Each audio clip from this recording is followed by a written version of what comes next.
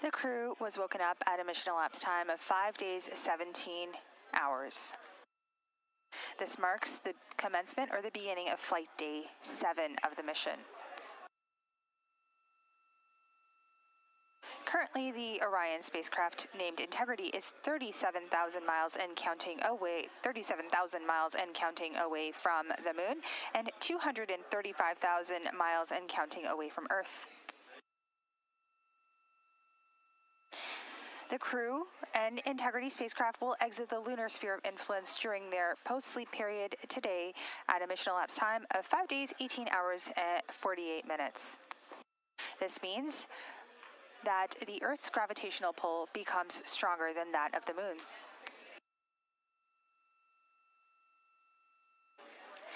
The Orbit 1 team of flight controllers just came on console and completed their handover from Orbit 3. So we'll continue to follow operations here in Mission Control. I'm Nilofer Ramji, handing things over now to our Orbit 1 commentator, Leah Cheshire Mustachio. She'll take you through the next few hours as we kick off Flight Day 7 of the Artemis II mission. For now, this is Mission Control Houston.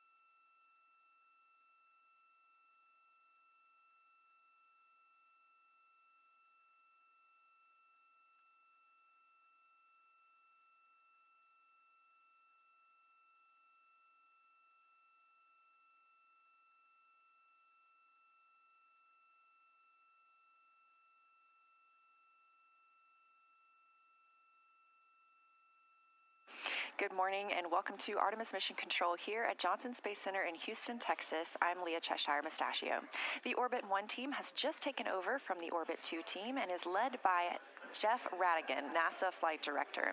The Capcom, or capsule communicator for today, is Stan Love. He's a NASA astronaut and is the only voice you'll hear communicating with the crew. Of course, there is an exception for that today, during which the science team will be conducting their post-lunar flyby conference. If you tuned in yesterday, you got a treat, and we got to see amazing views of the moon as well as hear the crew's description of them.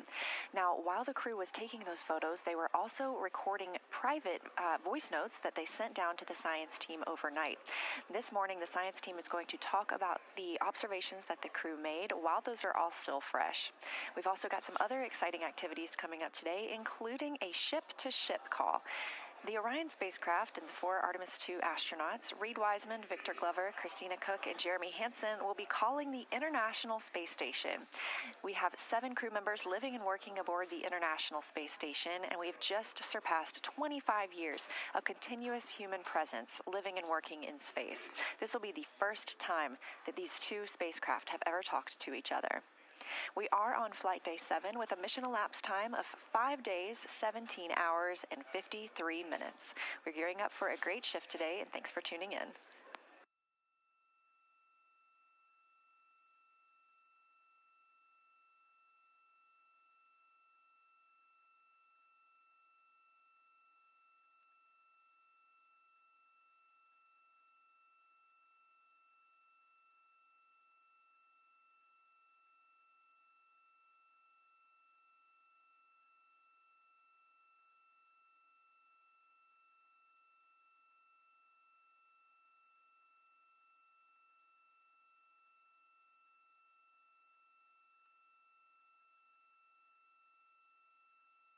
This morning, the Artemis II astronauts woke up just after 10 a.m. Central Time, and the song you heard playing was Tokyo Drifting by Glass Animals and Denzel Curry.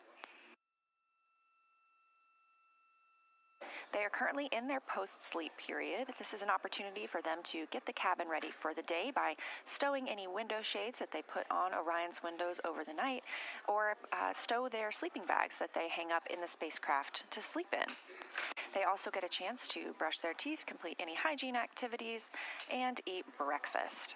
On the menu today is Mexican scrambled eggs, granola and blueberries, a cinnamon bun, cashews, couscous with nuts,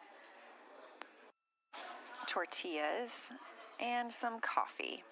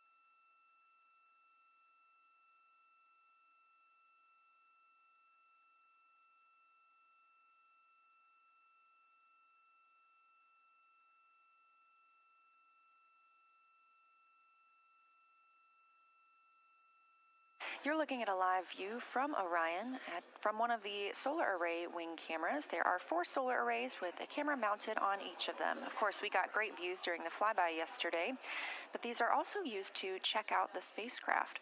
Orion is currently 38,210 miles away from the moon. At closest approach yesterday, they were about 4,067 miles from our lunar neighbor. They are 234,839 miles away from Earth.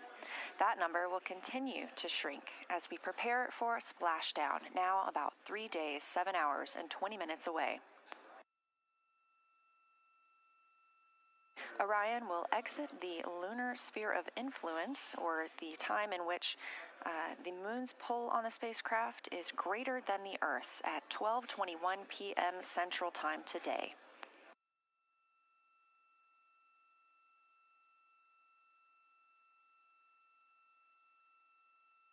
Yesterday was an extremely busy day for the Artemis II crew, spending 6 hours, or approximately 6 hours, taking photos, making recordings, making annotations of everything they saw on the lunar surface, and sharing all of that with us on Earth.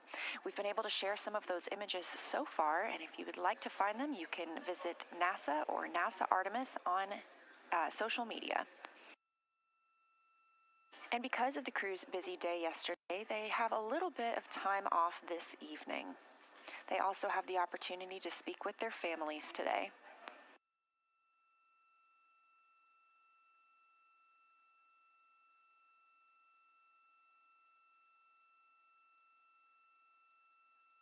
This afternoon, we're also expecting to see the RTC-1 burn. This is return trajectory correction burn. If you recall, on the way to the moon, we had outbound trajectory correction burns. We canceled 2 of those, they were deemed unnecessary ahead of our lunar flyby, and we executed one of them to just further refine the spacecraft's trajectory. We do have one of those scheduled for today. This, again, is a return trajectory correction burn. This is a smaller burn using the RCS, or reaction control system, thrusters on the service module. If you look closely in this image, you can see a large bell shape. That's the OMS engine, the Orion, or the Orbital Maneuvering Service engine. That's the engine that was used to perform the translunar injection burn, and that's the burn that sent us beyond the moon, but also what committed us to coming back to Earth. Just ahead of that burn, Christina Koch said, "With this burn, we don't leave the Earth, we choose it." These return trajectory correction burns help further refine their path back to Earth.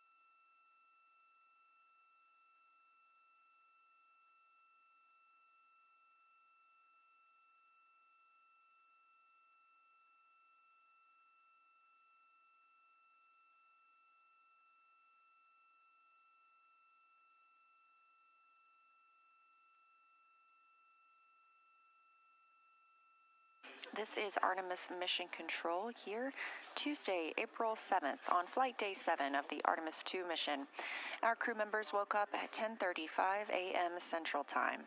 They are in their post-sleep period, so we won't hear from them probably for a little while. We will have the daily planning conference with them in about an hour and a half. Just before that daily planning conference, Flight Director Jeff Radigan will gather inputs from the teams here on the ground in Mission Control Houston. This could be anything about the astronauts' schedule for the day, vehicle system information, as well as answer questions from the crew.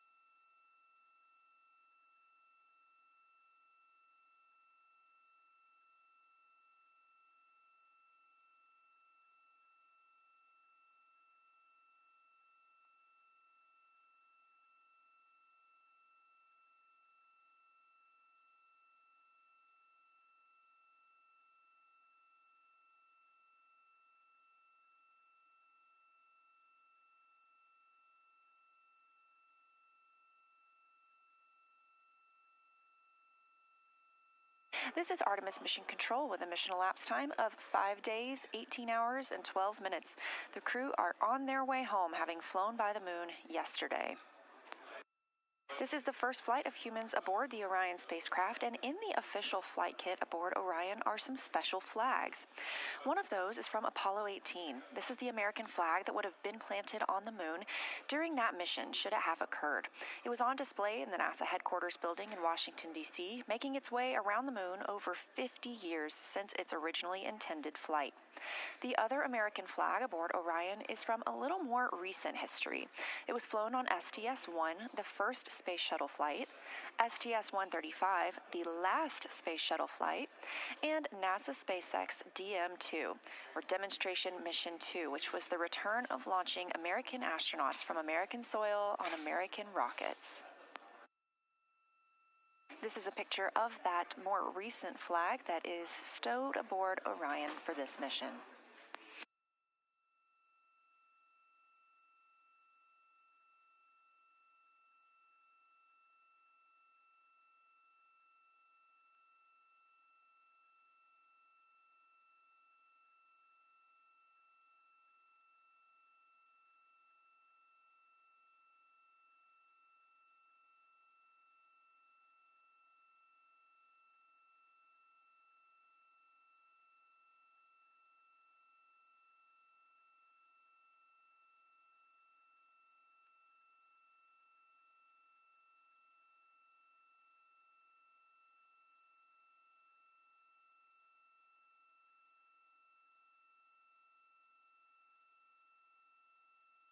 A prominent symbol of the Artemis II mission has been the crew's patch. They explained the patch's symbolism when they revealed it to the world last year. They said the Artemis II test flight begins when a mighty team launches the first crew of the Artemis generation. This patch designates the mission as all, signifying not only the second major flight of the Artemis campaign, but also an endeavor of discovery that seeks to explore for all and by all. Framed in Apollo 8's famous Earthrise photo, the scene of the Earth and the moon represents the dual nature of human spaceflight, both equally compelling. The moon represents our exploration destination, focused on discovery of the unknown. The Earth represents home, focused on the perspective we gain when we look back at our shared planet and learn what it is to be uniquely human. The orbit around Earth highlights the ongoing exploration missions that have enabled Artemis to set sights on a long-term presence on the moon and soon Mars. Those words directly from our crew members, Reid Wiseman, Glover, Christina Koch, and Jeremy Hansen, again having flown by the moon yesterday and taking a picture very similar to this.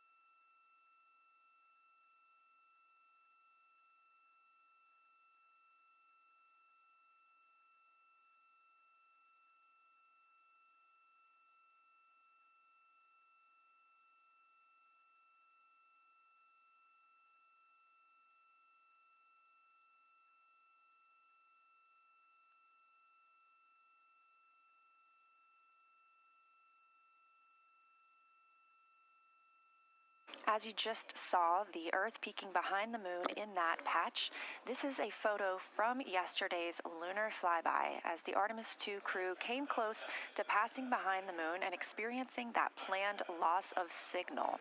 They captured this image of our crescent Earth setting on the moon's limb. In this photo, you can see half of Earth is experiencing nighttime, or a little more than in this image, and that dark line across the Earth is the terminator. We heard that mentioned several times yesterday on the moon. That dark terminator line is the difference between day and night. Of course, in the foreground, our very beautiful moon. Yesterday, at closest approach, the astronauts were about 4,067 miles away from the lunar surface. We continue to get beautiful imagery from the crew, and you can follow NASA on all social media accounts at NASA and at NASA Artemis to make sure that you see it too.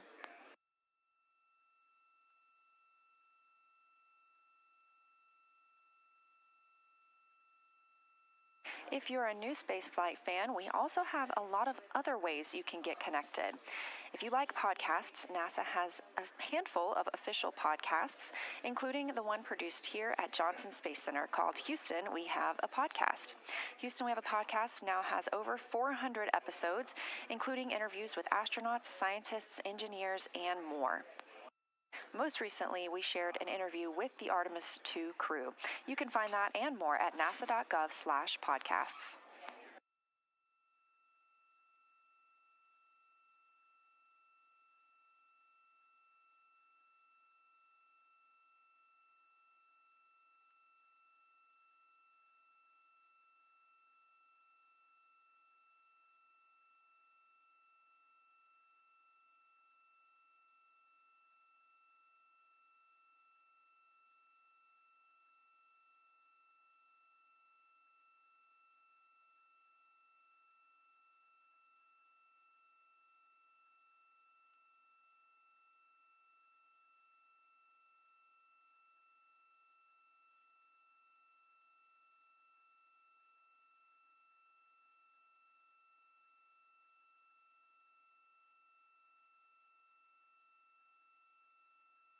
If you're just tuning in, we are live from Artemis Mission Control in Houston, Texas. We are in the middle of the astronauts' post-sleep period, having woken up at 10:35 a.m. Central Time.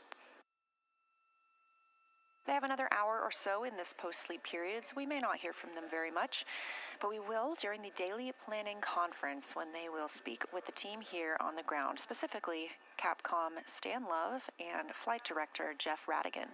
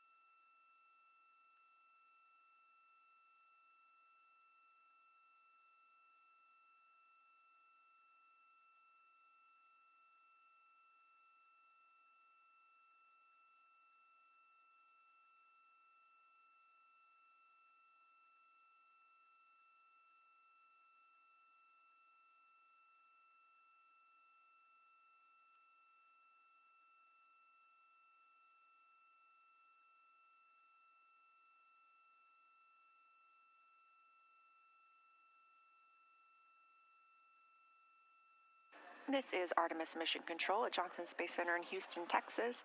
You're looking at a live view from Orion, a camera mounted on one of its solar arrays. The spacecraft now 311 miles from Earth, and that distance continuing to shrink. You can keep up with Orion's location and positioning at nasa.gov/track-Artemis. The crew is still in their post-sleep period, and we expect to hear from them for the daily planning conference coming up in about an hour and 10 minutes.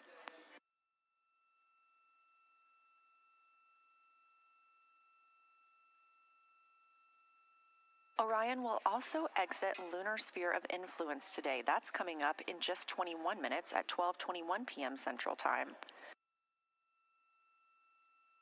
The lunar sphere of influence is when the moon's gravity has a greater pull on the spacecraft than that of Earth's.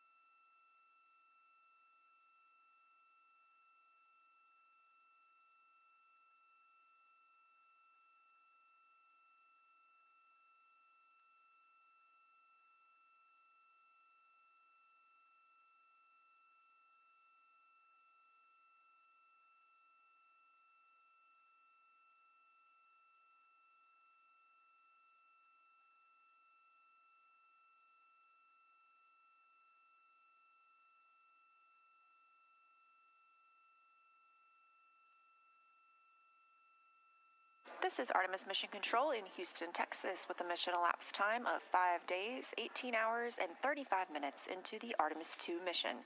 You're looking at a live view outside the Orion spacecraft from a camera on one of its solar array wings. Orion completed its flyby of the moon yesterday, its closest approach at about 4,067 miles. They are now 39,532 miles away from the moon. The crew is still in their post-sleep period, having woken up at about 10:35 a.m. Central Time today. We are about 10 minutes away from the crew exiting the lunar sphere of influence, when the moon's pull is stronger on the spacecraft than is Earth's. The crew has an exciting morning and more of a relaxing afternoon after such a busy day yesterday. First up, we will hear from the crew during the daily planning conference. That daily planning conference coming up in about an hour. Afterward, we will have a ship-to-ship call, during which Orion and the crew aboard the International Space Station will get to talk with each other.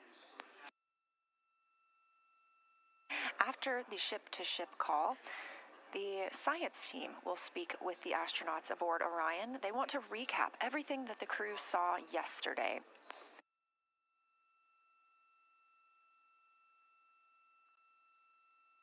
The crew will also have an opportunity to speak with their family members today, and we are targeting the RTC-1 burn. That's Return Trajectory Correction 1. These are small maneuvers using the reaction control system thrusters on the spacecraft to help refine the trajectory as Orion heads home to Earth.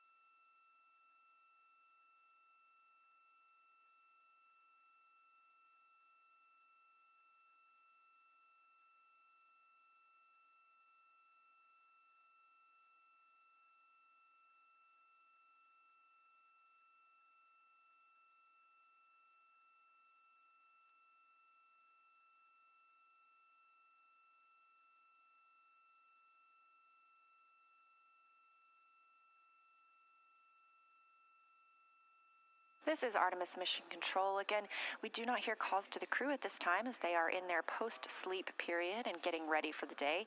However, we do anticipate that Orion has departed the lunar sphere of influence. That's when the gravitational pull of the moon is stronger than the gravitational pull of Earth. We're now 5 days, 18 hours, and 52 minutes into the flight of Artemis II, the first mission of humans aboard the Orion spacecraft.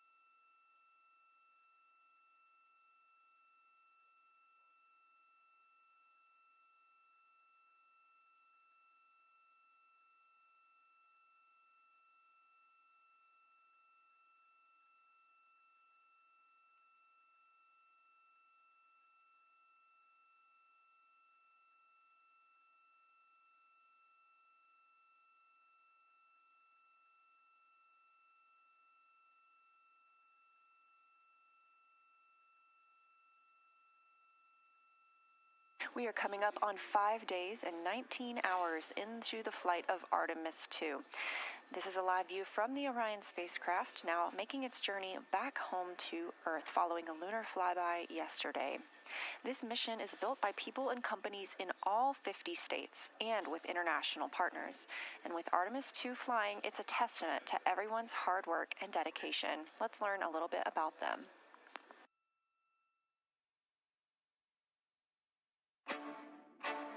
What we're doing here is a collaborative effort of hundreds of thousands of people.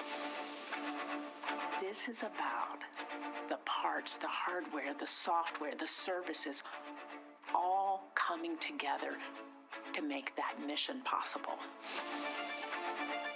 My dream for this space program is that we would not just push the boundaries, but that we push them together. And liftoff of Artemis I. We rise together, back to the moon and beyond. It takes a team to do great things. And Artemis has an incredible team. We have international partners. We have commercial partners and industry partners. It takes unity to accomplish great things, and that's what this mission's all about. We're not sending our money to the moon and lighting it on fire. We're putting that money right back into the economy in ways that benefit everybody. So every dollar that comes out of the Treasury that goes to support this mission goes back into the Treasury 3 times. What is very important to me is that we do it the right way, and that we do it with our values, that our industries grow, that our communities grow, that our families are healthy and safe and have amazing things to work on. Then we're going to build machines to go even further onto Mars. That is our generation, the Artemis generation, that defines the starting point of our exploration future. I just want to say thank you to all of the hands that have touched a part of this program and the hearts that have moved everyone to this goal, because we're going to the moon and we're going beyond. One team. One team. One team. One dream.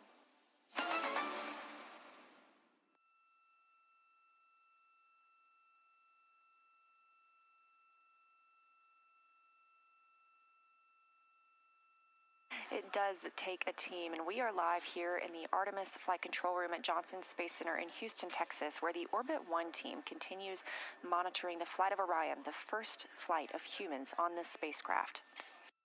You've heard us mention a lot about the flight director, or the capsule communicator, the person speaking with the crew, but there are a number of positions in this room that are monitoring all of the systems and the daily plans aboard Orion, making this mission happen. That includes INCO, the Integrated Communications Officer, CDH, Command and Data Handling, PROP, the Propulsion Officer, FIDO, the Flight Dynamics Officer, Booster and Control, who monitor the flight of the Space Launch System, IVA, or Intravehicular Activity, ECOM, Emergency Environmental and Consumables Officer, GNC, the Guidance and Navigation Control Officer, FAO, the Flight Activities Officer, MPO, Mechanical and Power Officer, CDH, Command and Data Handling Officer, GC, Ground Control, Surgeon, BME, the Biomedical Engineer, and Science. We might get to share what's happening during the mission, but these are the team members, along with their backrooms, and everyone who has contributed to the flight of Artemis II that are making this mission happen.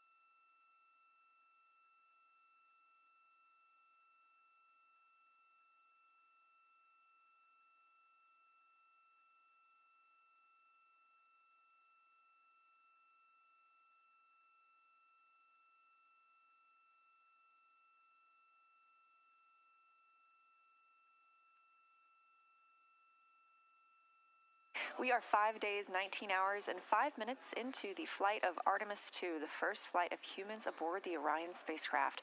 And you're looking at a live view from Orion, looking back at us here on Earth, the destination of the crew, headed for a splashdown in approximately 3 days, 6 hours, and 12 minutes. The translunar injection burn that occurred on Flight Day 2 is what committed the spacecraft to its splashdown. Yes, that sent us around the moon for yesterday's fantastic lunar flyby, but it's also the burn that helped us slingshot around the moon and target that splashdown in the Pacific Ocean.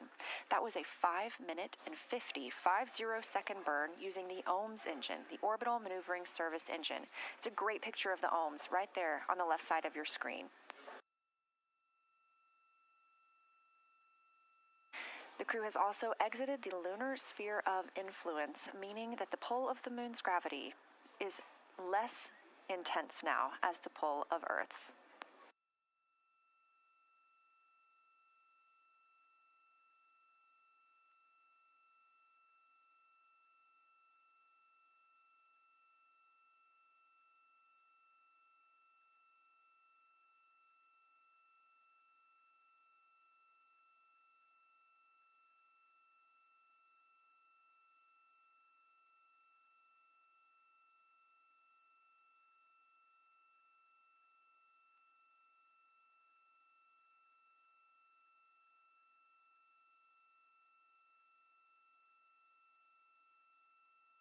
The crew aboard Orion are currently in their post-sleep period, having woken up about 10:35 a.m. Central Time. This post-sleep period is the time frame that they can get ready for the day, just like you would at home before leaving for work. They are putting up their sleeping bags, doing any hygiene, and eating breakfast, and we will talk to them in about 30 minutes for the daily planning conference. Flight Director Jeff Radigan here in Mission Control Houston has been gathering topics from the team about the spacecraft systems or the plans for the day that he will relay up to the crew.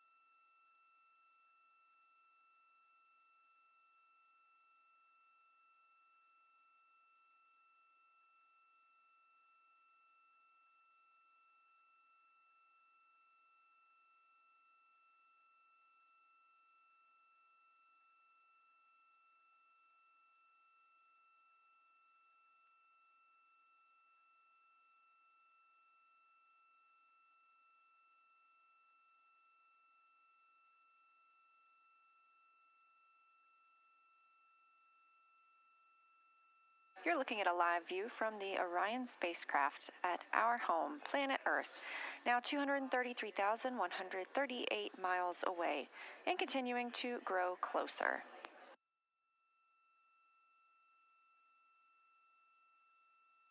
The crew inside are getting closer to the end of their post-sleep period, and we expect to hear from them for the daily planning conference. That'll be in about 20 minutes.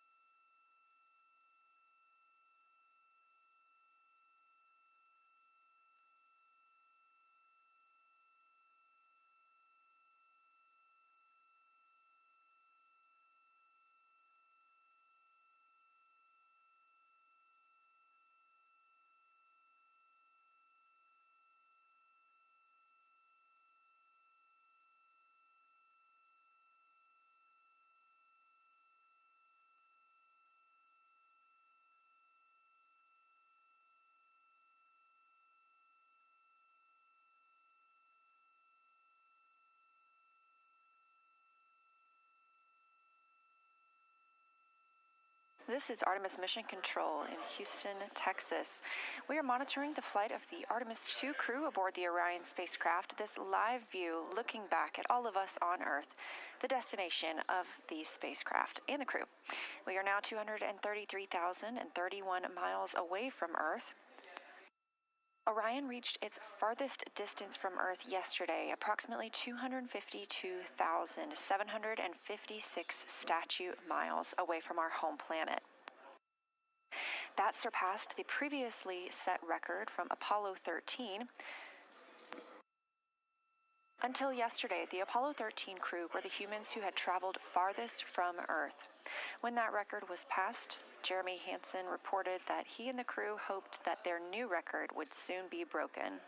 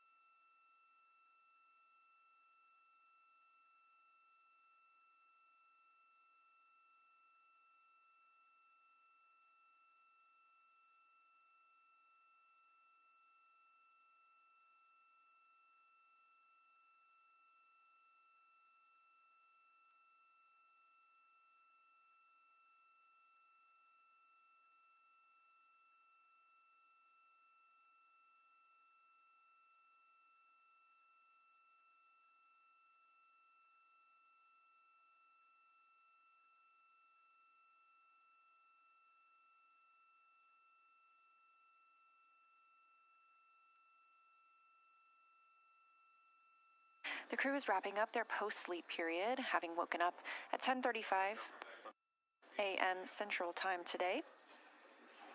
Their wake-up music was Tokyo Drifting by Glass Animals featuring Denzel Curry. Pretty good choice for their drift back to Earth. It's going to be a busy day for the crew.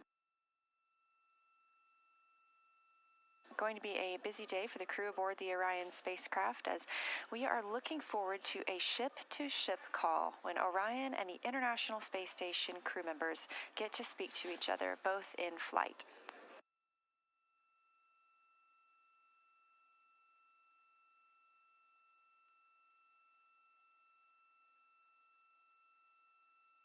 While Orion was over 250,000 miles away from Earth, the International Space Station orbits Earth 16 and sees 16 sunrises and sunsets a day, 250 miles above our planet.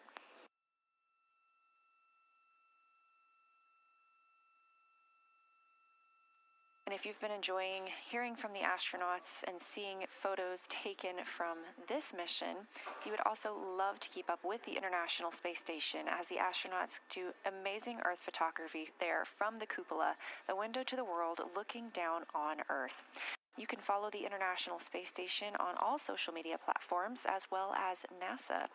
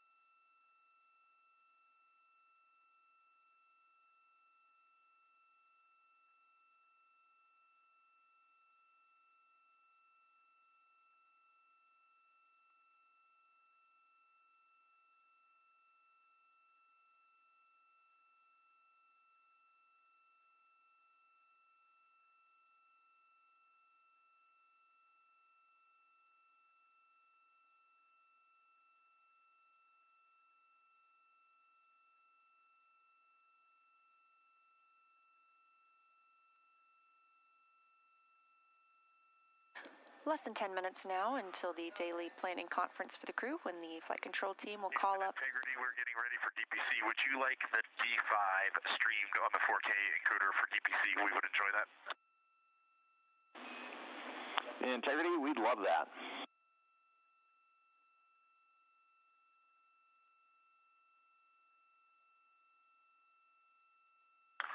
It worked. Dan, good morning. Good morning to you.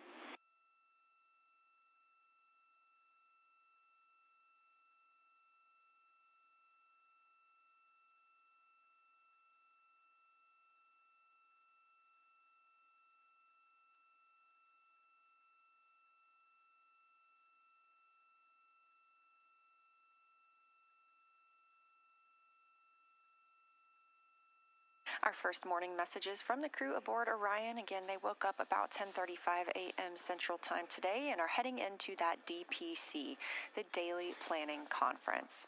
You heard the crew call down that they were going to set up the D5 on the 4K encoder, meaning we anticipate getting views of the crew inside Orion soon.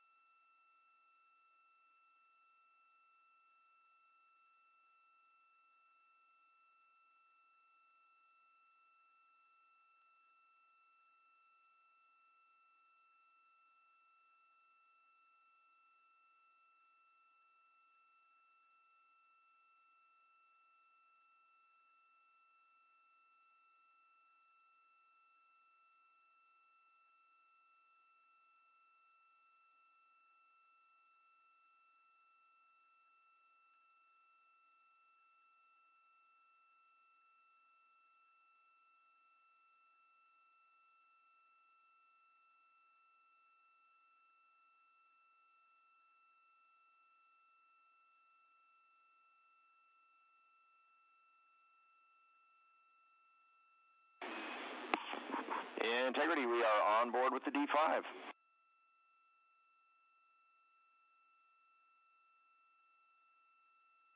We're getting views of the crew. The first coming down on flight day 7. On the left, NASA astronaut Victor Glover, the pilot for Artemis II, and on the right, NASA astronaut Reid Wiseman, the Artemis II commander.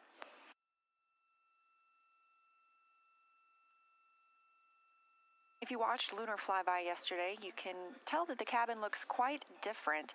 All the lights are back on. During the Lunar Flyby, the crew turned off all of the lights inside the spacecraft to allow them to better take photos outside of the windows. That helped prevent any reflections from inside the spacecraft bouncing up onto the windows, and if you haven't seen some of those photos already, you should absolutely check them out. You can find them on nasa.gov as well as NASA social media. That's at NASA and at NASA Artemis.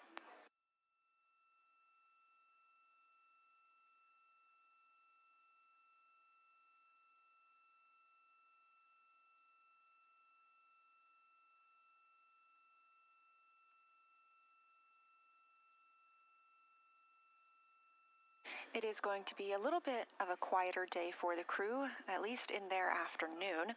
They will have the space station and Orion ship-to-ship call shortly, and after that they will have an opportunity to talk with the science team, discussing their lunar flyby observations. The science team will be able to ask questions about what the astronauts saw while their memory is still fresh for the event. Of course, we also got calls during the flyby yesterday, as well as they were recording some audio into their portable computing devices, or that tablet that you see right there. Those audio recordings have been downlinked to the science team.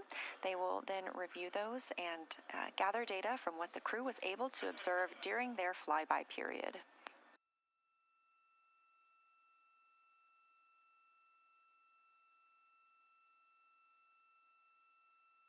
Later this evening, they will also have the RTC-1 burn, that's Return Trajectory Correction 1.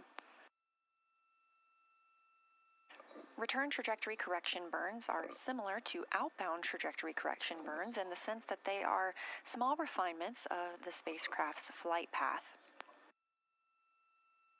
The translunar injection burn is what really put us on the trajectory that we're on today. That occurred on flight day 2 and is what committed the crew to flying around the moon and to their splashdown in the Pacific Ocean on flight day 10.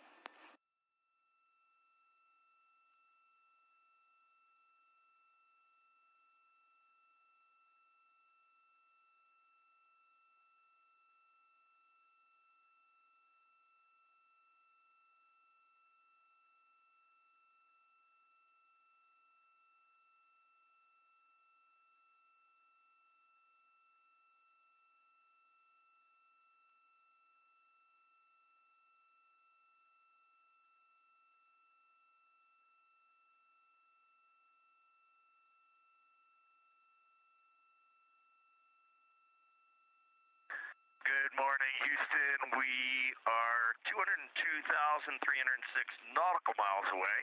Earth is pulling us back, and we are happy about that. We're ready for morning DPC. We're happy about that too, and ready for DPC. We've got about a dozen quick items for you. The first of which is updated nominal burn plan and nominal RTC last star on board.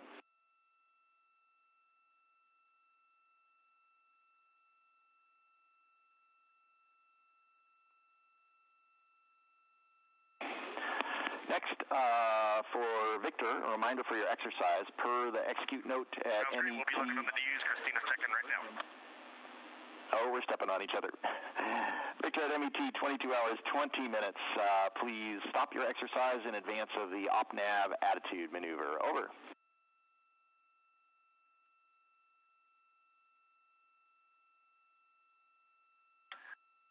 Okay, Stan, if you could just give us a call and remind us, that would be great. We will do it. Next, for Christina, for your exercise, we expect to be in a forward-link LOS at that time, so you will have the opportunity to park the arrays for exercise yourself.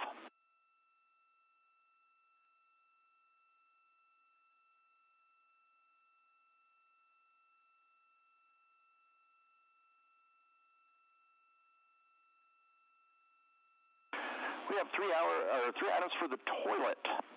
Last night, 14 hours of waste tank dumping has freed up 11% of room in the tank. So we would really like to treat tank volume as a consumable for entry today. We'll keep that vent going, but we're asking you not to use the toilet for urine until then. And we understand that you're down to support that with CCU use, but wanted to be certain. Over.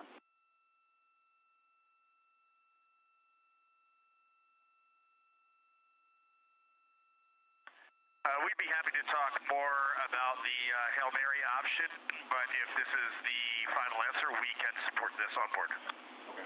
Roger. Thank you. For FecoCan R&R, we know of one full container. Are there others? Over.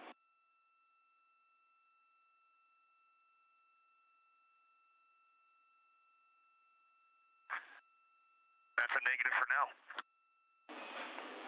Roger that.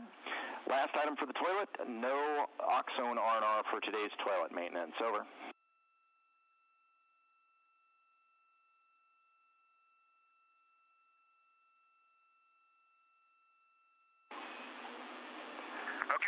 do love the smell of oxone in the morning, but sounds good. No R&R today.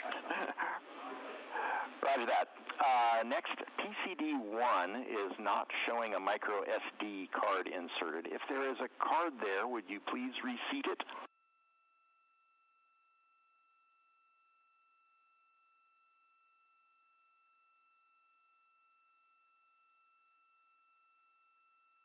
Yep, Stan, we will work on that. Okay. Next, DU2 had today's flight plan pulled up when we updated that plan, so we'd like you to close and reopen the flight plan on DU2.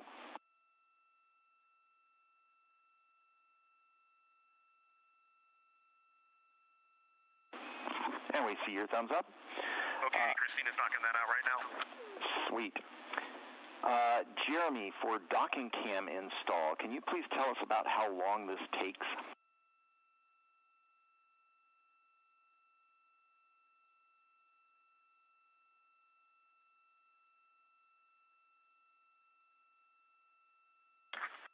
I'd say probably 20 minutes, and it's much faster once you know what you're doing, but the big thing is we store it down here in F3 in the clamshell, and it's not as bad to unstow it. It's a little bit harder to stow it. The cables are a bit unwieldy, but other than that, once you know what you're doing, it's pretty quick.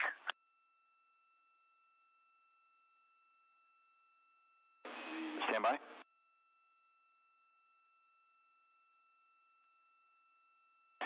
And can you give us an estimate of how long it takes from once the camera is out of the locker to installation complete?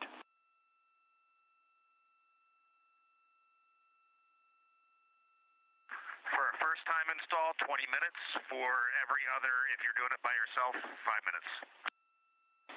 Thank you. That's very helpful.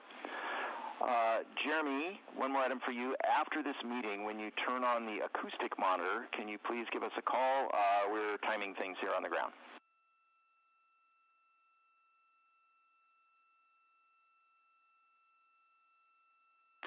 We will give you a call.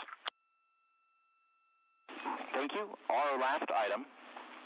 Science got your audio files from the first 5 hours of the flyby. We did not find any from the eclipse time frame. Are there any? And if so, where may we find them?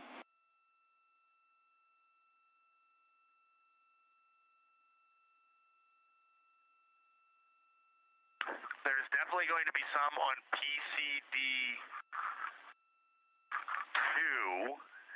I would look through all the PCDs. Jeremy was the primary commentator there, but we can also look and get back to you. Roger, we'll check PCD2 first and the others, but if you can give us a clue later, that would be helpful.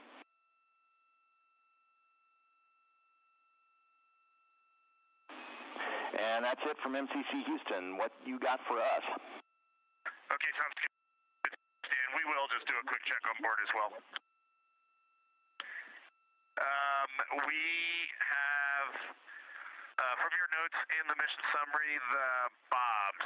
We are working our way through bobs, but we are nowhere near completing all the food on board. For instance, I went through an inventory of my food today, and I expect to have 1.5 bobs remaining at the end of the flight, and all my bobs are in bag 16, but we will go and do a pretty good inventory. Overall, I'd say we're probably 40% through the total food allotment right now. Copy, 40%.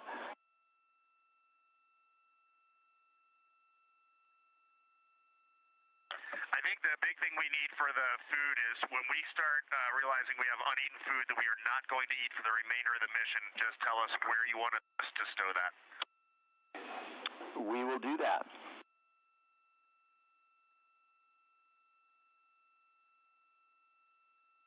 Okay, we have two more topics. First is just a quick one for Huntsville, but don't leave us, Houston. For Avatar, lights 15 and 16 are out, all others are on, and I'm going to hand the microphone to my esteemed colleague and fellow naval aviator.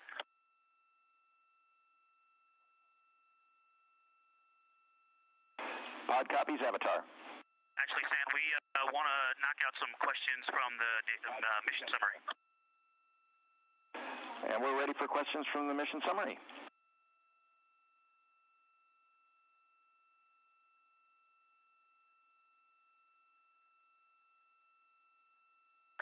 Yes, for the volume in the contingency or in storage bag, I would estimate 300 to 500 mils. And I will continue to use it. And if you'd like me to report, I can. Copy volume, and thanks for bearing with us. For email sync, you can keep as scheduled. Sorry, we talked over each other, Stan. Can you please repeat? Yeah, Christina, we copy volume in the contingency storage bag, and thank you for bearing with us. Also copy that we can keep the mail sync where it is.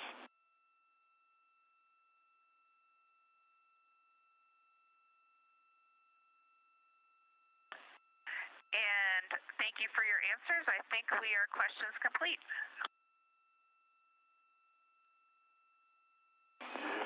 And nothing further here in the control room, so we'll call DPC complete. Have an excellent day.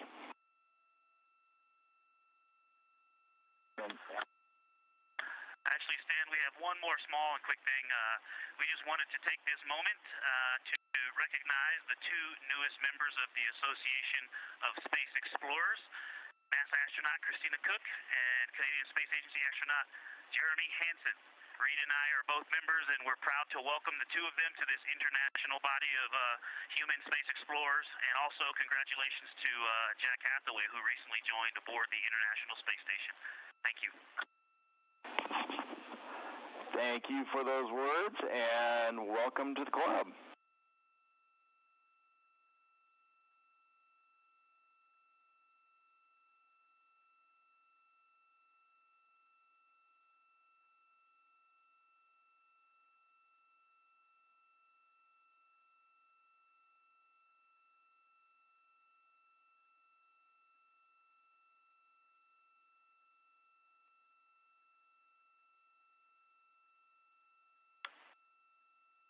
And Houston, question on acoustic monitor. We're listening.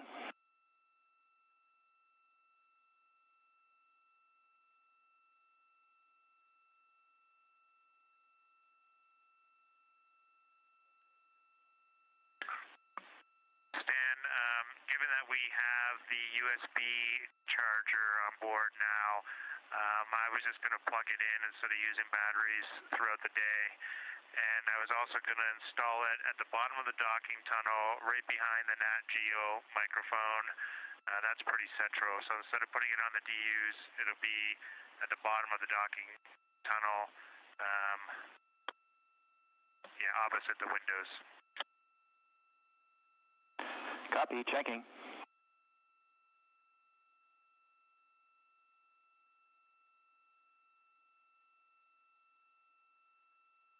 And Jeremy, we are good with plugging the acoustic monitor into the USB charger, and we're good with your install location.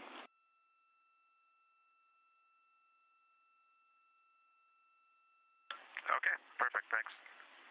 And then at nighttime, if we're doing docking camera tonight, which I suspect we are, then I'll transition it to PCD power.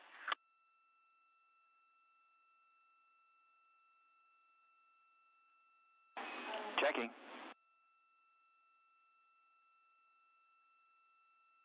And Jeremy, we like your plan.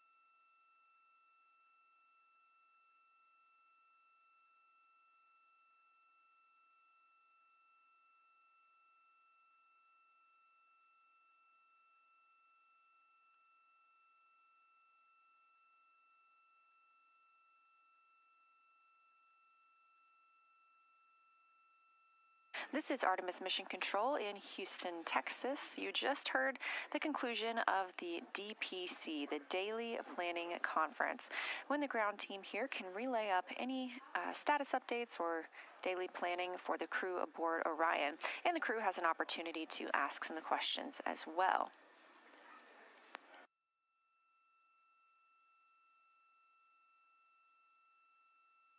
Some of those reports may have sounded very simple or menial, but this is the first flight of humans aboard the Orion spacecraft, and so every single detail, even about normal daily tasks, is very important to this team as they prepare for future Artemis missions to the moon. This crew is truly learning and testing everything aboard the spacecraft to make sure we have good systems and good plans for our future explorers.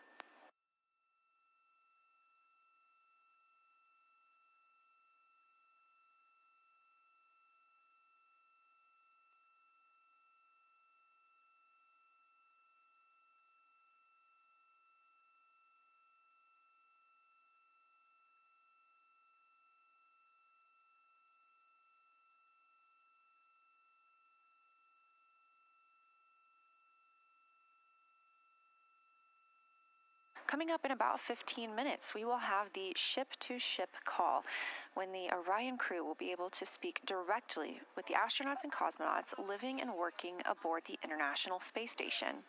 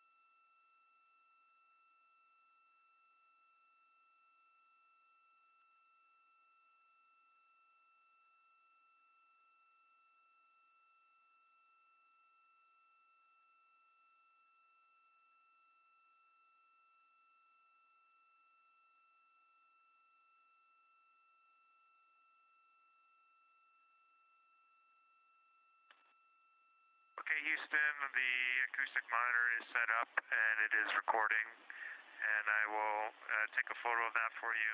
I think I'll just take the photo on the iPhone and put it on PCD3 for you, if that's okay, because we're using the D5 right now for the PAO event. Copy all, Jeremy. We like it.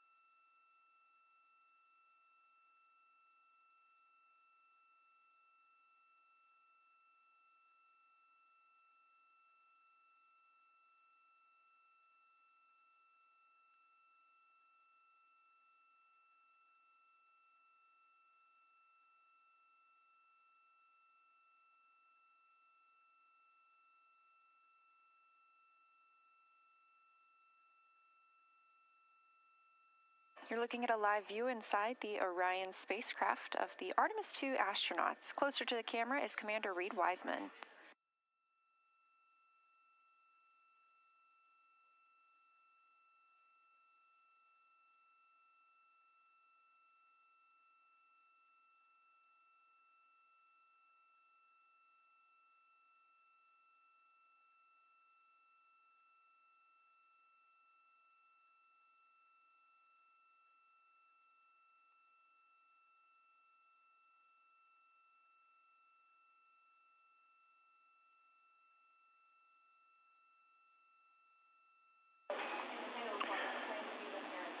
And Integrity Houston, just a reminder for the upcoming ship-to-ship call, it's going to be the OE1 microphone, not the handheld.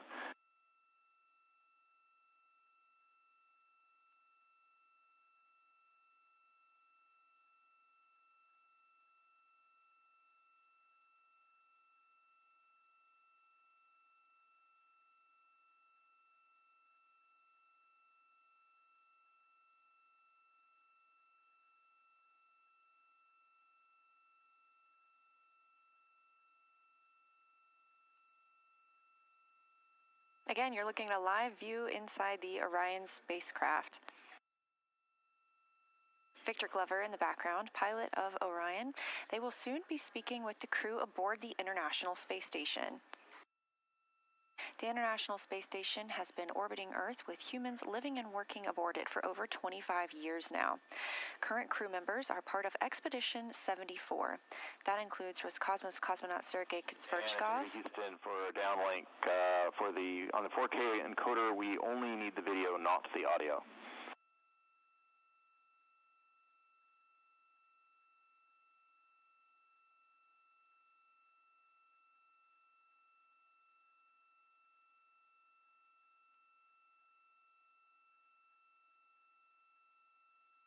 Okay, Sam, thanks for that. We have restarted the stream with audio off, and hopefully you're getting a good image.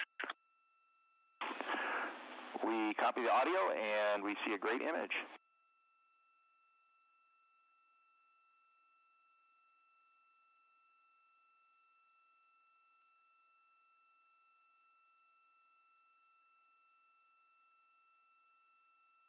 Again, the Expedition 74 crew currently living aboard the International Space Station.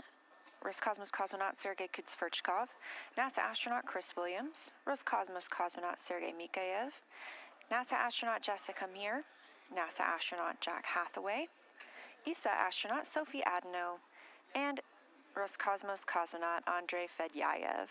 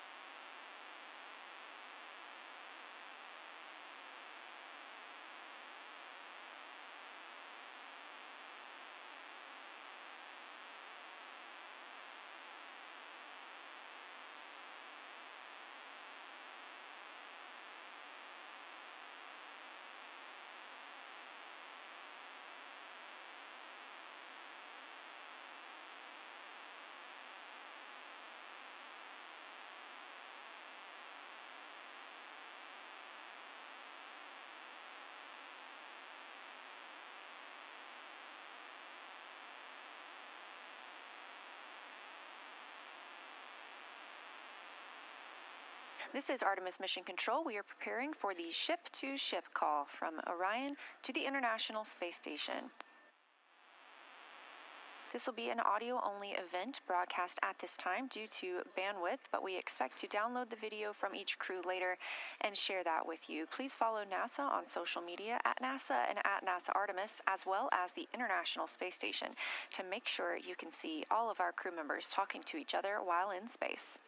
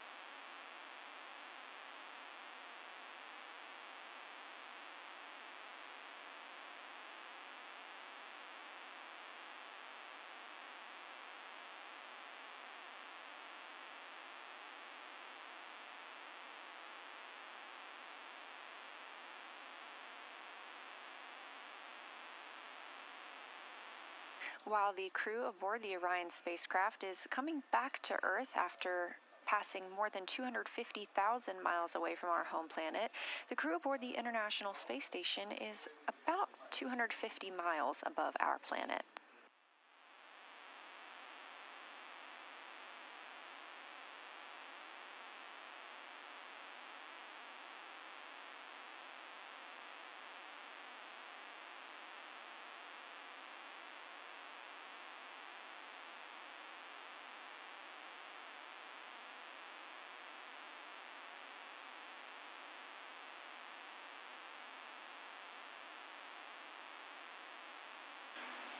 Integrity, this is Houston. Are you ready for the event?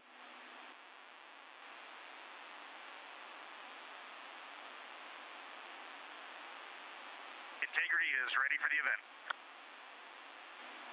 Station, this is Mission Control Houston. Please call Integrity for a voice check.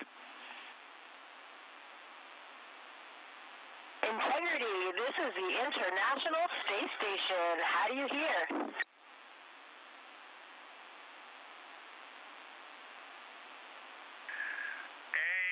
Space Station and Jessica, we have you loud and clear. How about us?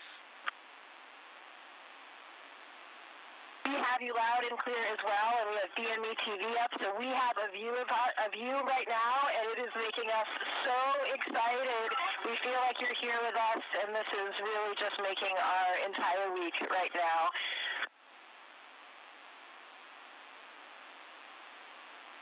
We've been following along and have seen the incredible photos and heard some of your observations that you've been reporting. Jeremy, we have been waiting for this like you can't imagine. Let me go check on our PFD. We are 201,726,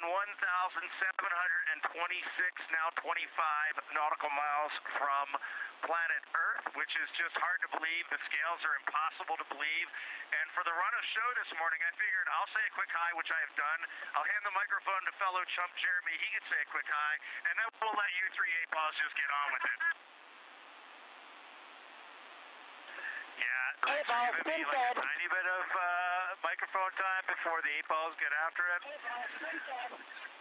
But it's such a pleasure to be spending a little bit of time with our colleagues in space, and we talk so much up here, or we try to anyway, emphasize how important the work is that we're all doing in this program to do the types of things that get us ready to get back on the surface of the moon, and like the administrator was saying yesterday, onto Mars. And so we just appreciate you, and it's fun to be up in space with you at the same time.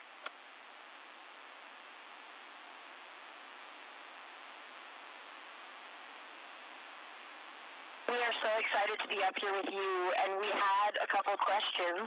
We are wondering, we know how fortunate all of us are as humans to come up here and look down at the Earth from above. Every astronaut that comes to space remarks on that, and we really wanted to hear what that felt like, how different that felt now from your new perspective around the moon.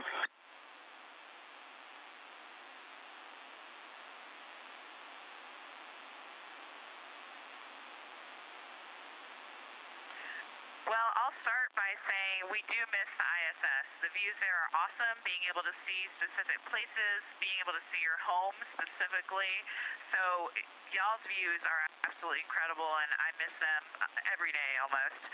The thing that changed for me looking back at Earth was that I found myself noticing not only the beauty of the Earth, but how much blackness there was around it, and how it just made it even more special. It truly emphasized how alike we are, how the same thing keeps every single person on planet Earth alive. We evolved on the same planet. We have some shared things about how we love and live that are just universal. And the specialness and preciousness of that really is emphasized when you notice how much else there is around it.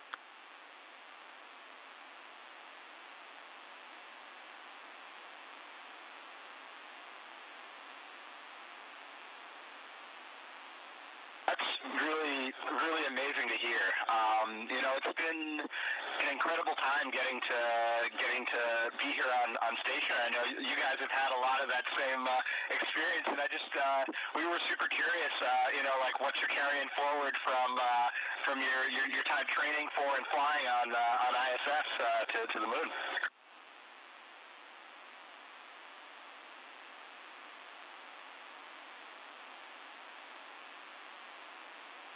Well, the Navy pilots were carrying on, so I'm the only one that heard the question. I'll go ahead and respond. Actually, Chris, it was awesome to watch you and Jessica go out on a spacewalk.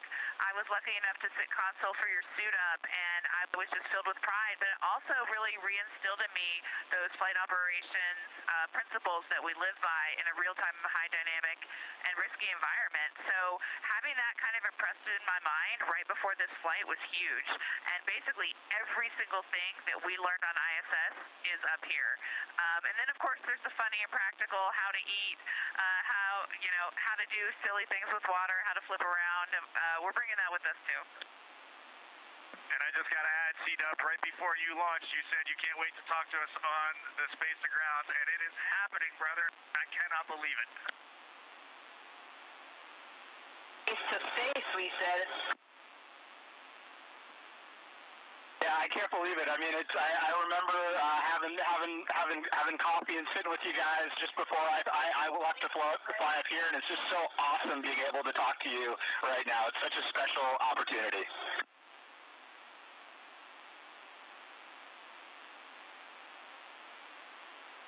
And we had another question, because now you're in a little capsule that is your home, and although this is a test flight, and so everything is new, what surprised you in your journey so far?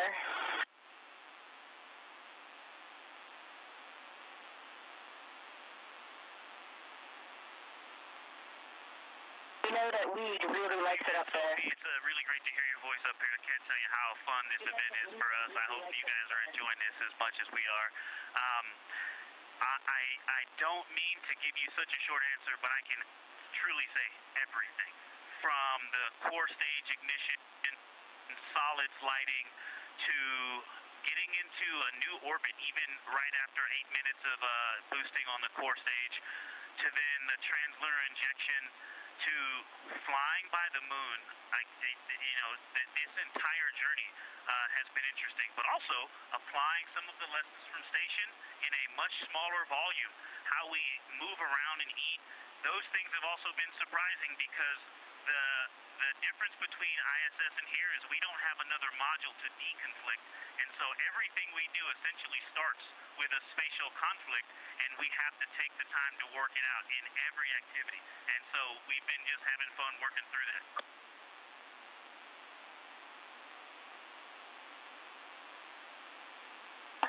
Thank you so much, Victor. That was such a good answer. We laughed all here hearing your answer. Thank you so much.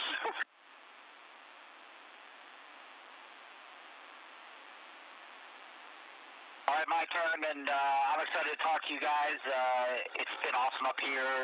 Being rookie it's been such an awesome experience, having a great crew. I know you guys have a tight bonded crew as well.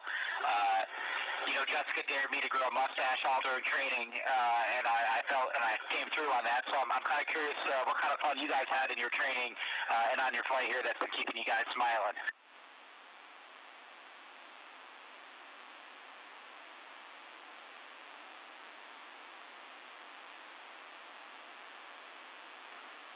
I just had a process escape on my water training up here, and I left the PWD valve open a little bit too long. Now, I will say, I'm not the only one to have done this, but I do have the record so far for the largest process escape on the water training failures.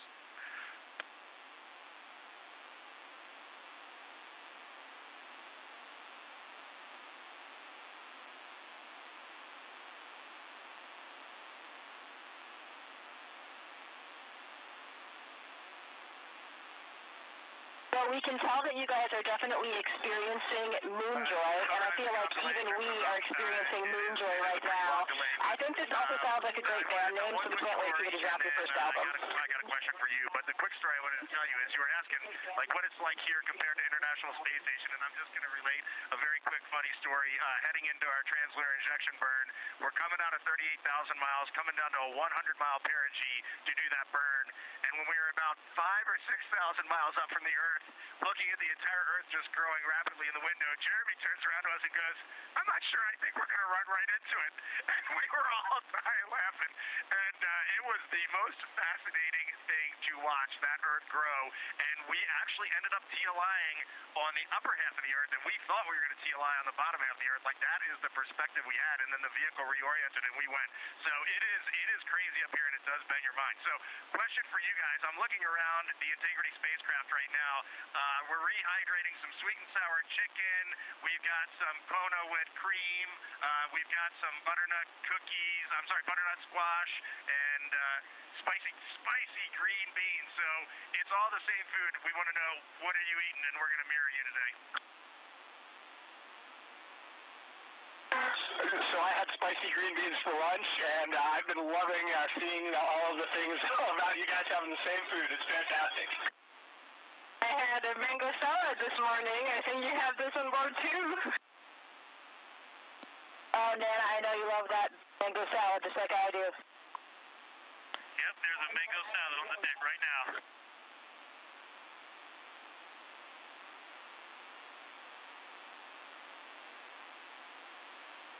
Well, I hope I'm not talking over somebody, but I wanted to say a couple things to my Astro sister, Jessica. One, sorry to steal your next spacewalk day, everybody, but thank you for cheering us along anyway. And Jessica, I always hoped we would be in space again together, but I never thought it would be like this. It's amazing. Congratulations to you on being commander, and I hope you have an amazing rest of your trip in space. Thank you so much, Christina. I totally share all the same sentiments, and I'm so happy that we are back in space together, even if we are, a few miles apart. We like to joke about that up here, too, because everyone's talking about the records of the distance, and we ran to the far end of the space station when you guys were on the other side so that we could claim we were the furthest away from you in that moment.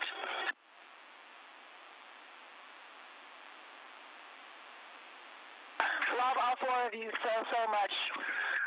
We were doing the same shenanigans here when we got to the furthest point from the moon. I tried to get to the furthest point from Earth. I tried to get to the furthest point in the spacecraft, and my crewmates were clawing me down. And I know that's a joke. We were busy doing science, but we had that same conversation. It was a lot of fun.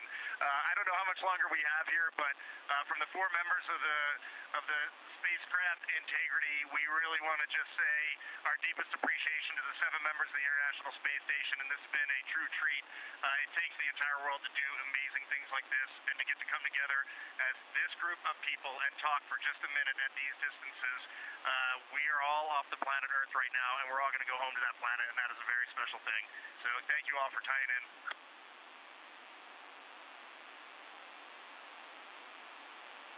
Thank you, Reid. What beautiful words, and yeah, from here.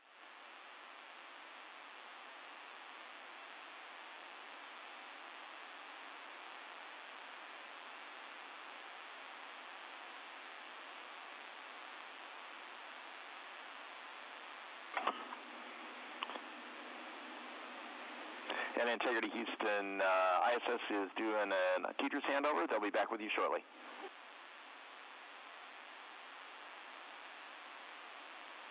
We are loving all four of you from here, from the space station in low Earth orbit. We'll keep the fires burning here.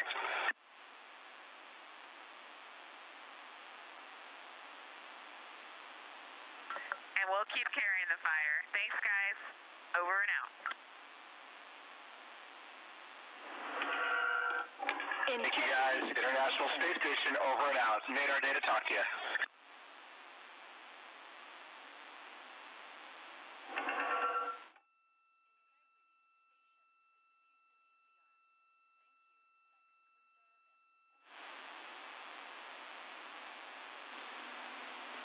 Thank you to all participants, integrity and station. We're now resuming operational audio communications.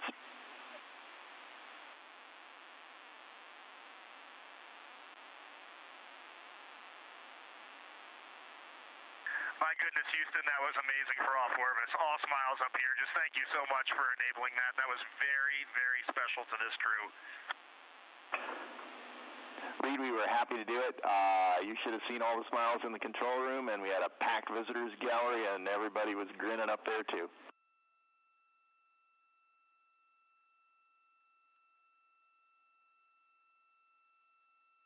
Man, Stan, that just made us all cheer up here as well. That is just such a cool thing for the agency, the nation, and the world. What a neat moment.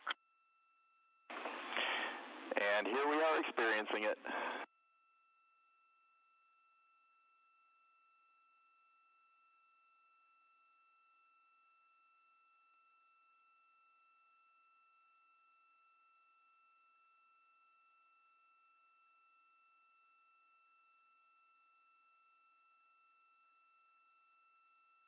This is Artemis Mission Control at a mission elapsed time of 5 days, 20 hours, and 19 minutes into the flight of Artemis II. You just heard the voices of the Artemis II crew and the crew aboard the International Space Station speaking with each other while both are in space. A ship-to-ship call. We are excited to share that video and audio with you later on today. You can find that on NASA social media.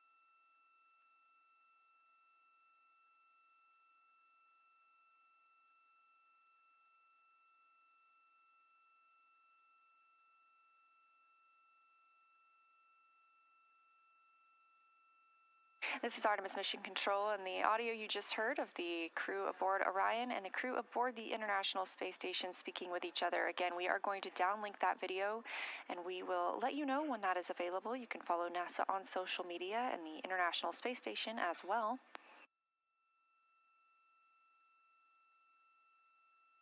We can't promise a time frame when we'll have that video down for you to enjoy, but once we do, it will be fantastic. The International Space Station is now flying 267 statute miles just south of Africa. Meanwhile, the Artemis II crew is flying 231,793 miles away from Earth.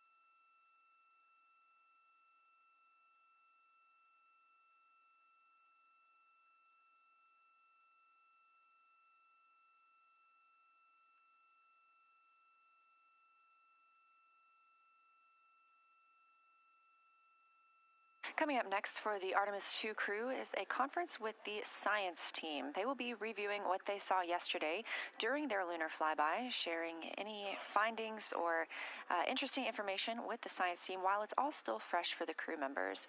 Of course, they have quite a lot of audio recordings that have been downlinked to the science team, and that team has been reviewing and will continue to do so to help them understand what the crew saw and formulate new thoughts about our moon.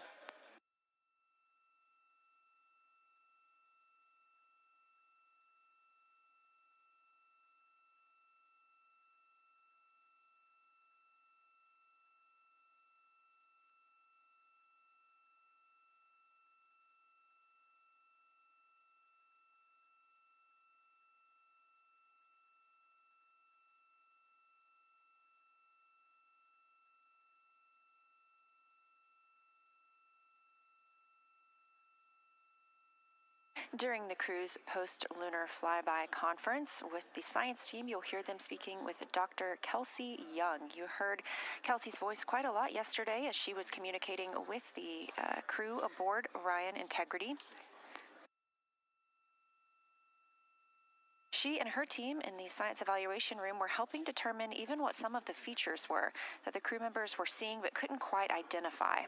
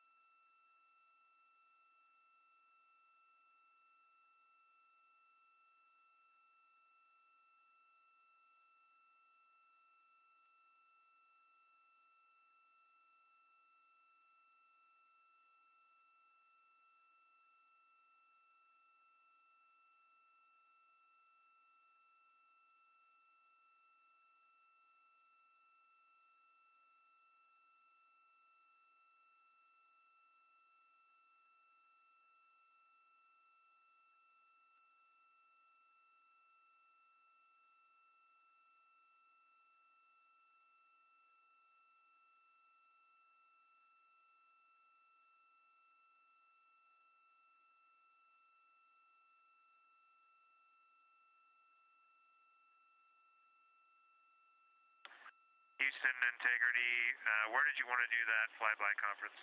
On OE1 or OE2? Jeremy, around Earth 1, please, and Kelsey standing by.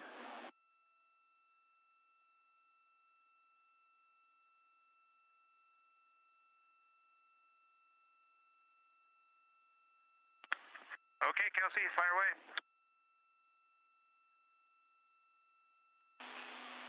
Integrity science, I have to start with a giant wow. Our whole lunar science team and the broader science community has been pouring out positive feedback and gratitude, so know that what you did yesterday really made a difference scientifically. Also want to say the science team has confirmed the locations of the proposed Integrity and Carroll craters, and it was such a powerful moment here for everybody listening and following along. And then also, just before I dive into the list of questions questions. We heard both Christina and Victor yesterday commenting that being able to discuss with each other amongst your crew, taking things from observation to inference to hypotheses, really added scientific value, and so we'd love to build on that here. So we'll ask specific questions for you guys, but please treat it like a discussion, as we heard you yesterday, that enhanced value. When you're ready, I'll dive into our questions.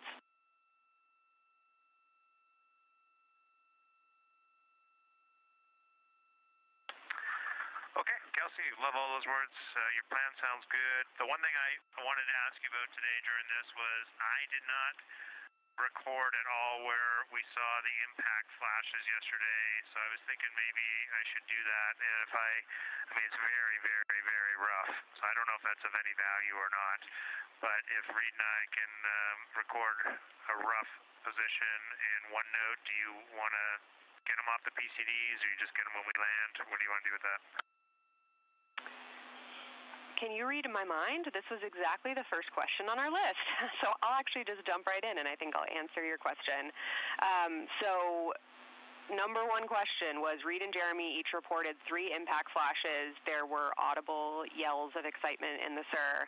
And we do not feel we have clarity on when the first 4 of those impact flashes occurred. And so we had follow-ups on, were the flashes brief or were they prolonged? And did you notice any color? And to directly answer Jeremy's question, yes, please do make an annotation on where you think you saw those, because right now the citizen science community is analyzing the data and trying to narrow down where you would have seen those.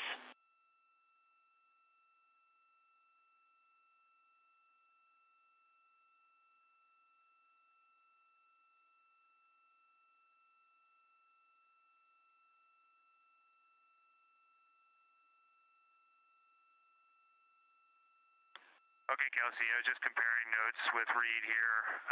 We both experienced the same thing. It's a pinprick of light. I would suspect there were a lot more of them. However, you're going to really be staring at the middle of the dark and not looking at the edges of the sun glow around the moon. And it is just a momentary flash, no color, about the size of a star, and it really only lasts milliseconds.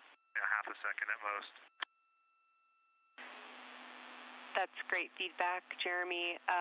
Did want to also talk relatedly about any kind of galactic ray flashes you may have experienced. So have any of you guys experienced flashes in your eyes during the mission related to galactic rays, either like while working or sleeping, just to try to speak to the difference between those and what you saw yesterday?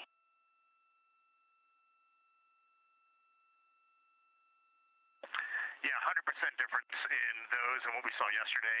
We see, I definitely see a dozen or two every night when I'm going to sleep. I can talk about those if you want, the galactic flashes, galactic cosmic ray flashes. But the impacts on at least these, what we suspect were impact flashes, were absolutely different, 100% different. And Jeremy said like half a second. I would say they were a millisecond. Like the fastest a camera shutter can open and close, that is what I saw. And I would say they were just white to bluish white. And the size of, Jeremy said size of a star. I really like that analogy from space. It was just a pinprick of light. And maybe it was a priming bias, but to me there was no doubt we were seeing it. And we were all seeing it. So it was, and we were correlating. Great stuff, Reid. Don't need the description of the galactic ray flashes. So I guess last question for you guys on that. We definitely want that annotation. Please let us know when you have that, and we'll try to downlink it in flight. But when during the period did you see them? Because I think we heard from you like 20 minutes in that you had already seen a couple. So any timing granularity you can provide would help us find evidence from those from the ground and from LRO.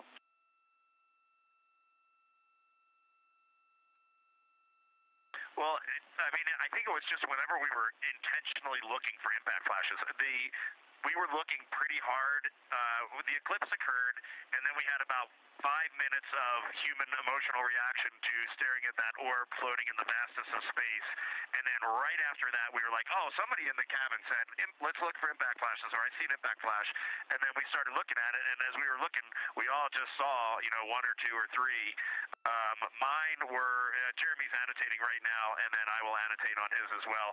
I never saw any that would have been in the Earth glow side, so I do not suspect any that I saw would be able to be correlated from a Earth-based science team. Great feedback. So it sounds like when you guys reported multiple impact flashes, it could have been that you guys all saw the same ones occurring. Any guidance on how many total you saw?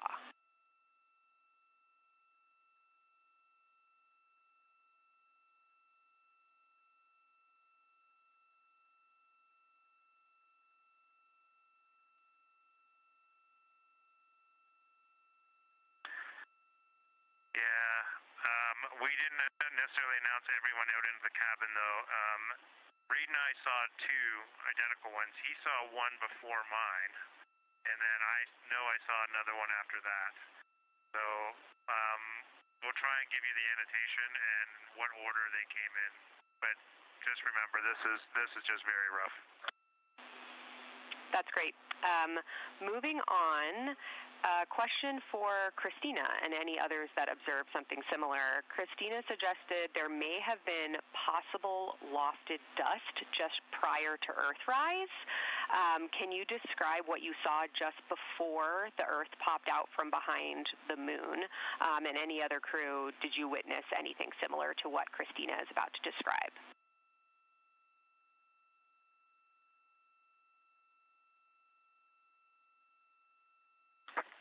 Hey, Kelsey. So this was during, Earthrise. I was still on eclipse for some reason. Yes, okay. My crewmates were they didn't see it the same as I did. What I saw was when it got close, so as you know, a crescent rose, so it was kind of like two fangs came up, one fang and then later another fang, and then eventually the center of the smile, the crescent. And right before the center of the crescent came up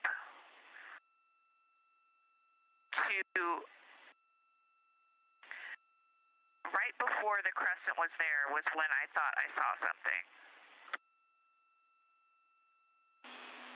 That's a very evocative description, Christina. Thanks. You noticed it was gray. You kind of highlighted a gray color. Did it, what was the thickness of it above the surface of the moon? And anything else you can describe about what made you think it was lofted dust?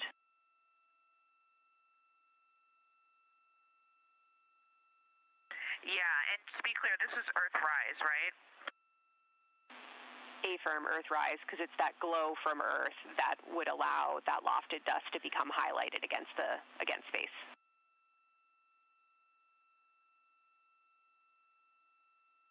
Yeah, I was just making sure it wasn't right after Earth set, if that might also be a time, because the picture I'm building in my mind, I just want to make sure I'm not creating false memories. Basically, and I think this is why not everyone saw it as lofted dust, it was not tall. It was it wasn't like the corona where it came up high or anything like that.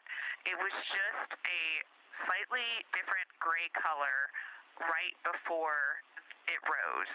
And it was small enough to be within the fangs of the crescent. It didn't go farther than the inner part of the crescent, and it could have been an optical thing and not lofted dust, but to me it just sort of appeared, and I felt like it had a glow. I know that those different terms mean things, but I think in this case that would be the appropriate thing there, that it was potentially, in my mind, the sunlight reflecting off of the Earth and creating a little glow right before the brightest part of the crescent came over the horizon. Exactly what we were looking for. Thank you, Christina. Similarly, on dust, we heard that Reid chose for his second crew choice target to look for suspended dust. So, Reid, did you see any glow or hints of that dust earlier that made you come back to that observation?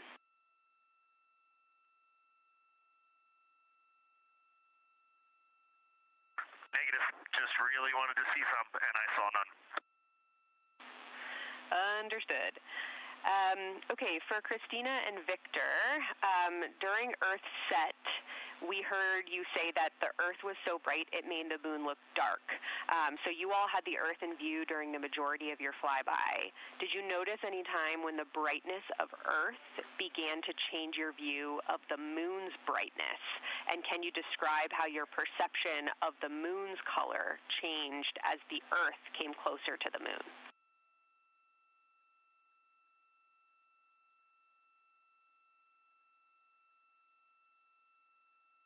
Yeah, absolutely. And essentially, as soon as the Earth became in the view, the easy view, where I didn't have to turn my head, when it was in what I'll call my field of view, not my field of regard, when I could just see it looking straight, the moon was already at a point where I was losing subtle albedo differences.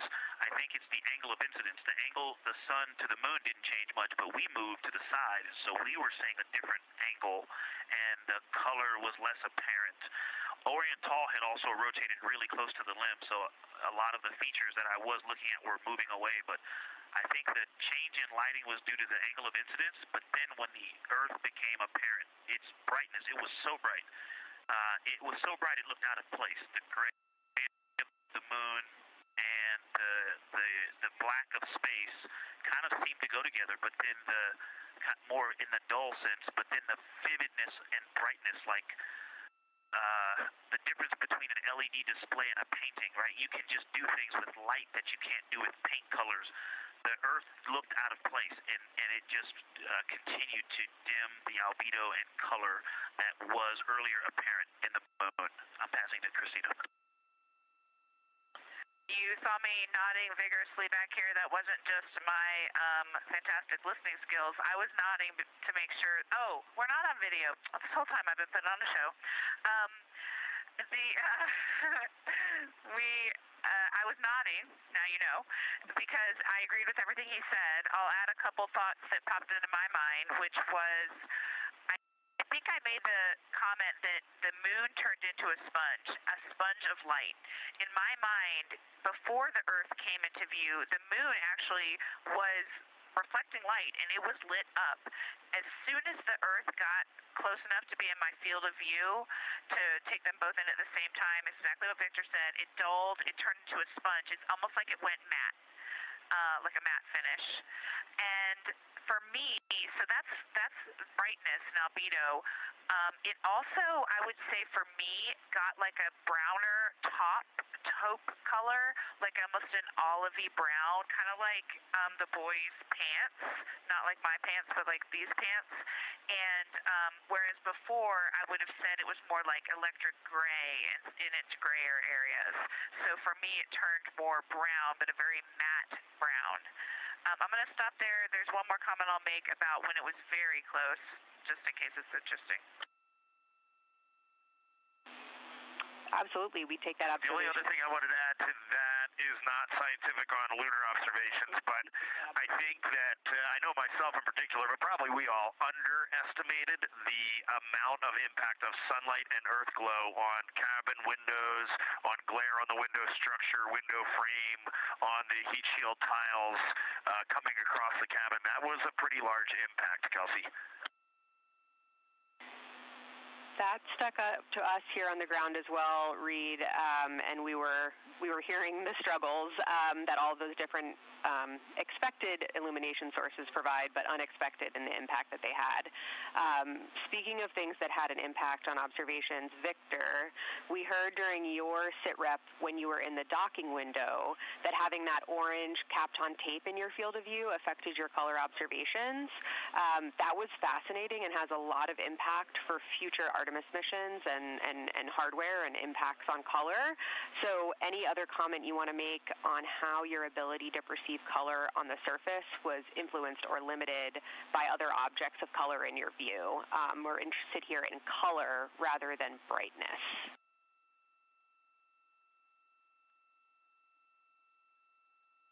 Absolutely, but all the comments I made about the Earth earlier apply to this one as well. This is the thing I wanted to make sure to add, so I'm glad you asked, is that the human eye adjusting is another thing that had huge impact. Some of the colors and their patterns did not appear in the moon. The Aristarchus Plateau, the browns, the streaks that we saw there, until you stared. Kind of like the impact flash, you really have to be staring. And it wasn't because of intention, it was because my eyes were adjusting. And so as soon as I would look inside the cabin, the vehicle, if those bright LEDs that were in the vehicle, or if the sun was reflecting off of a corner of the windowsill, or the bright earth in the field of view, those things would change my eye, and I'd have to wait for them to adjust again. And I want to add, while Victor's talking about that, on the Kapton tape color, let me see if I can nods for my crewmates, but when we're looking at Earth, just a normal Earth lit up by the sun, I'm used to seeing these deep blue pictures of Earth Day photos, Apollo 8 photos, but when we look out, the cloud cover is so bright, it is almost blindingly bright, and you really cannot make out significant detail in the Earth when we're at long distance on a sunlit Earth. So it was very interesting to me that the Earth is so bright from the clouds that it is actually hard to look at. Hey, since we're going discussion style, like you mentioned, I'll add a couple comments on color. I didn't notice color changing my view, except maybe, like Victor said, I didn't realize it when I looked down at the PCD and back, because I do think there was a time scale there where you saw things a little differently if you just stared for a long time. And sometimes even staring out to the blackness to kind of reset and come back. So I think that is a note. We were very much reliant on PCDs for instruction, but that did cause our eyes to constantly refresh on those colors. I didn't notice necessarily a color difference, but just like a quality of observation, maybe like he was saying, like the details or the contrast. So it might have even been a night vision thing. Yeah, that's all I'll say on that. I did want to mention that when we were getting the really, really high amount of light into the windows, even the shrouded windows from the sun, the reflection on things behind the observer that are in the cabin was really strong on the window. So there's some high albedo things behind our heads, like there's a white bar, the abort sticker on the RHC, some other metal things, like we have some white bungees. I was trying to observe the dark side of the moon during the Earth set, while the Earth was behind it, and I ended up asking Reid to give me some black t-shirts, and we covered all of that stuff so that the reflection was just less in the glass, and it worked so well. It basically made observing for impact flashes possible, whereas it wouldn't have been otherwise. So that's a good tip, and I would even recommend, like maybe as part of your stuff, if you have this in the future, like a black room, a dark room cloth or something to lay behind the observers.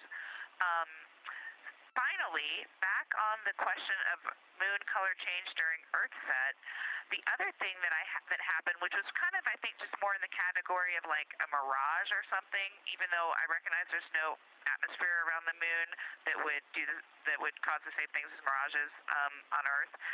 There was definitely an effect, like when the Earth actually set, of like when it first touched the moon, it was like your eyes didn't know what to do at that boundary, and it kind of just created a lot of light in that spot. Once it got below that tangent first touch, then it got more normal, and I was able to just see the Earth and see the moon and see their contact. That's all for me. Anybody else on this question?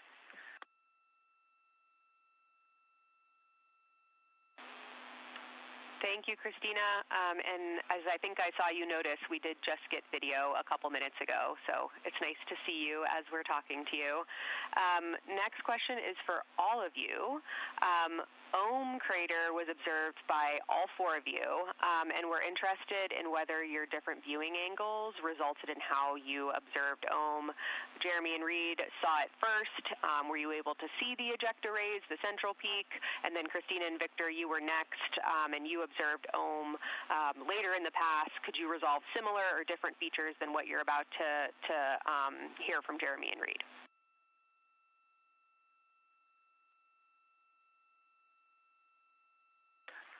The ejecta blanket for Ohm, I mean, it definitely changed as we went around the moon, but it did not change that much. It was always there. It was always fairly apparent. What is more apparent than the ejecta is the brownish gray, darker area that makes the 12 o'clock to 3 o'clock cut of the pie shape. Like that was always very apparent, and the ejecta rays just made that contrast much more apparent. But overall, Ohm did not change drastically as we went around the moon, unlike Orión, which drastically changed as we went around the moon. And I'll keep going there. And I'm kind of going to read this question, but it was later on in the orbit that I noticed the ray of Ohm, like the primary ray of Ohm that comes out of roughly the 3 o'clock position, was on the mare. And I'm not sure if I was picking that up initially in our first observations, but definitely in the latter. Did you notice that at all? No, the near side mare, yeah. Yeah, Reid says he was noticing that the whole time. That might have been more noticeable to me later on, but that would be the only delta.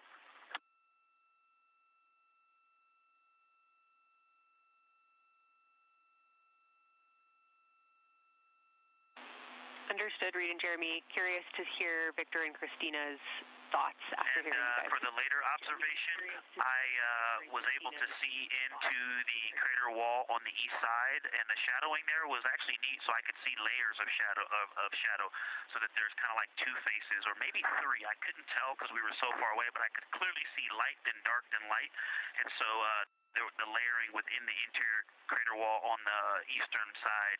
I was able to see the central area, and I actually thought I saw three distinct groupings of something, and I think that's in the recording, but I was so far away, and my eyes were quite tired from adjusting. I was wearing glasses and looking in at the PCD and then looking out of the window out above the glasses, and so my eyes were really getting to work out. And they've definitely been changing. That's the other thing about the eyes, too. My eyes shifted on this. I'm about to turn 50, and that just was very different than 5 years ago. But I did see interior structure, and I commented on the colors, but again, from the angle we were from the surface, everything just looked plain, but the interior floor seemed to be the same color as the surface outside to the west, but the wall seemed to be a different color, which kind of was the same color as the rays and I think the central lift, but I said this in my recording, and it's already becoming fuzzy, but I made some correlations between there, and I talked about looking at the Grand Canyon, where you can see different layers and know that this is the same as that, even though they're not connected. I think the interior, the floor, and the wall maybe had different color or albedo, and I don't remember which one I said in the recording.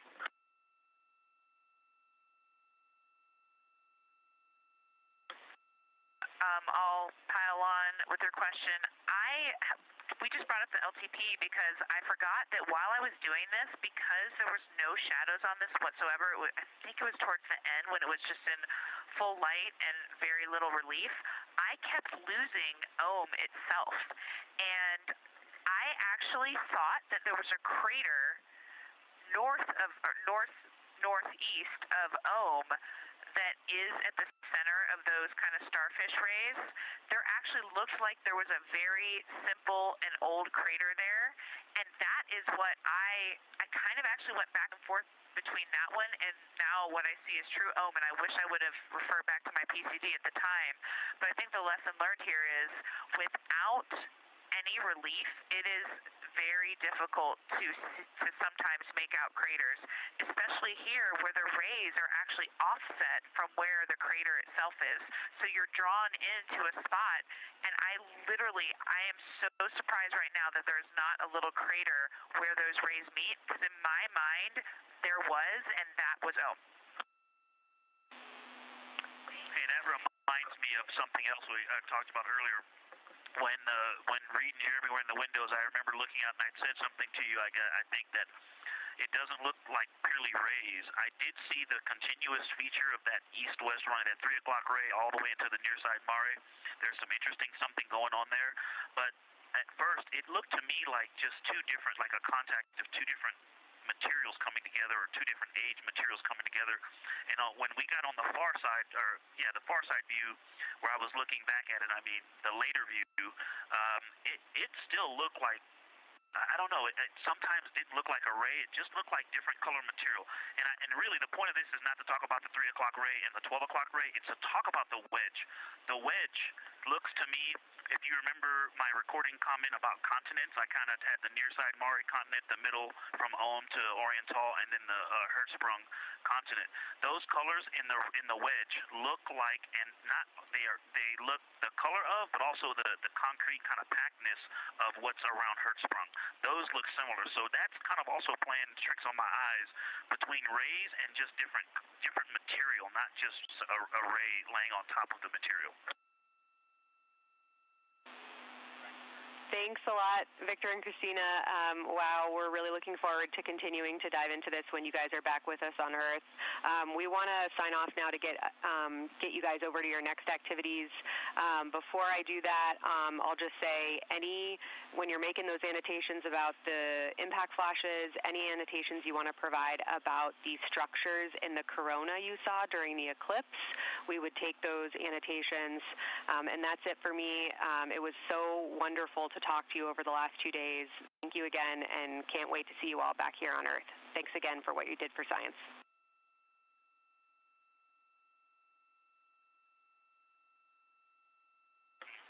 You guys did an extraordinary job of preparing us. We really appreciate you. Can't wait to talk more about this. This was too short.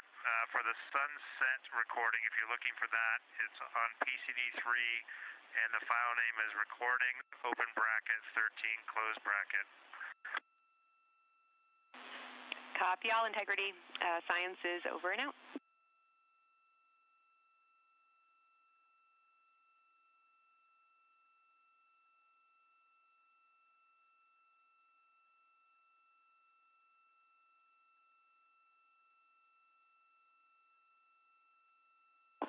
Integrity Houston, we're maneuvering to the lunar obs attitude, and we'll be ready to dial for the PFC as soon as we see you online.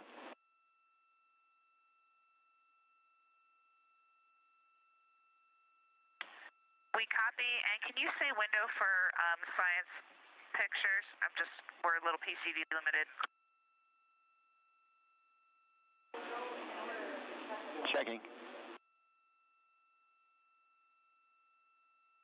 Christina, window 2.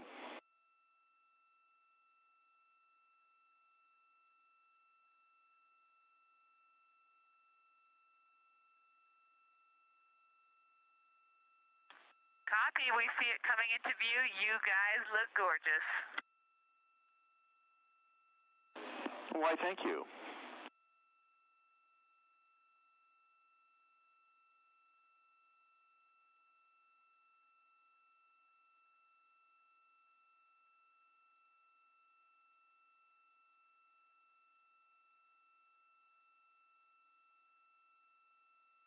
This is Artemis Mission Control. You just heard Dr. Kelsey Young, Artemis Science Flight Operations Lead, speaking with the crew aboard the Integrity spacecraft, Orion.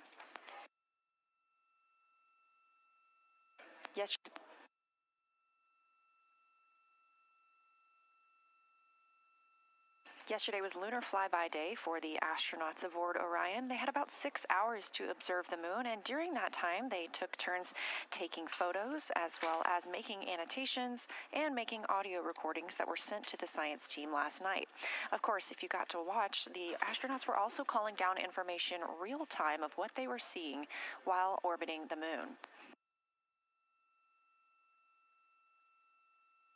The conversation you just heard from Dr. Kelsey Young with the crew was their post-lunar flyby conference. As you heard, she asked some specific questions about some of the targets that they saw, as well as the configuration of the spacecraft. As this is a test flight, everything we learn on this mission helps us prepare for future Artemis missions to the moon. So even minute details about moving through the spacecraft or how vision was changed based on placement are very important to us. Now this view inside the SIR, the Science Evaluation Room, you can see this team of scientists taking a look at one of the photos that the crew shared. And you can see the photos from the crew at images.nasa.gov or by visiting NASA's social media. That's at NASA or at NASA Artemis.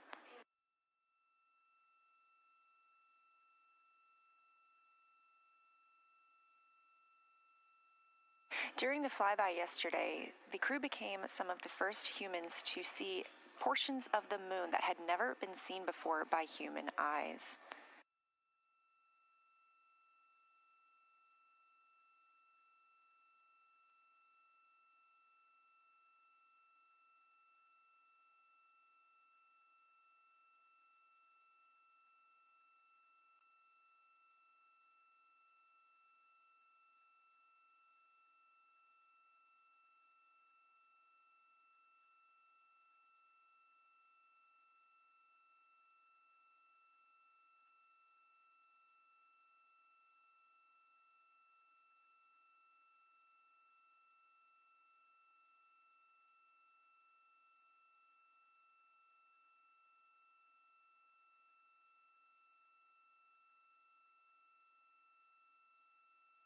Just after the conclusion of the post-lunar flyby conference with the science team, you heard NASA astronaut Christina Koch is moving into the next portion of her day. That would be opportunistic science imaging. She's going to be taking some pictures of the Earth from outside the windows of Orion.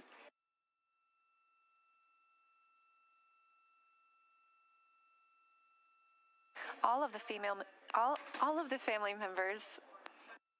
the Artemis II members will also get a chance to speak with their families today in private family conferences. Additionally, we are targeting the RTC-1 burn this evening. We're looking at about 7:03 p.m. Central Time. The RTC-1 burn stands for Return Trajectory Correction. Our trajectory was determined when we completed the translunar injection burn, so these trajectory correction burns are fine-tuned burns that allow us to just further refine our flight path on the way home.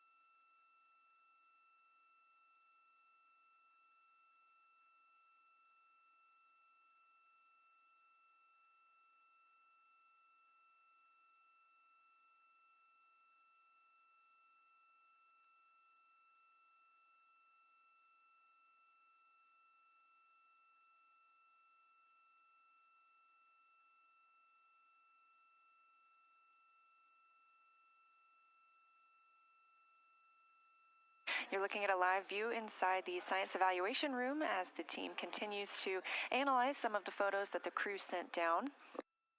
Again, this is the first crew to fly by the moon in over 50 years. So some of the photos they took will be of areas that had never before been seen by human eyes. This was determined by our launch date, which was April 1st. The crew additionally became the first people to see a solar eclipse from the other side of the moon. We got some live views of that real time as well. It was pretty incredible to see the corona of the sun coming around the side of the moon.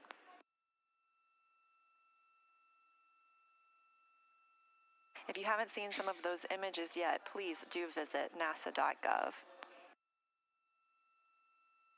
We're now at mission elapsed time of 5 days, 21 hours, and 2 minutes into the flight of Artemis II, the first flight of humans aboard the Orion spacecraft. Orion is now 230,896 miles away from Earth, but continuing to grow closer. 44,464 miles away from the moon and continuing to grow farther. You can track these stats at any time by visiting nasa.gov/trackartemis.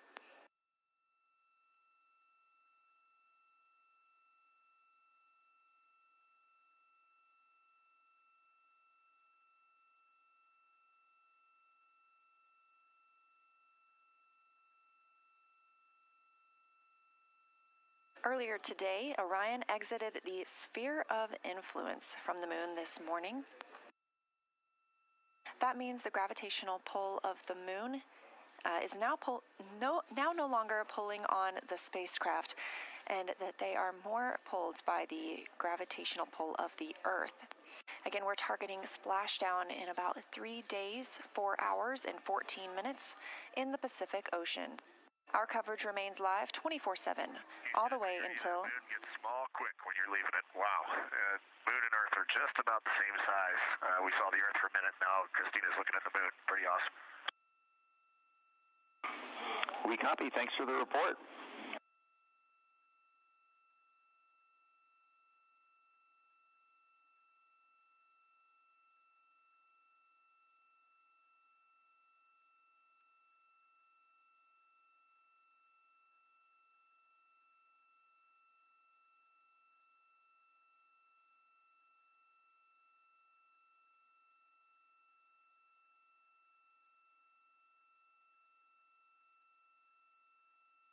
As you've heard throughout the flight, the Orion capsule is often referred to as Integrity. This is a name given to the spacecraft by the Artemis II crew members and announced last year. The crew reports that the name Integrity embodies the foundation of trust, respect, candor, and humility across the crew and the many engineers, technicians, scientists, planners, and dreamers required for mission success. And that this name is also a nod to the extensive integrated effort from the more than 300,000 spacecraft components to the thousands of people across the world that must come together to venture to the moon and back, inspire the world, and set the course for a long-term presence at the moon.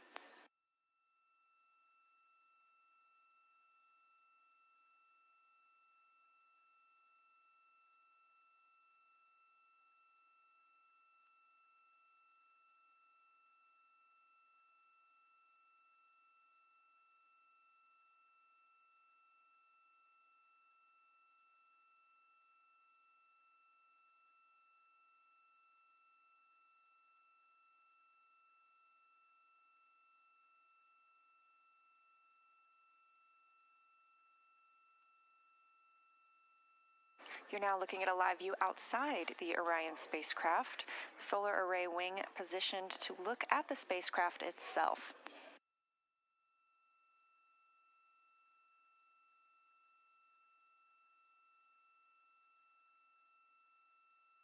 The command module of Orion, that shiny part, is approximately 330 cubic feet habitable volume. So the interior living space for the crew is about the size of 2 minivans, and that's about 60% more cubic volume than the crew members had during the Apollo missions.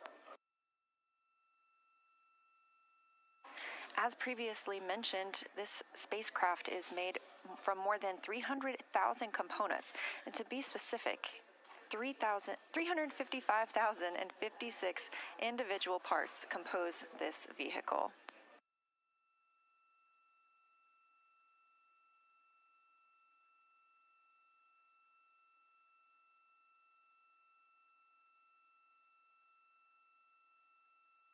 This a live view inside the Artemis Mission Control Room, where the team continues monitoring all systems aboard the spacecraft, making sure we are set for mission success. This room is also staffed and monitored 24/7. This helps us ensure the spacecraft is safe as well as our astronauts. And just down the hall, we have the International Space Station Flight Control Room, another flight control room staffed 24/7 to maintain all systems and safety for the crew living and working aboard our orbiting laboratory.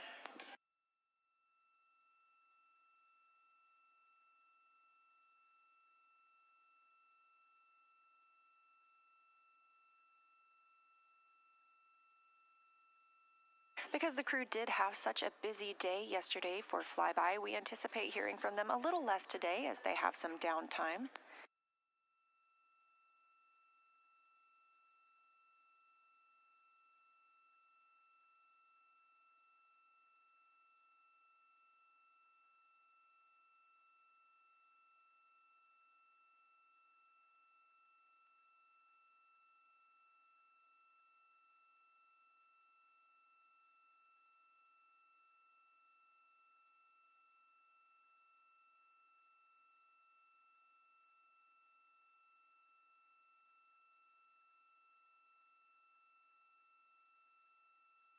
Even though they are potentially in an off day, each astronaut dedicates 30 minutes every day to exercise. When in a microgravity environment, the astronauts could experience bone and muscle loss if not continuously exercising. So, Orion is equipped with a flywheel, which is a small device. It's been installed directly below the side hatch. The flywheel is a simple cable-based device, and it can be used for both aerobic and resistance workouts, and we've seen some of those from inside the spacecraft. We've also been able to see some of the movement that happens outside the spacecraft when the crew is working out. So during exercise, the crew or the ground team can park the solar arrays and prevent any loads being imparted on them that might damage them.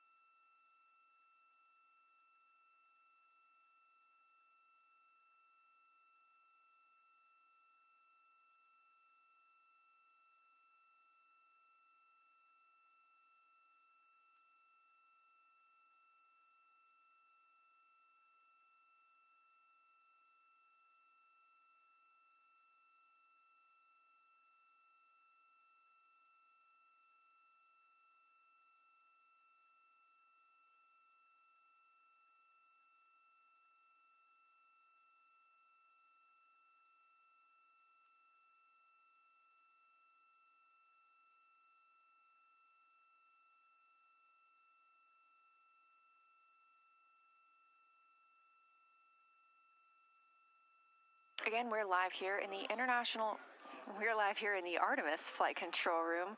5 days, 21 hours, and 15 minutes into the Artemis II mission. This is the flight day 7.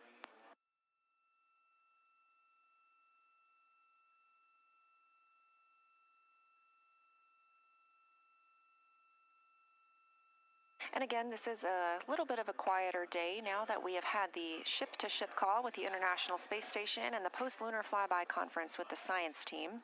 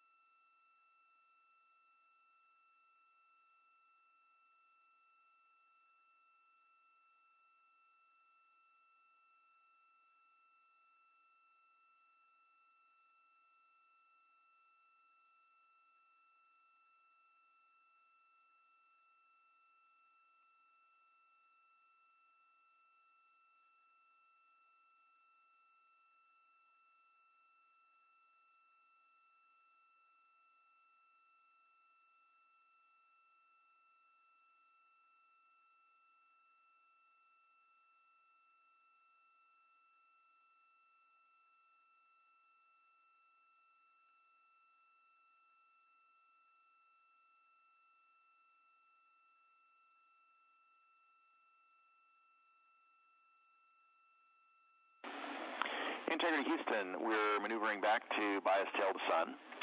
Also, we're preparing to clean up your onboard burn plans, and at DPC we forgot to ask you for AGA numbers. Could you please give us those?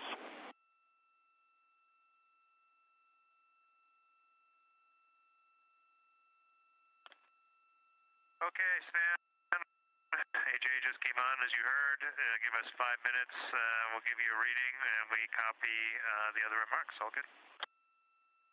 Roger.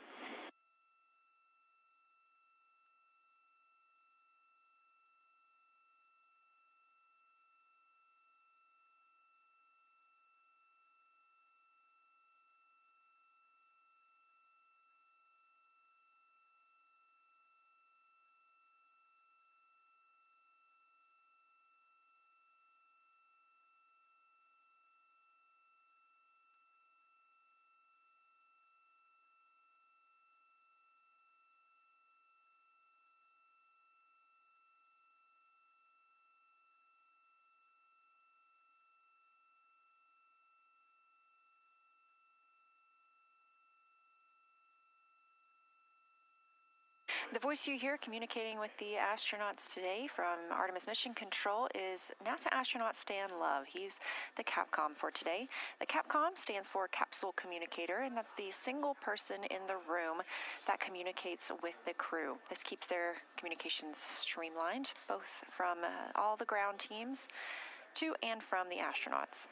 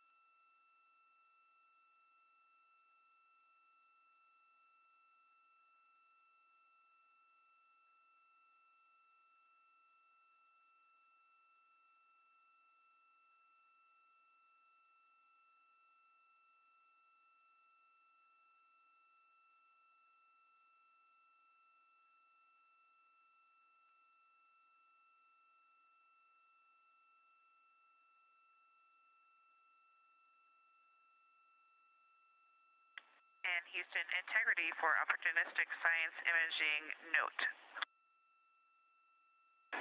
We're listening.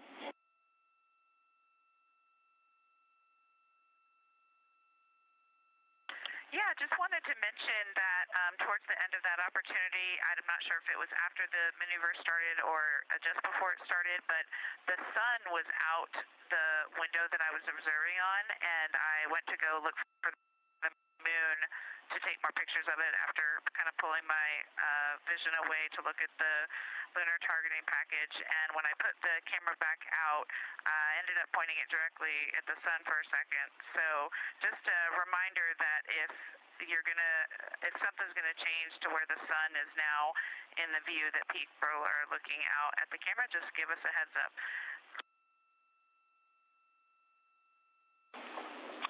We will do that. Thanks for that information. On another topic, your new state vector is on board.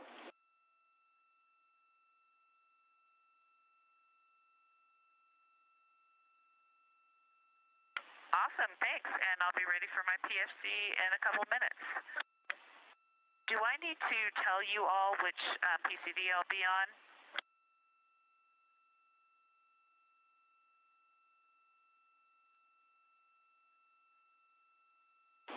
And Christina, no, we don't need to know which PCD you're on. We'll just dial your account. Copy, I'll be signing in shortly. Appreciate it.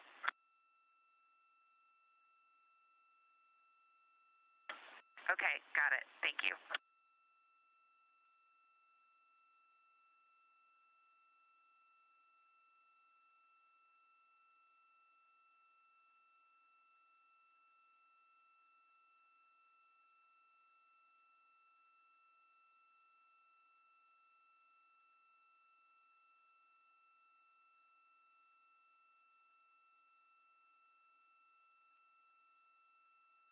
As you heard, that communication's coming from Orion and NASA astronaut Christina Koch, mission specialist.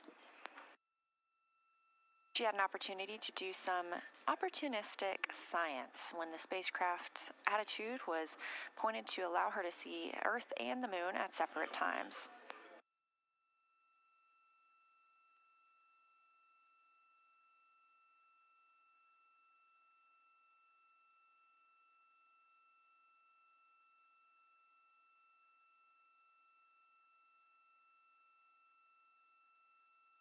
You also heard Christina calling about her PFC, that stands for Private Family Conference. All of the crew members are getting some time to talk with their families today.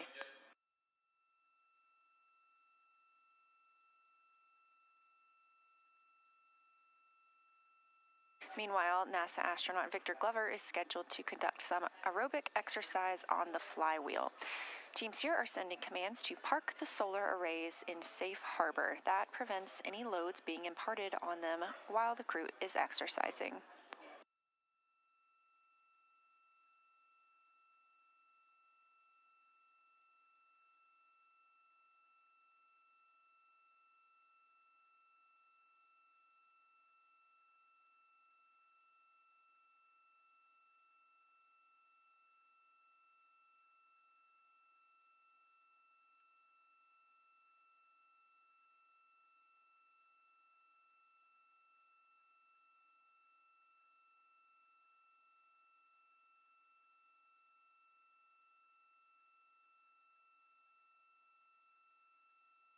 Coming up in about 30 minutes, we will have our daily news conference for Artemis II, where leadership here for the mission are at Johnson Space Center, and we'll be able to discuss the latest status on Artemis II. Again, that's coming up at 4:30 p.m. Eastern, 3:30 Central. That'll be broadcast on this stream on NASA's YouTube, but we will still have our clean feed on the separate YouTube stream. Once that status briefing is over, you can come right back to this feed or just stay right here and we will continue coverage from inside Mission Control Houston.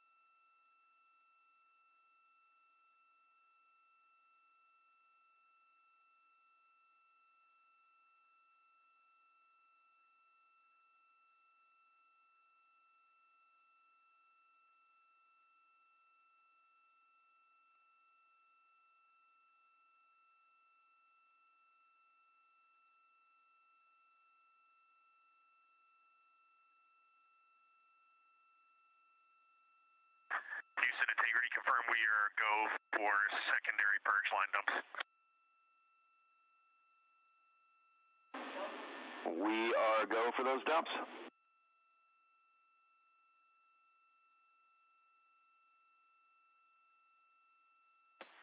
Can you remind me again, Stan, when we have to stand down from them today?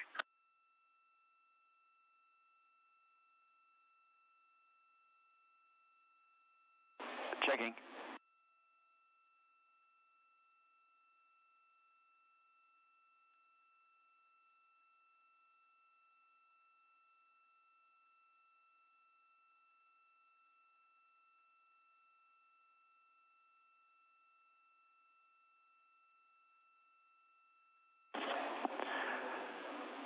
And Reid, we'd like you to stand down from CCU dumps between MET 3 hours and MET 5 hours 30 minutes, except for the scheduled dump on Victor's timeline at 3:10.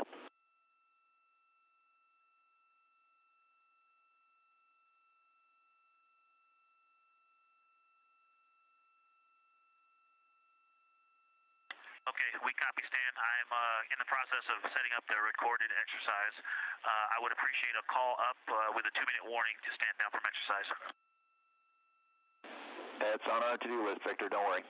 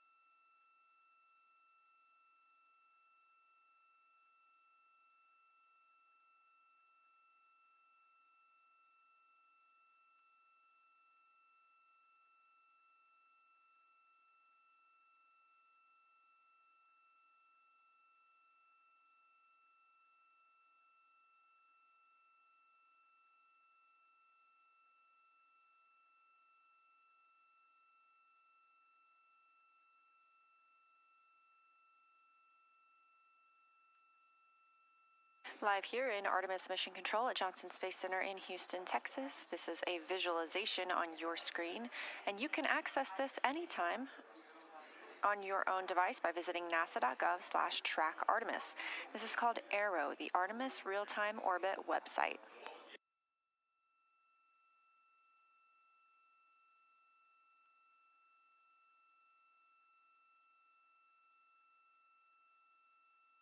We're about 40,000 miles farther away from the moon than we were this time yesterday during our lunar flyby. And if you have not seen some of the pictures coming down, please do check out NASA's social media. They are absolutely phenomenal.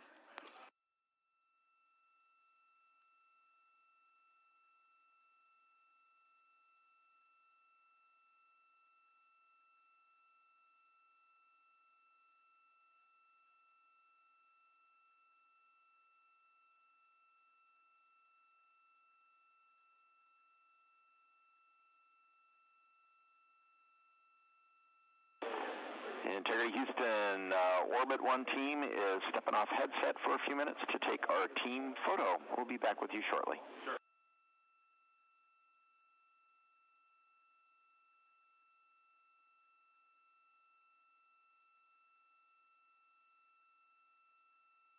Sounds great, Stan. Enjoy that and savor that moment. Please savor that moment. What an exceptional time.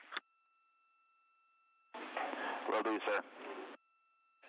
Those communications coming from Capcom and NASA astronaut Stan Love to the crew aboard Orion. The Orbit 1 team is monitoring the consoles here at Mission Control Houston, led currently by NASA Flight Director Jeff Radigan.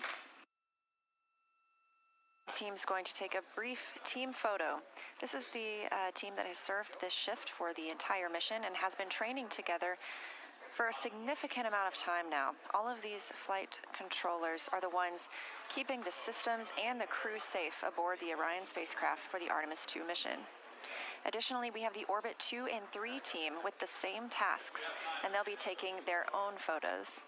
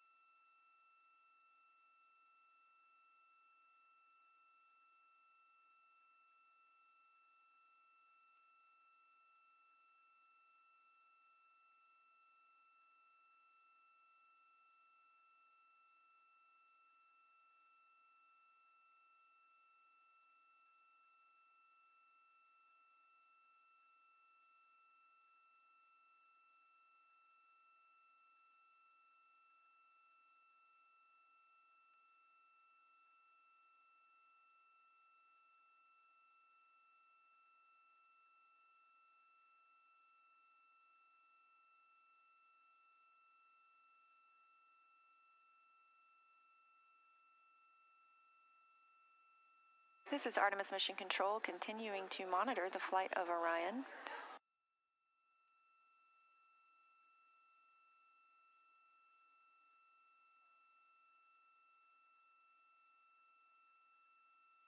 We are now 5 days, 21 hours, and 36 minutes into the Artemis II mission, the first flight of humans aboard Orion.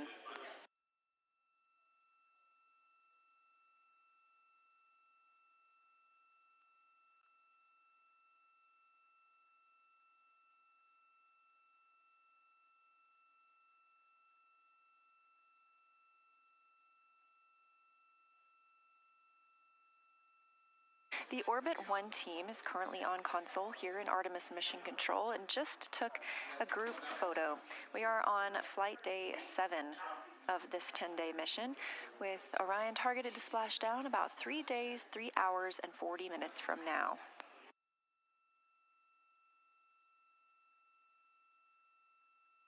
This room is full of team members who make this mission possible. That includes Prop, the propulsion officer, CDH, command and data handling, INCO, our integrated communications officer, MPO, the mechanical and power officer, and so many more. Houston Integrity, are you ready for AGA readings?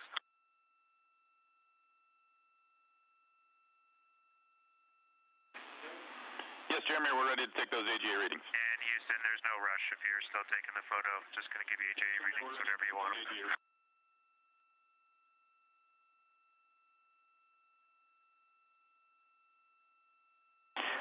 Jeremy, go ahead with those AGA readings.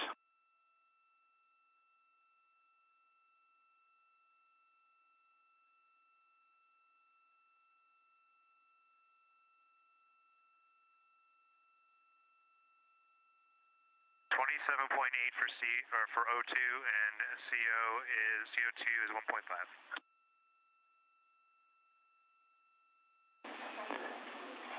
Copy numbers. Do you have temperature and pressure?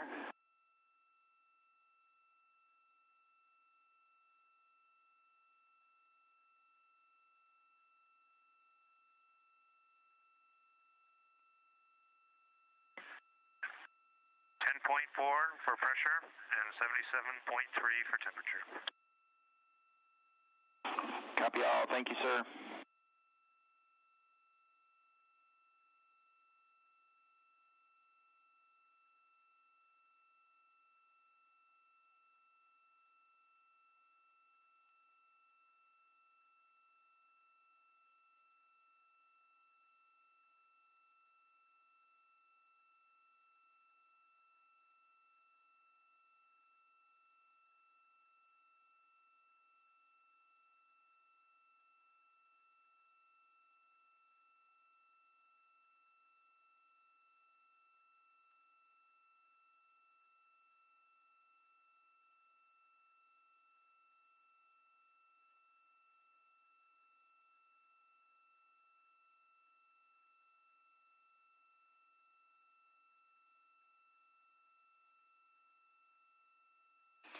And you just heard Canadian Space Agency astronaut Jeremy Hansen calling down some AGA readings.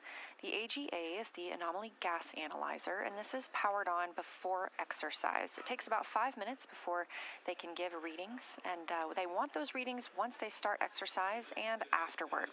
This is the first flight of humans aboard the spacecraft, and therefore the first flight of our ECLIS system, the Environmental Control and Life Support System. So these readings help the team on the ground understand what gases are in the cabin, as well as temperature. You just heard it's about 77 degrees Fahrenheit aboard Orion.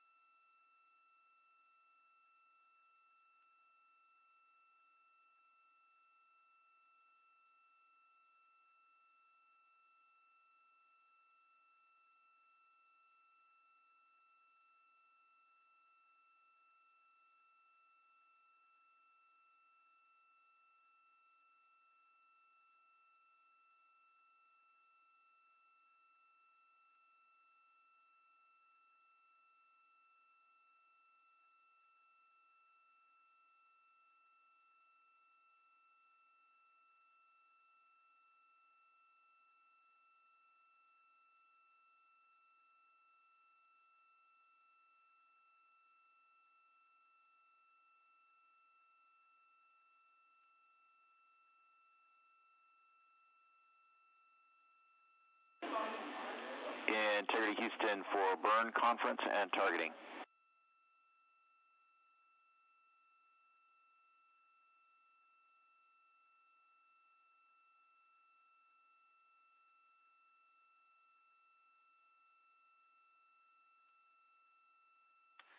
Go ahead, Stan. Hey, Jeremy, our GNC maneuvers are conflicting with our preliminary targeting activity, so we may have to do prelim a little later, or we may skip it entirely and pick up at intermediate. We'll keep you posted on how it's going.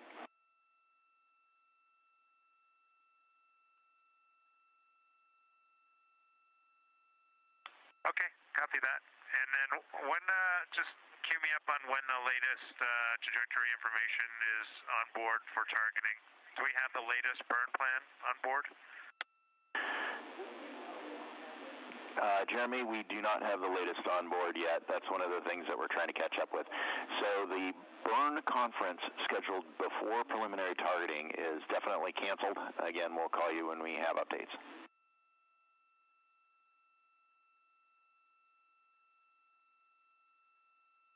Okay, understood, Sam. No problem. We're pretty flexible. And Jeremy, we're expecting approximately 30 minutes to get the new burn plan on board.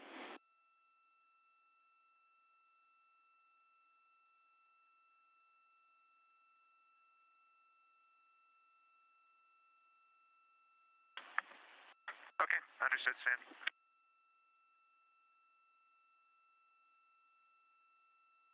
This is Artemis Mission Control at Johnson Space Center in Houston, Texas.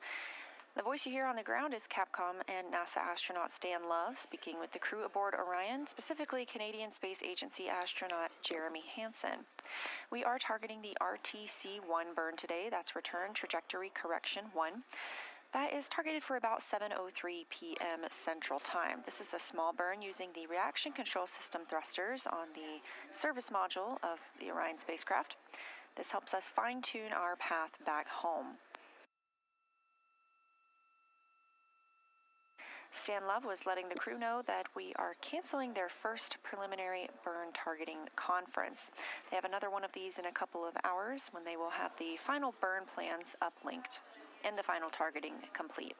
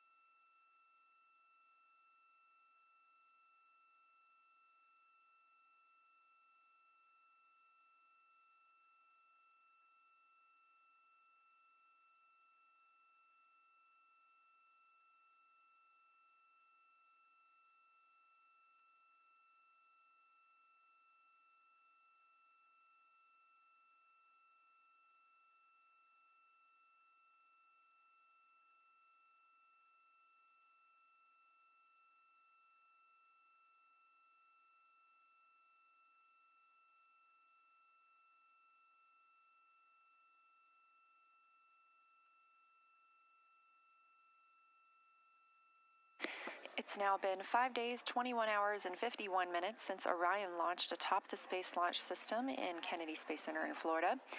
The crew aboard Orion is getting into the first few hours of their day. They woke up approximately 10:35 a.m. Central Time today to the song Tokyo Driftin' by Glass Animals and Denzel Curry.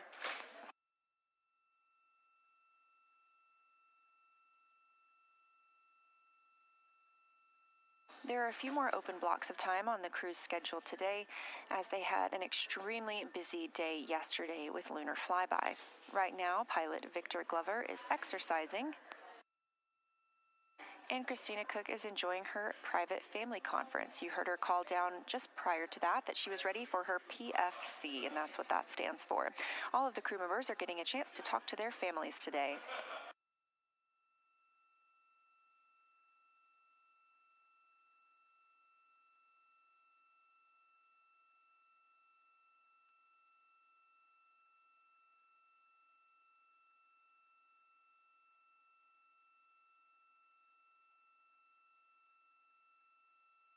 Thanks for joining us for our live coverage of the Artemis II mission. We are expecting to have a news conference today with mission leadership here at Johnson Space Center in Houston, Texas.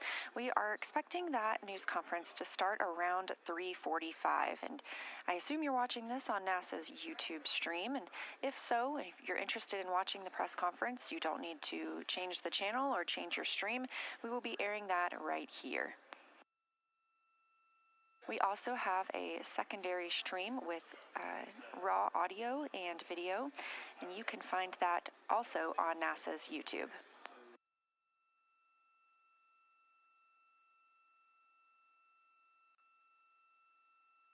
Here's a video from the outside of Orion, and as we mentioned, pilot Victor Glover is exercising. We do see the spacecraft move a little bit when the crew is exercising, and so the teams here park the solar arrays into a safe harbor position. That means any motion that they experience due to the exercise doesn't damage the solar arrays.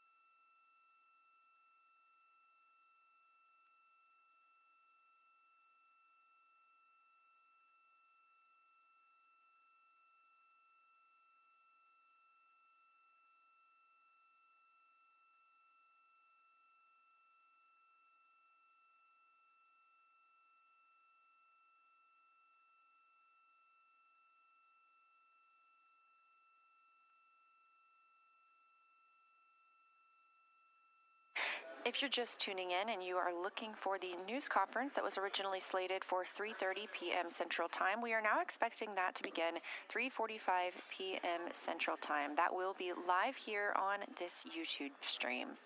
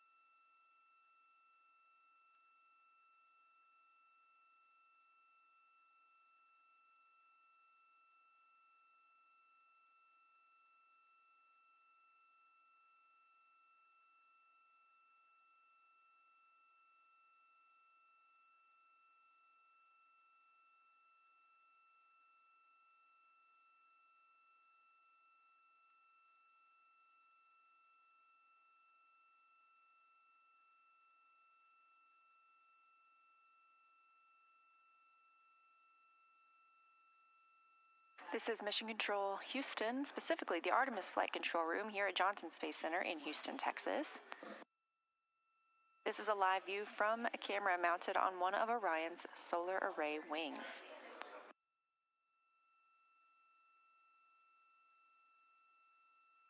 Interestingly enough, each of these solar arrays provides enough electricity to power 2 3-bedroom homes.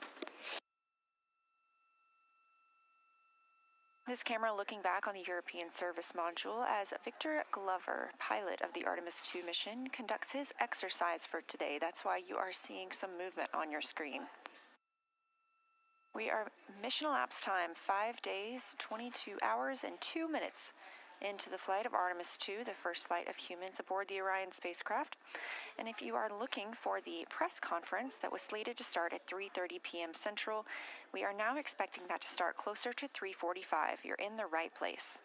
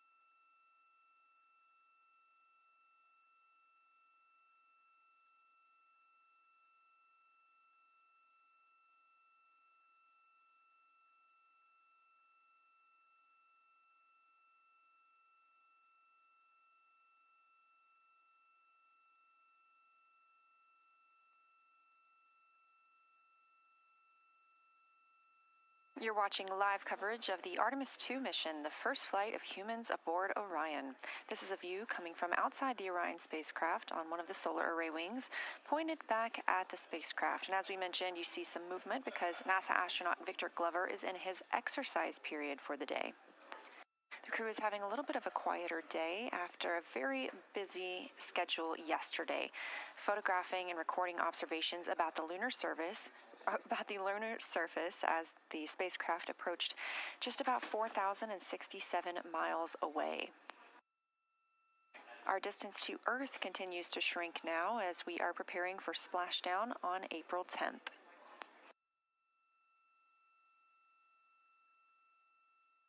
We're standing by for the start of our daily press conference here at Johnson Space Center in Houston, Texas, and expect that to begin momentarily. So if you are watching this channel and looking for more spacecraft views, you can switch to our other live stream. Otherwise, you can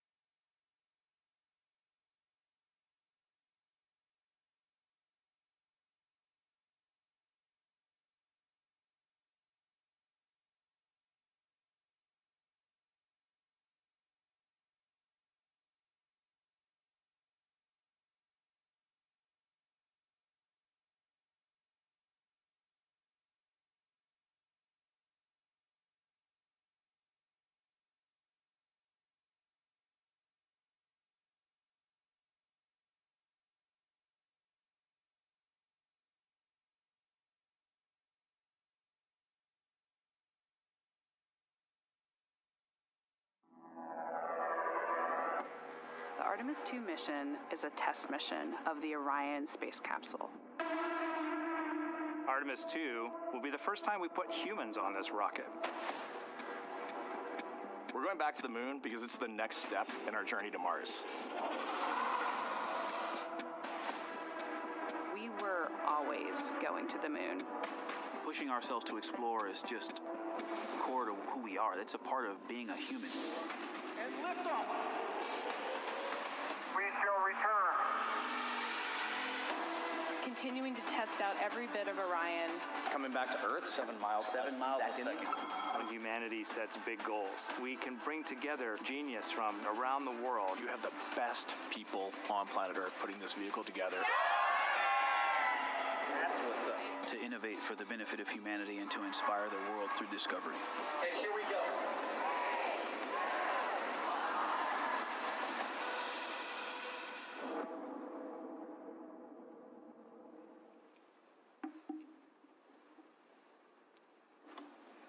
Good afternoon, and welcome to NASA's Johnson Space Center in Houston, Texas. I'm Bethany Stevens, and we are here today to provide a status update on the historic first crewed test flight of the Orion spacecraft post-lunar flyby. On our panel today, we have NASA Administrator Jared Isaacman, Dr. Lori Glaze, head of Artemis, Rick Hinfling, Artemis II Flight Director, Kelsey Young, Artemis II Lunar Science Lead. We'll start with opening remarks from each of the briefers before opening it for questions in the room and on the phone bridge. If you're on the phone, press star 1 to submit your question. When called upon, please state your name, affiliation, and to whom you'd like to direct your question. With that, I will hand the floor to Administrator Isaacman for his remarks. Thanks, Bethany. It's been an exciting Artemis II mission so far, and a very eventful 24 hours as the crew surpassed the Apollo 13 distance record, 252,756 miles from Earth. They relayed observations from the lunar surface. They've captured some incredible imagery. They performed a ship-to-ship call with their colleagues on the International Space Station. They performed additional manual piloting of the Orion spacecraft. They've been working at a reduced cabin pressure of 10.5 psi in support of future integrated lander operations, and they did take a call from the President of the United States, Donald J. Trump.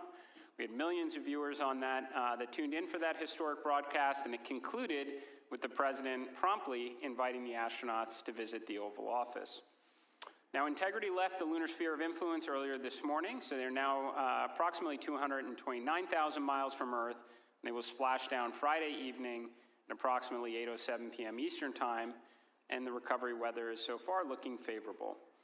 Now, you can see some of the spectacular images the crew have captured here on our screens. There we go. Now, this is the first time humans have documented some parts of the far side of the moon. Now, these images will be publicly available on NASA's website, our digital platforms, and the White House actually released the now iconic EarthSat photo from earlier today. Now, these are the first of many incredible images of the moon, and we'll continue to release them as they become available. My understanding from just a few minutes ago is that they captured over 175 gigabytes of imagery from the lunar pass alone just yesterday, and the images that you are seeing right now have been transmitted back to Earth predominantly through optical communication, which is pretty cool stuff.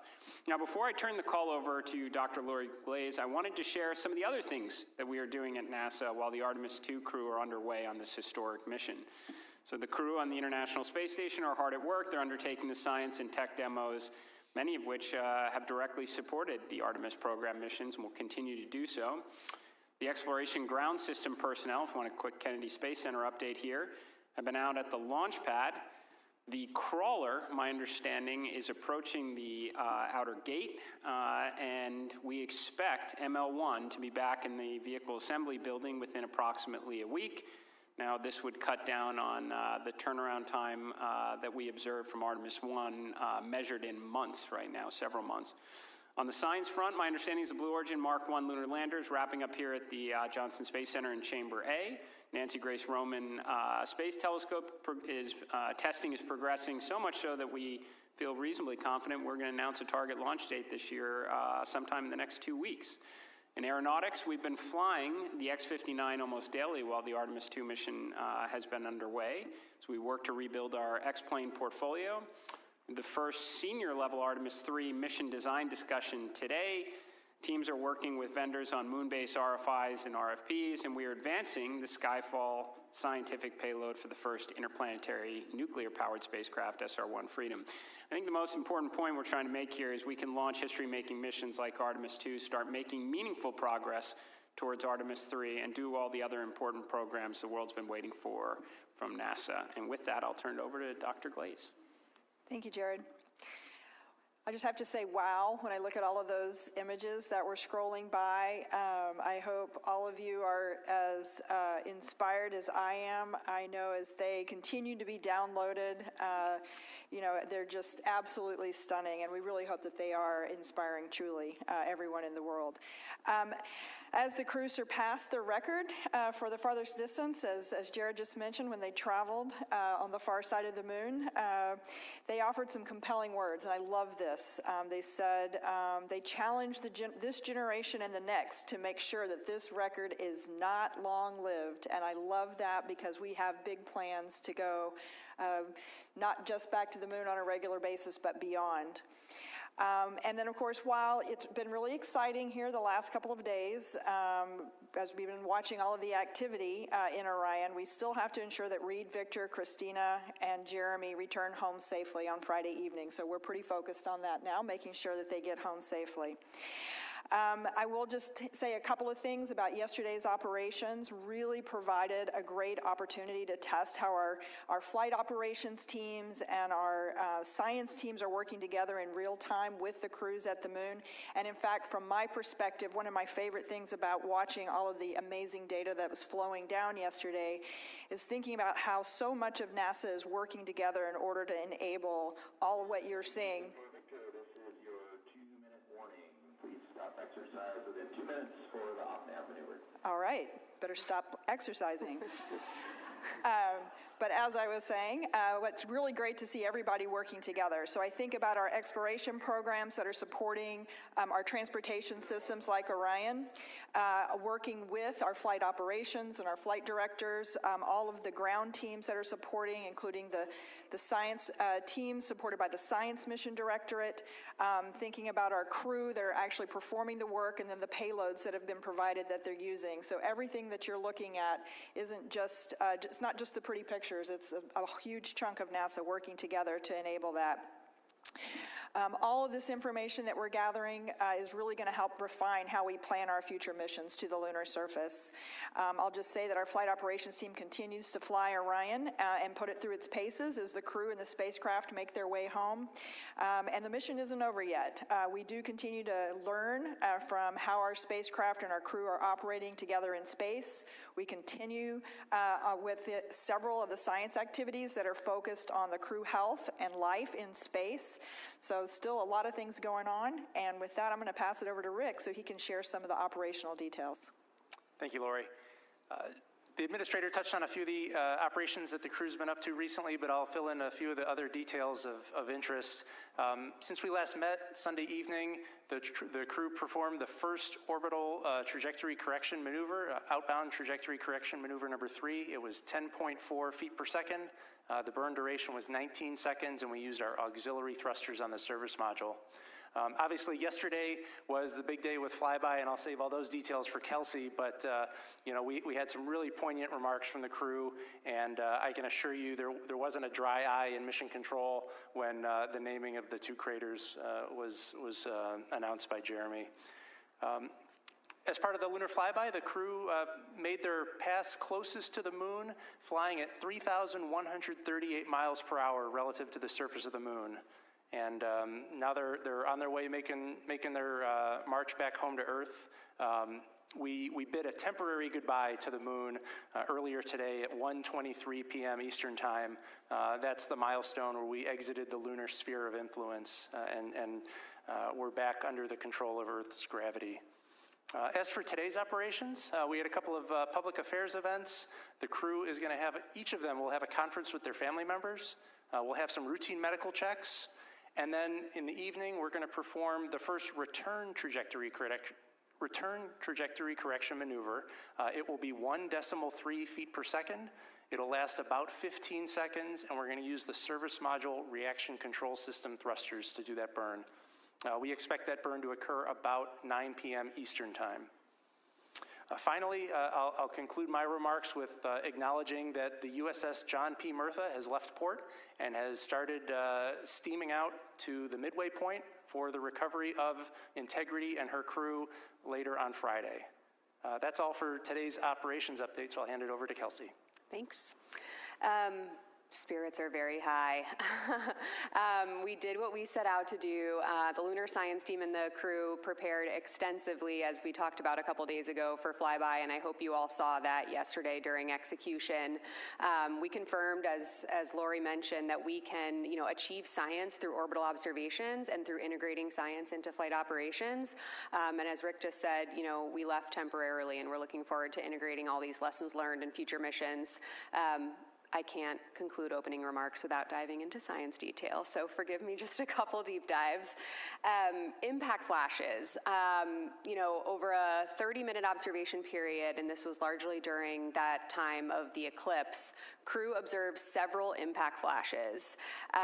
We did have citizen scientists here on Earth also looking for flashes, and I know that the Lunar Reconnaissance Orbiter team is hard at work trying to identify evidence of those impact flashes that the crew observed. I did have a chance to have the post-flyby crew conference with the crew this morning, and we asked a lot of follow-ups on those impact flashes. Impact flashes are caused by micrometeorite impacts hitting the moon, and they really help tell us about the dynamic lunar environment, which is, of course, also important when we think about future missions. I don't know if I expected to have the crew see any on this mission, so you probably saw the surprise and shock on my face. And though I was not in the science evaluation room, I heard that there were audible screams of delight. So, very excited science community. You've heard me talk a lot about the importance that human explorers bring to scientific exploration, especially around observations of color. And so I'm sure all of you, like I was eagerly awaiting if they saw any other colors other than black, white, and shades of gray. You heard that they did indeed. Right away, they started describing the green around Aristarchus Plateau and different brown hues. And these colors really help tell us nuances about the chemistry of lunar material, especially the greens around Aristarchus. That was exciting. That's something that we can all see from here on Earth. And so I encourage you all to go out and look at the moon tonight and look for Aristarchus and imagine those green hues that the crew members saw. You heard a lot of discussion, especially from our pilot, Victor Glover, about the Terminator, which really, to our mind, highlighted the benefits and also the challenges for future surface operations. The lighting conditions along the Terminator that the crew experienced yesterday do mimic, in many ways, the lighting conditions of the South Polar region. The low sun angles, the dramatic lighting causing, the extreme shadowing, and illumination also accentuating topography. This is really important for our agency's future moon base plans and understanding how crew member observations can contribute to future mission planning. And finally, the Artemis II crew, in a very poignant moment, offered proposed names for two unnamed craters in the moon's eastern hemisphere: Crater Integrity for their vehicle and Crater Carroll for Commander Wiseman's late wife. I think we have a picture. Yeah, thank you. Upon return, the crew does plan to submit these to the International Astronomical Union as consideration for official names. There was, as Rick said, not a dry eye in the house. Really poignant moment, and that we were really glad to observe them describing. And with that, I think we can take questions. Yep, we will open the floor and take questions, and my colleague Will over here will pass along the mic. We can start with you, Jackie. Thanks so much. Jackie Waddles with CNN. I don't think there was a dry eye on Earth when Carroll Crater was named. I was just curious, was Reid aware that that was going to be something that the crew was going to do? I was just curious if there was any pre-planned discussions and they were just kind of looking for the crater, or kind of how that came about. And then really quickly, I also wanted to just check on a toilet status update. We heard this morning that I thought I heard some chatter around it being considered, a reentry issue now. Like, is the toilet out of commission until they get back, or where does that stand? Thanks. I'll take the second part. Okay.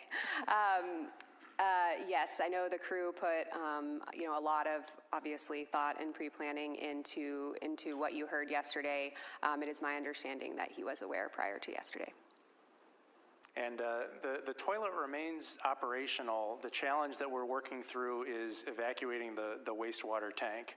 The vent is a lot less than we were expecting, and so we're having to fall back to some other alternate means other than the toilet. But what you overheard on the space to ground, or on the Orion to Earth channel this morning, was us deferring some maintenance on the toilet. Typically, when you have 4 crew members using it throughout the day, nominally, you have to do a maintenance activity once a day, and with a lower use rate, since we're not able to vent the wastewater products, we don't need to do the maintenance as often, and so that's what that exchange was about. Thanks. Irene Klotz with Aviation Week. I'm over here. Jared, that's a pretty impressive and full portfolio of missions you outlined that NASA's involved in now. And without getting you in trouble with your boss, are you going to be able to defend an $18.8 billion budget, $5.6 billion for 27, or are you prepared to kind of work with Congress to see if the administration will support more? Thank you. I will say we'd like to keep the focus on what we were speaking about today and then move on to other questions like that at a later date and keep the focus on the mission. Thank you. Mark Strassman, CBS. I feel as though I talked to about 10 people off campus today, and they all wanted to ask me about those remarkable images. And so they asked me, so I'm going to ask you. Have you seen anything in those images that surprised you? And what about those images touched you? Take that, Kelsey? Sure. Oh my gosh. When I woke up this morning, I've spent most of my morning just flipping through, the thousands of images that have started to come down. And there is something in every image that surprises me, right? I mean, you might think that after looking at hundreds of images taken of the lunar surface, I would get sick of it. I have not, nor do I anticipate getting sick of it. It's just their experience and the amount of time and the rate at which they were moving. Every vantage point is different. You heard them audibly describe yesterday, wow, I'm looking at the same feature as I was 10 minutes ago and it looks different, right? And the images reflect that. And so, when I see these images, I connect to each one in a different way, especially in light of what we heard from the crew yesterday. I think as a geologist by training, I love looking at the pictures of the lunar surface, but, I think certainly, emotionally, a lot of us have connected with the images of Earth, with the images from during the eclipse, with the images from the vehicle cameras taking pictures of the moon during the eclipse period. And while they are inspirational and I think allow all of us to, really feel a little bit of what they were feeling, there's also a lot of science hidden, inside of those images. And I can tell you that right now, as we speak, there is a science evaluation room full of several dozen scientists who are already getting going on those images. Just as one example, there was a healthy scientific debate this morning about some of those images taken during the eclipse period and what we can see of the solar corona and what we can see of zodiacal light. So the conversations and the science lessons learned are just beginning. Hi, T.J. Mascaro with the Epoch Times. Thanks so much for taking the time. For Jared, as we saw with Artemis II going around the moon and having that very characteristic blackout of when they go around the moon, how much longer are missions to the moon going to have that as we develop a moon base? And where do, say, communication satellites in lunar orbit land on the priority list? Yeah, I'd say, people have asked quite a bit about, was elevated blood pressure when we were without comms with Orion on the far side of the moon. We have comm issues in LEO relatively, routinely. Certainly our operators train for it, our astronauts do as well. But in terms of the bigger picture, can we do better? For sure, right? We've talked about, prioritizing observation and comm relay satellites for lunar operations so we can bring the world along with us as we build out a moon base. And I think I was in a meeting not that long ago where we described it as if not the platinum age for commercial communication capabilities, certainly the golden age. We're very close. So we have a number of providers that are all investing heavily in these kind of capabilities that we can take advantage of in LEO, cislunar space, and I have no doubt in lunar orbit in the years ahead. Hi, Kay for Interstellar Gateway. Thanks for doing these. This is really cool. Jared, question for you. Can you speak on the responsibility of what being the administrator during such a pivotal moment means? And secondly, I'm speaking on behalf of musicians around the world and bands. I have a band called Chasing Satellites, and will there be potentially an opportunity to submit music for a future Artemis mission for the wake-up calls? That was really cool to be a part of and to watch as a musician. Certainly.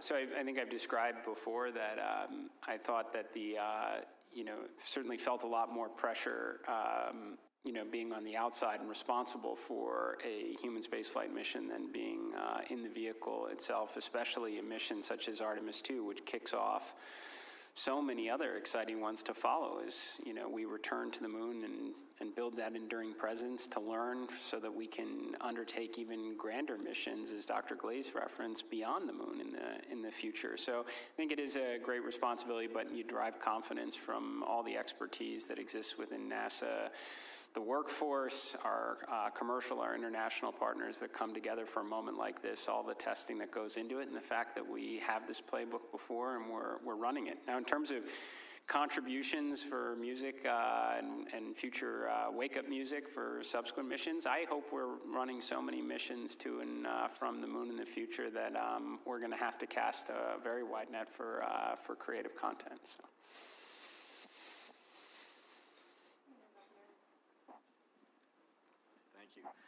For Administrator Isaacman, Tom Costello with NBC News. I'm just wondering, how are you feeling now? I realize we don't have the crew home yet, but you've had a very successful trip around the far side. How are you feeling about this setting the stage, testing out the vehicle for a lunar landing as soon as 2028? Yeah, well, I'd say for this mission, we're certainly off to a good start. Clean launch, and the vehicle has been doing well. I've made commentary early on that I like that we're talking about, water access valves and cabin temperature and even plumbing issues, for that matter, for all the things that we could have been potentially talking about prior to the mission underway. But I'll breathe easier when we get through re-entry and everybody's under chutes and in the water. In terms of getting ready for the subsequent missions, it's kind of why I picked some of the words that I did at the beginning of this press event, is that a lot of people's rightful attention right now is on the crew of Artemis II, especially here at JSC and Mission Control, especially the recovery forces that are now making their way out to bring this crew back to their family. And for everybody else, we've got the other things to get done, including thinking about Artemis III. It's why I was very happy that the crawler is making its way out to 39B right now. We've got a timeline to get it back in the VAB, ideally in a week. That would cut down on the turnaround, I think, by 3 months compared to Artemis II. So we can undertake, again, world-changing missions like Artemis II right now and get ready for the next ones at the same time. Hi, Josh Dinner, Space.com. Has this mission revealed anything about life aboard Orion, crew workload, flights in deep space, or maybe something unexpected that will shape how NASA and Artemis crews approach preparing for future missions? You want to take that, flight ops? Yeah, that's a really interesting question. We've learned a tremendous amount as part of a lot of the flight test subjective activities we've been doing. I think we have a couple of problems that we still need to work out, but Orion has shown itself to be a very capable capsule for beyond Earth orbit space travel. And I think the things like, as the administrator talked about, the things that we're going to have to improve upon for Artemis III are relatively small and incremental in nature, as opposed to wholesale redesigns of spacecraft subsystems. So overall, I'm extremely pleased with the performance of the spacecraft and how it's served as a campsite for our 4 crew members. We'll go from Marcia to Eric and then do a couple on the phone bridge. I'm Marcia Dunn, Associated Press for Dr. Young. It's hard for me to know how quickly these pictures are coming down. How many would you estimate that have come down so far of the moon? And these luminous flashes on the surface, was that an actual meteor shower, do you think, or is it just your usual business of falling debris? So the team, the FOD team, is working really hard to bring down the images as fast as they can. Of course, we also have other vehicle data that needs to come down as well, but the team is working really hard to try to get those images down and of course, get them out to you guys as well. As of the time I left console roughly an hour ago, there was just over 50 gigabytes of data from yesterday that had come down. Of course, every image does not exactly have the moon in it, but it is taken from within the lunar observation period.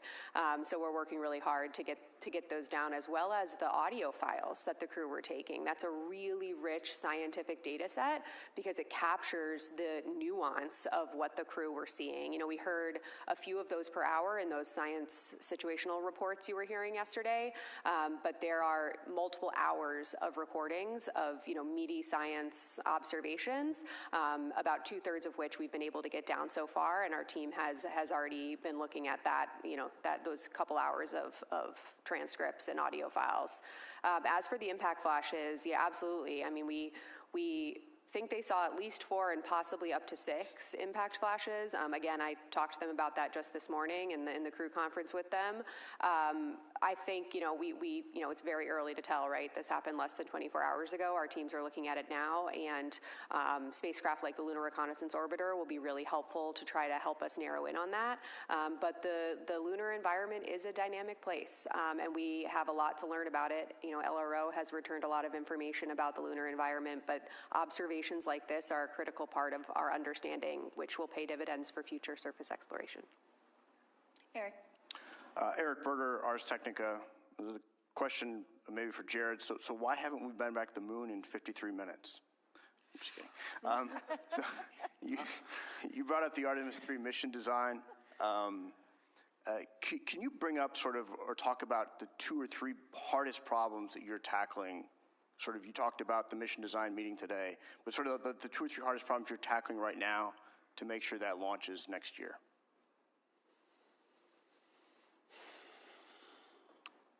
Yeah. So I don't want to get too far out in front of a mission that's underway right now. I would just say that there are a lot of things based on the information we have available today, from feedback from our vendors, that we know are achievable. And I think one of the questions probably will just be what the initial orbit will be for Artemis III. Is it going to be LEO or HEO? And I think that we're all going to have some sense of which one, and there's pros and cons for each of them for sure. We're all going to be able to have some sense about which path we'll likely go down based on launch cadence of our 2 HLS providers, both of which have launches coming up, I would say, in the next month or less right now. So a big key to our strategy, not just to return to the moon, but to stay and to build a base, is going to be rapid reusability of heavy lift launch vehicles. So the more they get experience doing that, the more options that are available for us for Artemis III. But I'd say right now, we certainly have a good plan for that mission. Will help us buy down a lot of risk in advance of a landing for Artemis 4 in 28. Jeff Faust with Space News. Hi, Jeff Faust with Space News. Question for Dr. Young. Now that you are going to get all of these images and verbal descriptions and annotations, what's the plan for the science team in the days and weeks ahead to go through all of that data and see how they address the 10 science objectives that you laid out for this mission? Thank you. Oh my goodness, what a good question. We have a lot of data to get through. Like I said, it has already started. We had teams working overnight, after the crew went to sleep, as soon as we started getting data down. I will reiterate that we will be getting all mission data relevant to lunar science archived and made publicly available within 6 months post-splashdown. So these are all of the images of the moon, these audio files, and even the annotations. But in the meantime, over those next 6 months, we're also going to be preparing 2 reports that we also owe to be publicly released within 6 months post-mission.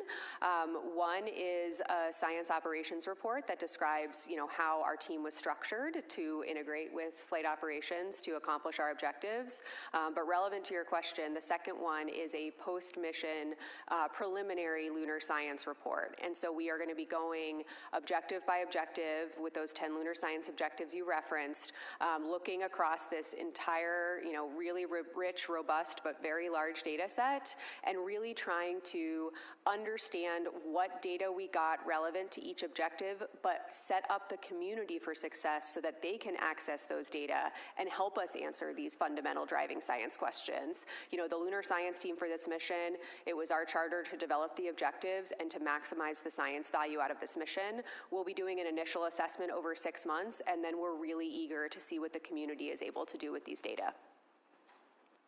We'll move to Ken Chang with the New York Times. Thank you. So I have some questions about the optical communications. How was the performance like? How many gigabytes was sent? What was the data rate? How does that compare with what was expected? And how does it compare with the usual way of sending the data back? And it seems like it's been almost operational already and not just a test. Thank you.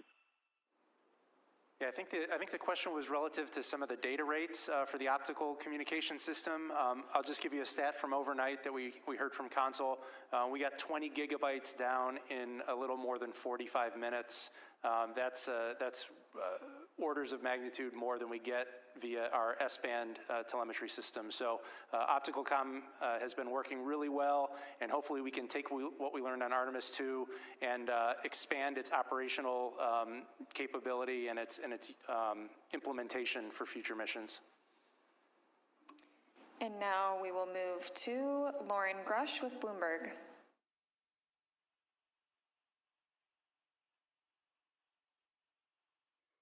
Out to me yesterday was just the vivid descriptions that the crew used for what they were seeing and how they remained in kind of constant contact and talkative throughout the flyby. I'm wondering if it's possible to say how that might have compared to the Apollo crew observations and how that robustness impacted the science and the data that was collected. Absolutely. I mean, probably a lot of people watching have spent a lot of time looking back at Apollo and maybe watching Apollo in real time online and reliving what the Apollo crews, not just on the surface, but in orbit experienced.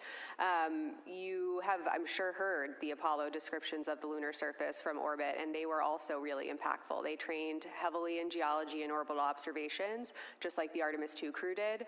I will say, listening to the level of scientific discourse that the crew was having yesterday was incredibly inspiring. I mean, a testament to how much they prepared before this mission. You know, I heard a couple times Christina and Victor especially saying, when we took the time to actually talk to each other about a specific target that we were both seeing, we elevated each other. We elevated what we were able to pull out of that target. You know, more brains on a scientific target are better than one, and we heard from them directly multiple times that they were helping each other to advance their scientific understanding of what they were looking at. We actually also heard them say, hey, we have a hypothesis. Can you guys provide guidance on that hypothesis, like right now in the middle of our flyby? So the science team was saying, you know, was cross-checking what they were seeing, was reading up geologic ages of major lunar impact features, and it was informing the observations they were making during the flyby. I mean, this is absolutely everything we hoped for by integrating science into flight operations, you know, because, again, science enables exploration and exploration enables science. And the fact that, you know, they're giving observations and, you know, I was able to immediately follow up on those observations with, you know, just the quick questions that can enhance science return, it meant that they were evaluating and buying down multiple working hypotheses in real time during their flyby. And just imagining the future when we have crew on the surface for short duration missions and ultimately the moon base, the amount of science we are able to gain when, you know, science is woven into this operational fabric is incredibly impactful. And we saw that, you know, for 7 straight hours yesterday. Now we'll move to Micah Maidenberg with the Wall Street Journal. Hey, good afternoon. For Rick, what is the approximate time on Friday when the crew module separates from the service module, if you have that on hand? You know, the administrator mentioned splashdown is expected for around 8:07 Eastern. And then any color on kind of reentry prep work ahead for the crew and mission control between now and Friday? Thanks. Sure. I'll start with some of the times. The crew module and service module separation is going to occur about 20 minutes before entry interface. So that separation will be at 7:33 p.m. Eastern Time. We expect entry interface about 7:53 p.m. Eastern Time with a splashdown around 8:06 p.m. Eastern Time on Friday.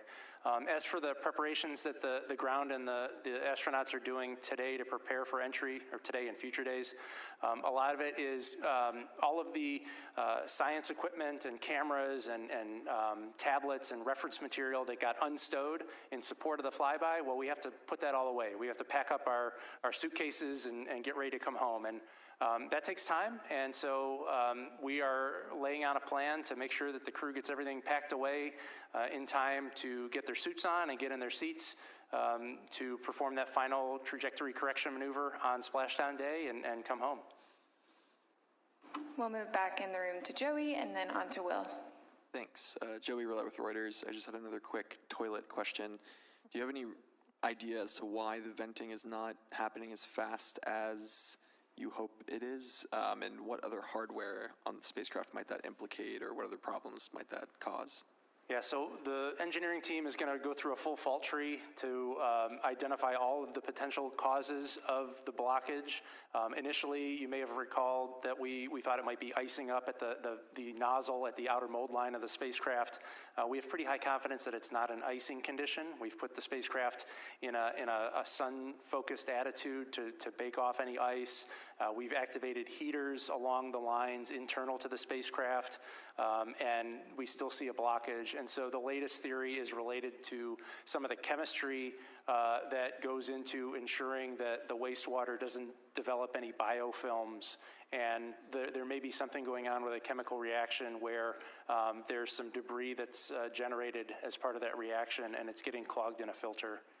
But again, we don't have root cause, and once we get the spacecraft back into the processing facility in Florida, we'll be able to get access to all the components and do a real detailed fault tree to identify the root cause.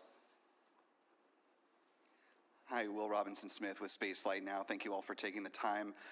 Going back to Dr. Young's point about the intersection of science and exploration, to both Dr. Young and to Dr. Glaze, given the number of believed to be impact flashes that the crew observed during just a relatively brief amount of time, I wonder how these observations and the ones made previously by LRO will factor into creating the conditions for a moon base that can allow the astronauts to stay safe, given the probability that they may experience a micrometeoroid impact at that site.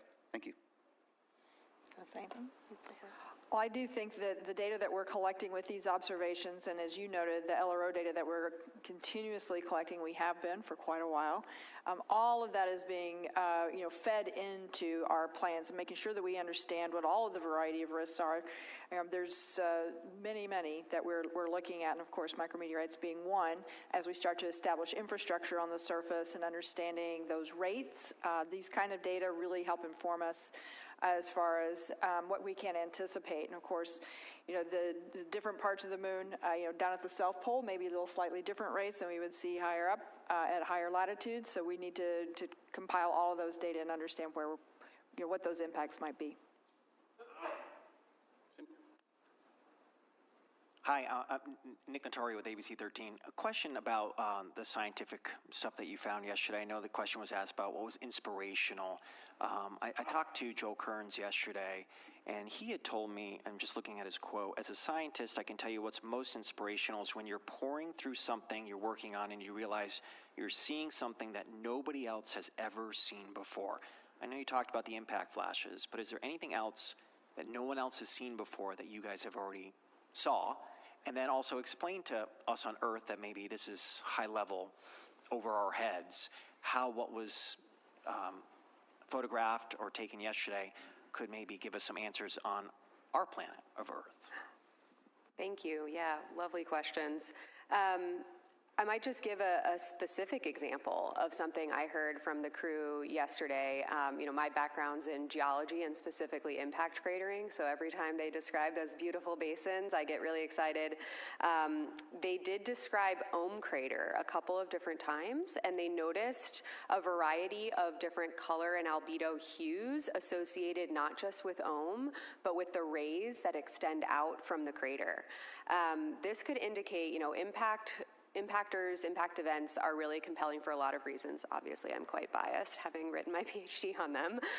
But they can excavate material from great depths below the surface, which means they're kind of like a geologist's cheat code, right? Where you can't get all the way down there by yourself, but when an impact has brought up that material for you, it can actually perform that excavation, and we just need to send the crew to the right spots on the surface, and they can actually look at depths far below the surface. And I bring that up here to say that what the crew observed observed around Ohm yesterday was they actually noticed color and albedo hues coming out in those rays, and they noticed that they were distinct and different and evolved along the ray systems, which could potentially lead us to believe that that crater excavated from distinct depths below the surface of the moon. So it's those kinds of nuanced observations that can ultimately inform future landed missions, future crewed missions, to understand where can we go to maximize the scientific value.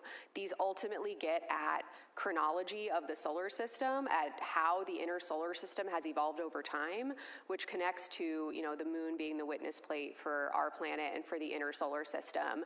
You know, you heard Lori and I the other day get very excited about talking about, you know, pesky plate tectonics and oceans and vegetation that gets in the way of us looking at the early part of our planet's past, and the fact that that part of the record of our Earth-Moon system is still available on Earth. Well, where it's available is the highlands, the far side highlands, and the South Pole. Specifically, the South Pole has the South Pole Aitken Basin, which is my personal favorite lunar and planetary science objective. It's the oldest basin in the solar system. If we can get the right age constraints on that basin, it can help us anchor the chronology for the entire solar system.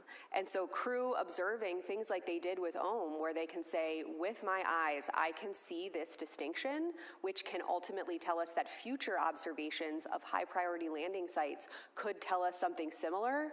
This is how we start to really bite away at these really, really fundamental science questions that impact not just our understanding of the moon, but how our own planet has evolved over time. Mark Kirkman with NSF. This is for Rick. While we have you here, I'd like to drill down a little bit on entry day a little more. Sounds like weather in the primary recovery zone is looking favorable, but can you walk through, as we approach EI and pass EI, what redes capability you have, what kind of cross range and down range capability you have, when you committed to that landing zone, and also with this thermally benign entry you're going to fly, do you still expect to exceed Apollo 10's speed record? I know you don't care about that stuff, but we do. That's all right. You can still keep asking the questions, and we'll go follow up, and we'll find the answers.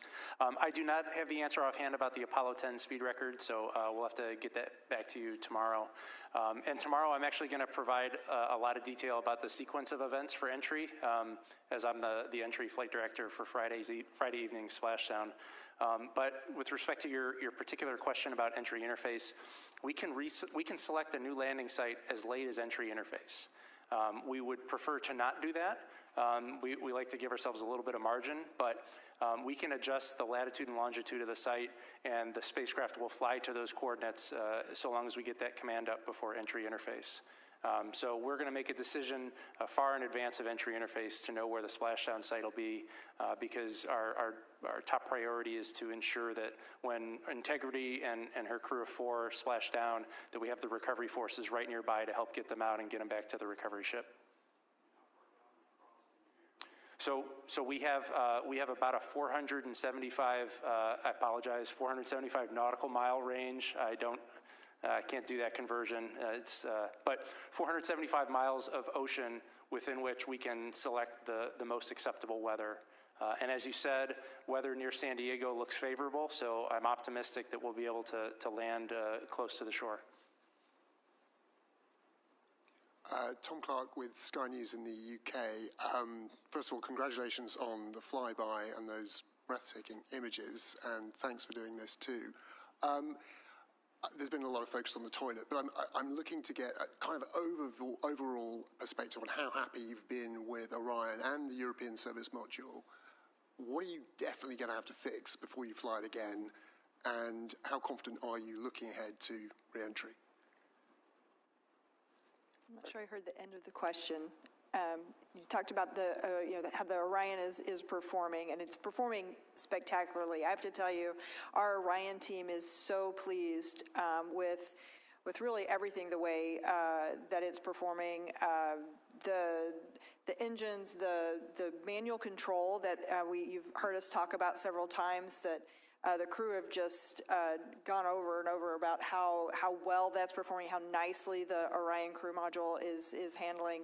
The service module, again, providing everything that we need. Yeah, we've had a couple of challenges, but overall, I mean, I think they're pretty minor in the whole grand scheme of things. The hardware itself performing extremely well.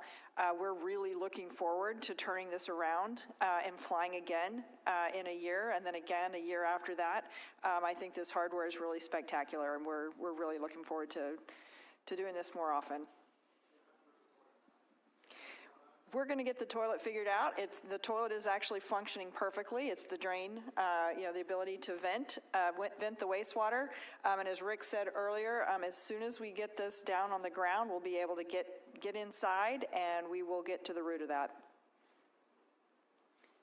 Hi, Lisa Grossman from Science News. This is especially for Kelsey, but actually for all of you. The astronauts yesterday used a lot of really fun analogies and descriptors for the features on the moon they were seeing.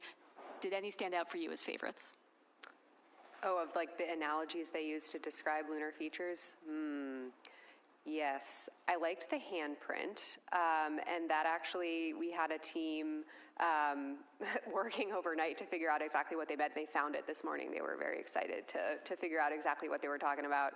I think, we train them, to be totally blunt, we train them to describe it like they see it. Tell us what speaks to you and how you can communicate it back to us. And so I think Christina delivered on that ask when she described a feature as looking like a wound. We do agree. I'm not sure it was my favorite lunar descriptor I heard yesterday, but it was evocative, and she was right. It did indeed look like a wound. And I was also really resonating with the way that several of the crew members were trying to, in the spirit of wanting to have a scientific dialogue, right? They had science questions they were trying to answer, and they were asking us some pretty sophisticated questions real time. And so to bring us with them on what they were seeing, the way that they were cluing us in to how they were moving across the moon by saying, take this feature, draw a line from that to this, and then continue going, and this is the feature we're looking at. Help us use that as a waypoint. It was an incredibly impactful way to have our team be ready to very quickly provide them with answers to the science questions, which is, again, important, not just because, of course, we want to support our crew at the moon, but when we can respond quickly and understand what they're looking at, it maximizes science, because we can immediately ask the follow-up question and have them burrow in even deeper on those multiple working hypotheses. So the descriptions are not just great to clue us into what they're seeing, but it really helps us in real time maximize the science we're getting out of, in this case, a 7-hour flyby. I'd like to just comment real quickly on one of my favorite. It wasn't actually a lunar observation, but it was during the eclipse, and they were looking at the planets that could be seen. You could see Mercury, Mars, and Saturn. And Venus, yeah. And Venus on the other side, yeah. But they're looking at the planets, and I can't remember who said it. Said one of them looks kind of red, and Kelsey's observation was, that's Mars, you're looking at your future. And I thought that was spectacular. Thanks. We only have time for a couple more questions, so I'll pass it over to you, Jonathan, and then we'll do one more. Thank you. Jonathan Seri with Fox News. I would love to know about the logistics that went into the ship-to-ship call. If you could explain in layman's terms, how did it work out? And perhaps more importantly, what was the symbolic impact of that call? So the logistics, we have done a number of public affairs events on integrity throughout the mission. We do them multiple times a week on the space station, and everything goes through Houston. So the data comes through the Deep Space Network, through the Jet Propulsion Laboratory over to Houston. We have audio and video technicians here in Mission Control who can reconfigure the routes for the data and send it to the appropriate destination. We do public affairs events down from the ISS through the tracking and data relay satellite system, and so that's something we do all the time. It's just a matter of connecting the two wires, and so logistics were really quite easy despite the distances. Yeah, maybe I could add too. I was in the flight control room this morning for that call, and something I observed that I didn't anticipate. You know, of course, we're expecting the crew joy at talking and connecting to each other, but looking around the room at the other flight controllers, and actually the viewing gallery was open for other FOD employees to observe. You know, this is a team sport. You know, so many people, thousands of people work to enable this, and seeing the joy on everybody's faces as these two missions flying at the same time had this moment of connection is going to stay with me as a moment of inspiration from this mission. Yeah, and I would just add, I mean, in terms of it being symbolic, it is certainly a step in the right direction. I mean, it began with a single person in a Mercury spacecraft, and we progressed to 2 spacecraft at one time. I mean, now we've got an international space station while a spacecraft is coming back from the moon. This is progress. We talk a lot about, what is an interesting KPI, the number of people living and working in space. We want to see that number grow. So hopefully in the not too distant future, we've got communication going on between our moon base, their colleagues that are orbiting above them in a lander, relaying back maybe to other colleagues on an international or future commercial space station. These are all steps in the right direction for the exciting future that many of us were probably imagined as children and we're trying to bring into reality. We're going to do last question. Hi, Dr. Allison McGraw, Mysterious Meteorites from here in Houston, Texas, for lunar science lead Kelsey Young. Are there going to be any science data available of perhaps the color data for the impact flashes or trajectory directions they came from? I asked the crew about that this morning. Any color? How long did they last? Where were they? And Reid and Jeremy, as I was talking to them, had their crew tablets out and they were making annotations and sketches on what they saw. You know, they did just report this morning in our conversation that they didn't observe any color to them and that they were very, very brief, but they did provide sketches on whereabout they saw them. And so again, like I said, we're going to use the Lunar Reconnaissance Orbiter to try to, track to those features and try to identify what they saw. Trajectory is going to be hard, but Lunar Reconnaissance Orbiter data can help us pull that out. What we really wanted to do before the crew, splashed down and got distracted with all of the things they're going to be doing here was capture that nuance before it got overcome by a lot of other mission events. So we were able to capture a lot more detail this morning in my conversation with them, and the LRO team is off to the races. Great. With that, thank you for joining us today for our mission status briefing. We will have another briefing tomorrow. Until then, you can continue to follow along with the mission 24/7 on NASA's YouTube channel, and we will leave you with these beautiful images captured by Integrity.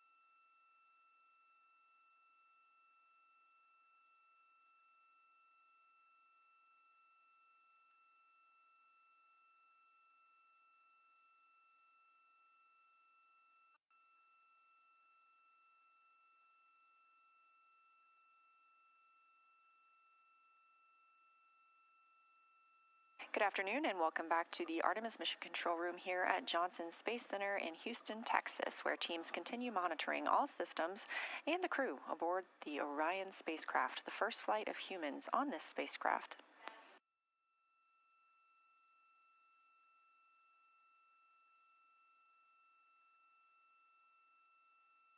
The crew is having a little bit of a quieter day today. They woke up at 10:35 a.m. Central Time this morning, got into their post-sleep period, and then got to talk to the International Space Station crew. Following that brief encounter, they stepped into their post-lunar flyby conference with science lead Kelsey Young. You just saw her in our mission status briefing.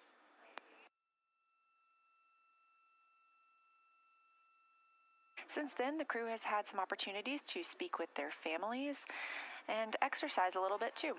We are targeting the RTC-1 burn this afternoon. That's Return Trajectory Correction 1. This helps fine-tune our flight path for Orion and its crew to come splash down on Earth. We are now 3 days, 2 hours, and 9 minutes from our initially targeted splashdown time.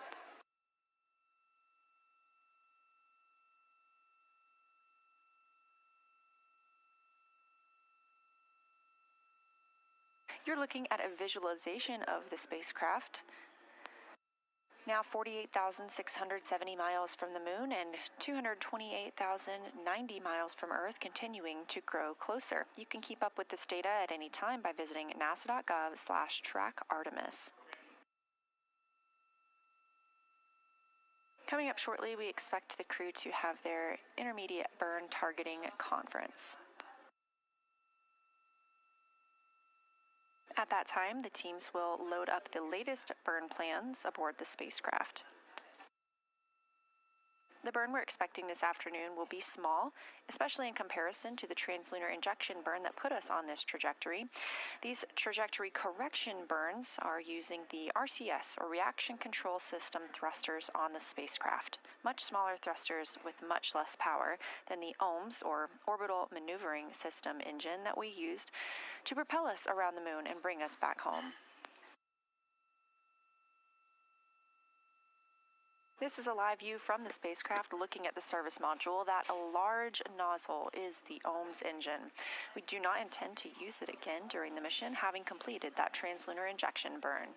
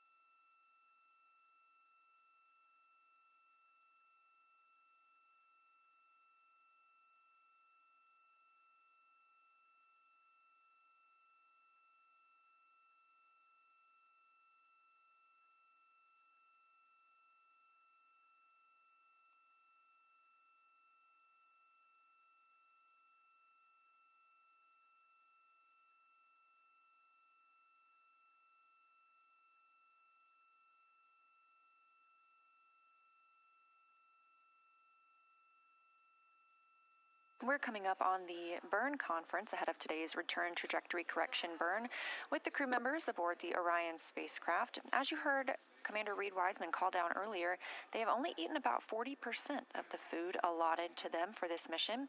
The food the 4 astronauts eat plays a key role in maintaining their health and ensuring they can perform their mission objectives to the best of their abilities. Let's learn a little bit more about how to eat in space. Around the moon meal. Around the moon meal. What would you eat? Cheese? You think? Oh my gosh. That's clever. What do you think? All right, go ahead. My name is Christina Koch. And I'm Jeremy Hansen. We're crew members on the Artemis II mission flying around the moon. And when we fly around the moon, of course, we're going to be taking some food with us. That's right. This is how to eat in space.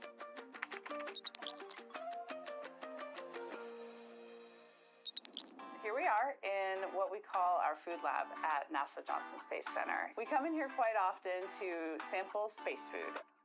The neat thing about the food selection is it is so diverse. Different entrees that you wouldn't imagine can be rehydrated and actually good in space are completely fair game. And it's pretty awesome.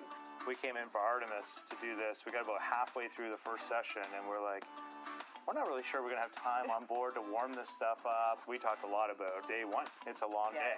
It's hours before we even leave the launch pad on our way to space. And then when we get to space, we have a lot of important events that day. We just did a sim yesterday where lunch is scheduled. It's midday meal. Yeah, midday meal for all 4 of us. And so those would be great moments, I think, in our mission to have prepped some food and sit down or float as a crew and just have a joint meal. For sure. I think that would be fun. My name is Shulei Wu. I'm the food system manager for ISS and Artemis. The food lab at Johnson Space Center, that's where we make and package most of the space food, and also where we will be making all the food for the Artemis missions. Food is a big part for our crew members. They provide the nutrition, the calorie, micronutrient for crew members, but also boosting crew morale. It's very important. There is always a lot of steps, very strict steps for us to follow to making sure the food we provide are consistent and meet all the food safety, nutritional requirements, and most important, also need to taste good. The other strategy is always promote the variety, because everybody's food preference can be very different. Therefore, the more variety we can have, the better to meet the needs of the astronaut group. They bring out these little tiny samples of each food, and you're like, oh my gosh, I thought we were having lunch. And then by the end, there's so many space foods, and every time you leave, you're like, I am so full. I'm so full, I'm in pain. And you just rate them like, I love this, I don't want to eat it, I'd eat it if you tell me I need it. Because what the food lab does is they take all your preferences, but they're also like good parents and are like, you need a well-balanced diet. Exactly. They were like, no, you can't have mac and cheese every day, Christina. Sorry.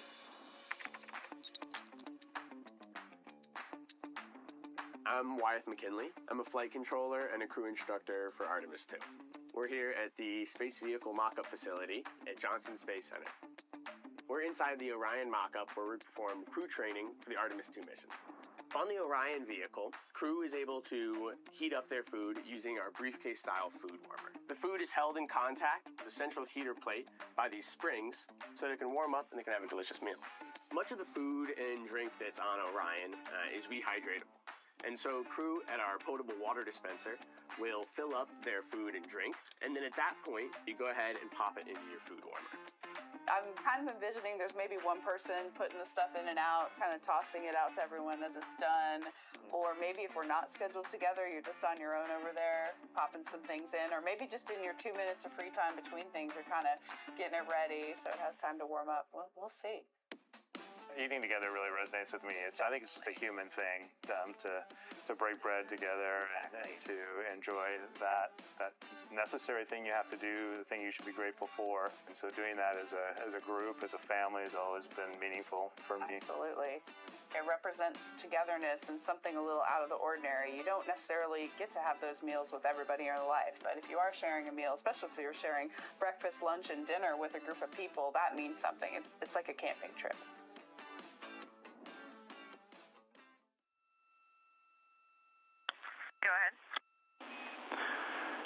Down on, and to the left, line 17, the DAP load is 3 for burn maneuver.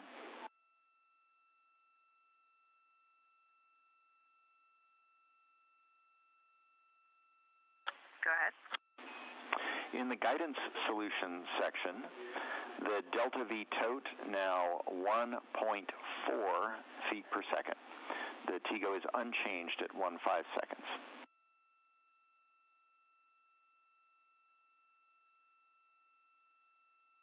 Good, go ahead. Attitude, yaw, 154. Pitch, 2.6. Roll, 2.87.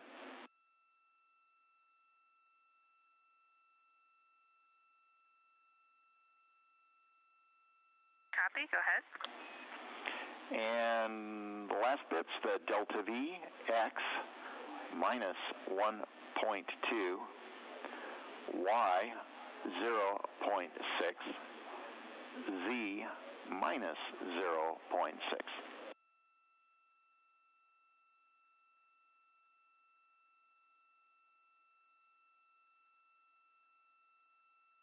We copy all. Thanks for that clear read up, and we see that our next step is to run 2-level targeter.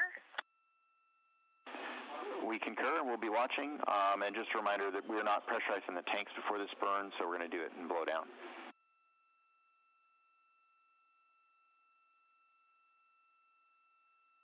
Copy blowdown, and understand we have a go to complete step 9 on board, even though the burn execution steps show it as a skip. Checking.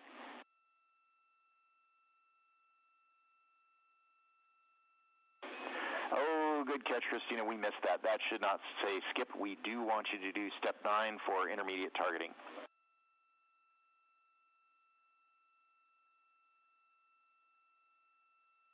Copy all. We will do it and chat with you after. Thank you. Roger.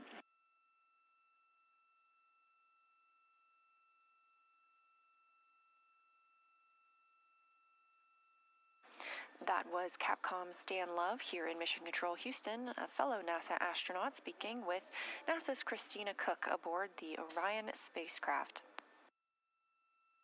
The crew aboard the spacecraft is preparing for their return trajectory correction burn. It's the first of these return trajectory correction burns, reported to be a 1.4 foot per second delta V burn.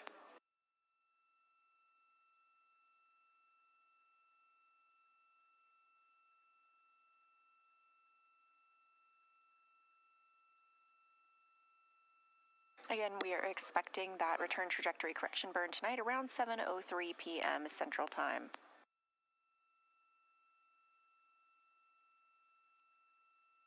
These small return trajectory correction burns. Houston integrity with that. If you wouldn't mind, just given the rest of the burn execution steps a once-over, we think they all look nominal from here on out, but we'd feel better. Let us know if you see any other deltas. Thank you. We will run an additional check and call if we find any other problems.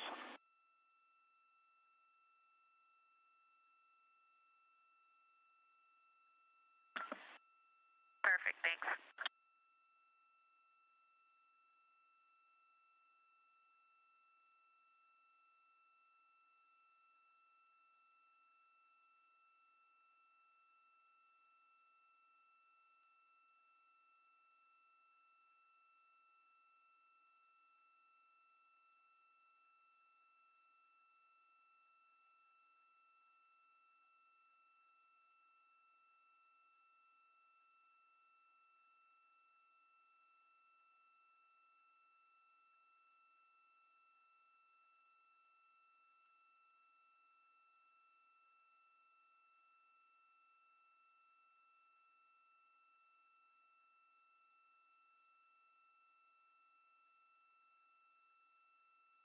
Such a fantastic view coming from a solar array camera on Orion, looking back at all of us here on Earth. Currently, the spacecraft is 227,756 miles away from our home planet.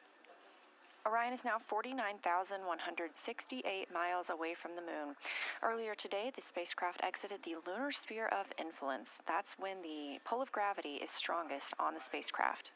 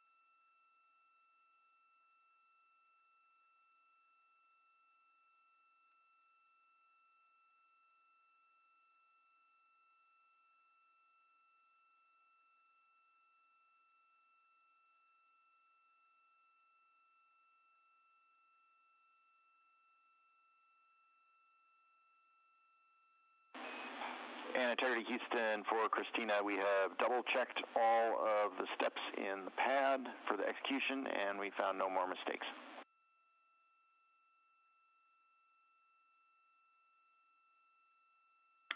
You guys rock. Thanks. And Christina, while we've got you, we have increased the fan speed, and we're wondering if you want us to keep it at this level for the next exercise session.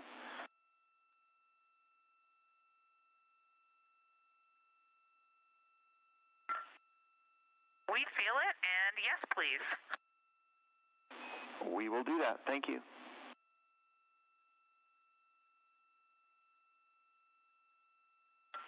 Thank you for that.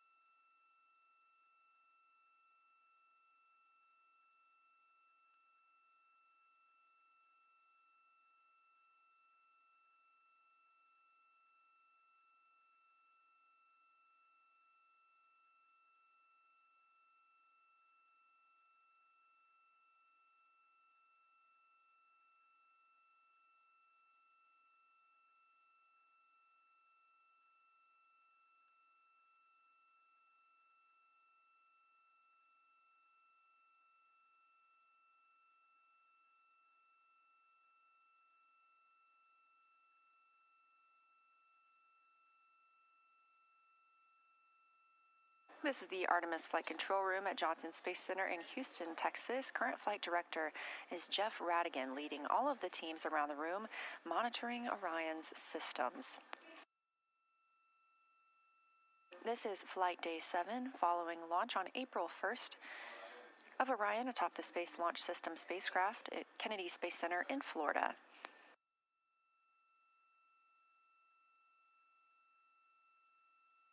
This live view is coming from Orion, looking back at all of us on Earth, or should I say looking to all of us on Earth, as that is where the spacecraft is headed following yesterday's lunar flyby.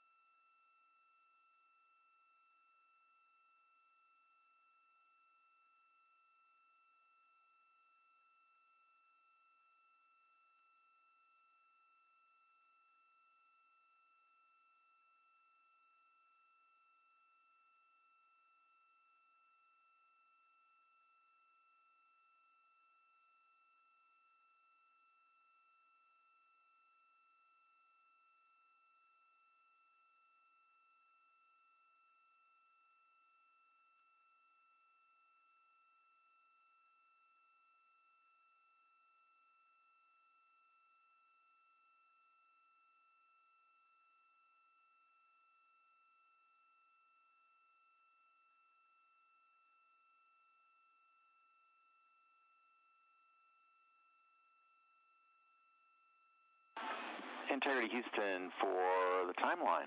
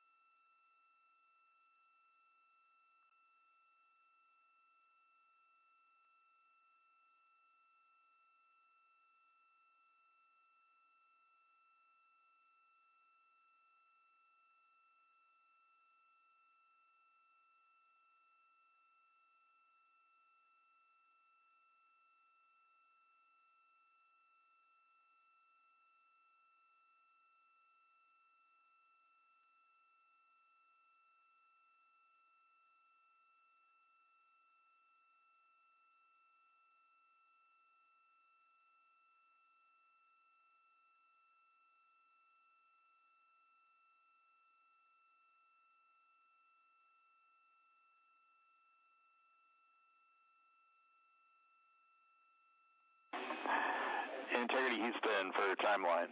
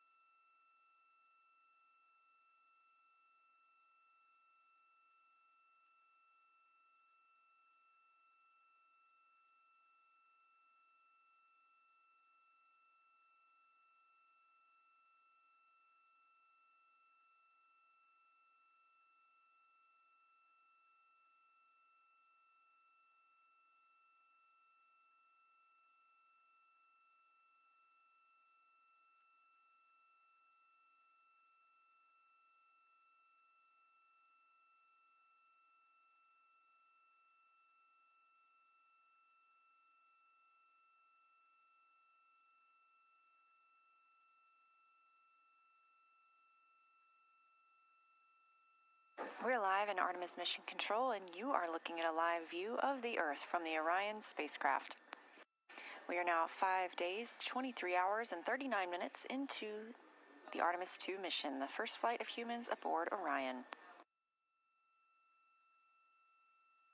The crew aboard the spacecraft has been working on the targeting plan for the upcoming RTC-1 burn. That's Return Trajectory Correction 1, a fine-tuning maneuver to keep us on a straight and narrow path on the way to the Pacific Ocean.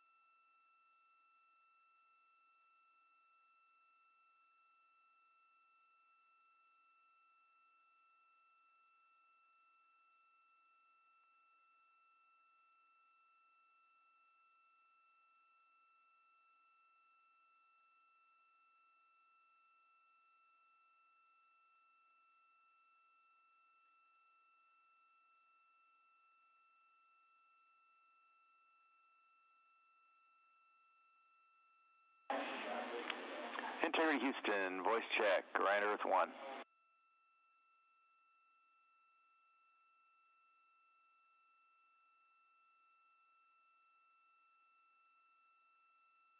We have you loud and clear, Stan. We have you the same. Did you hear 2 earlier calls for a timeline about 3 minutes ago?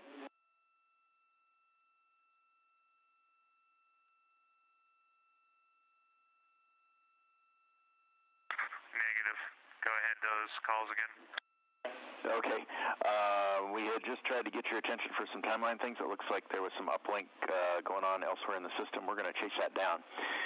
For the timeline, can you please give us a status on the RHC install and the docking cam install?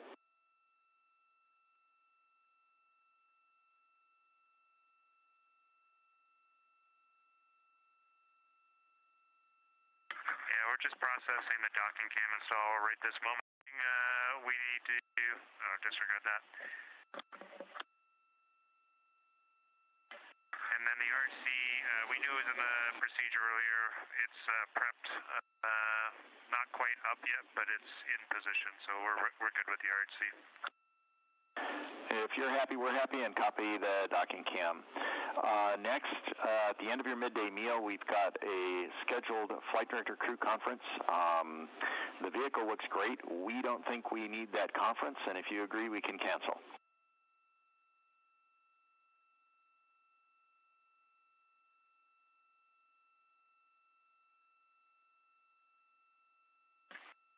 Okay, crew's good up here. We can go ahead and cancel that.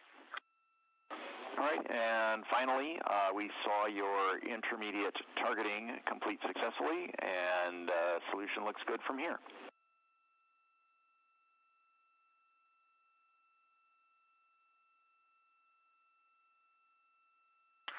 Okay, we concur, Stan. Appreciate it. That's it for now. Enjoy your lunch.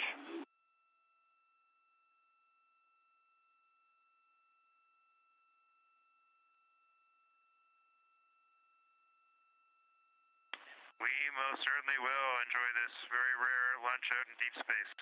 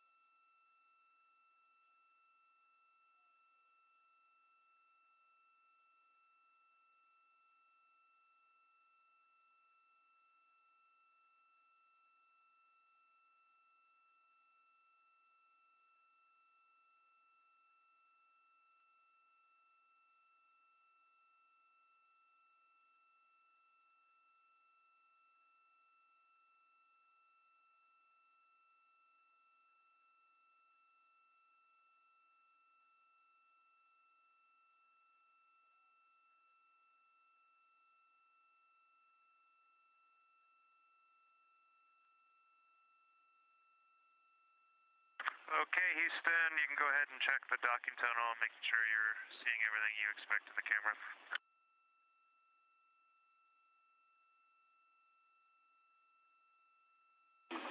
Copy, we'll take a look.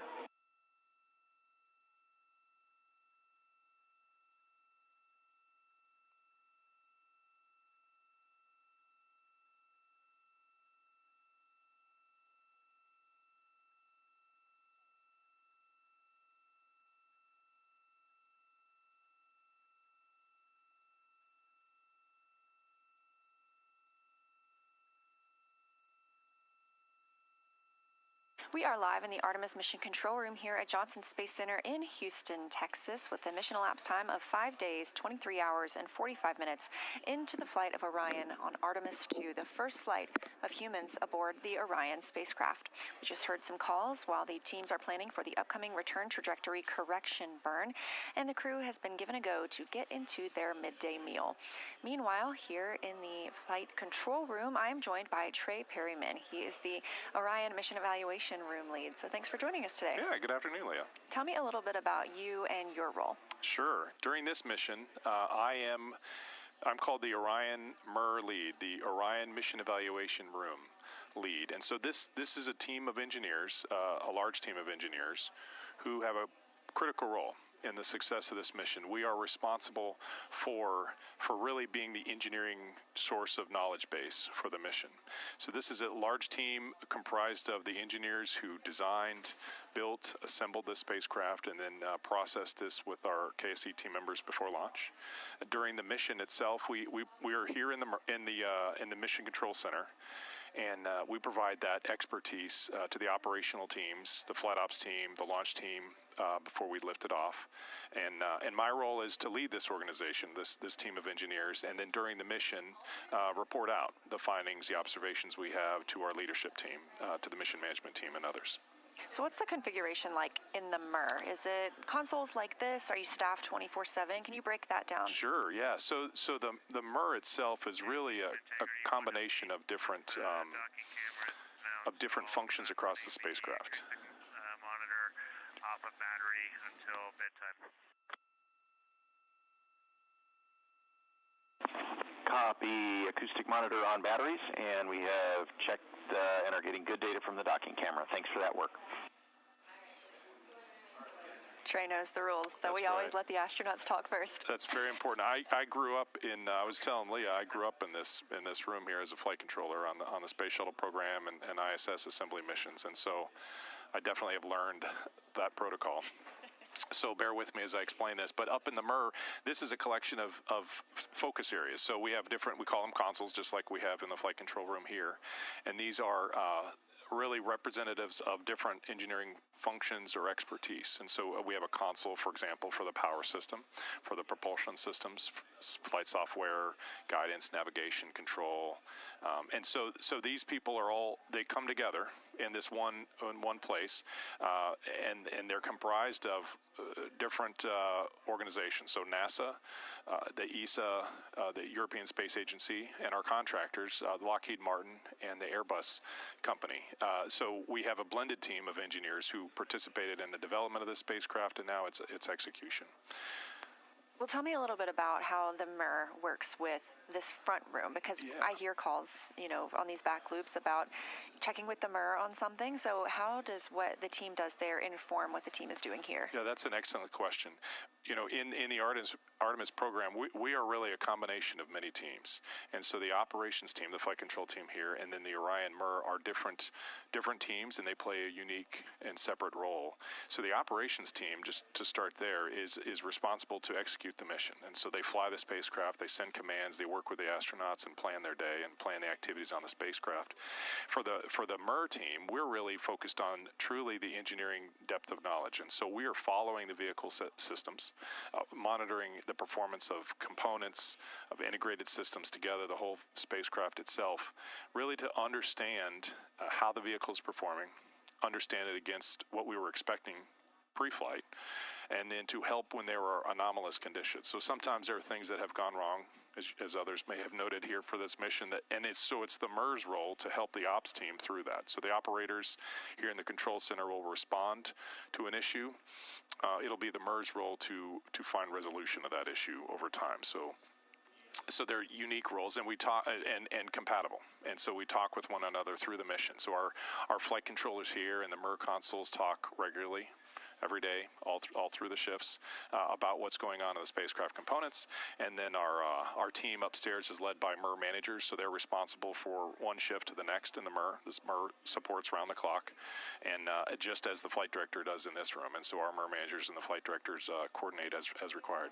Well, let's talk about preparation a little bit. So I know that we participate in sims here in the flight control team. How does the MER prepare for a mission like this? Right, very similarly. So the MER team, we're different than flight controllers. And so where the flight controllers, this is their bread and butter, operations is what they do primarily. The engineers in the MER are also very good because they draw upon their day job of designing and understanding, really qualifying the system, testing, evaluating, improving. And so for the MER team, our training really begins with what we do outside of the mission, pre-flight, ahead of time, and in understanding this vehicle, defining what the vehicle will need to do during the missions. And so when it came to really I think your question is really about how do we actually specifically prepare for this mission.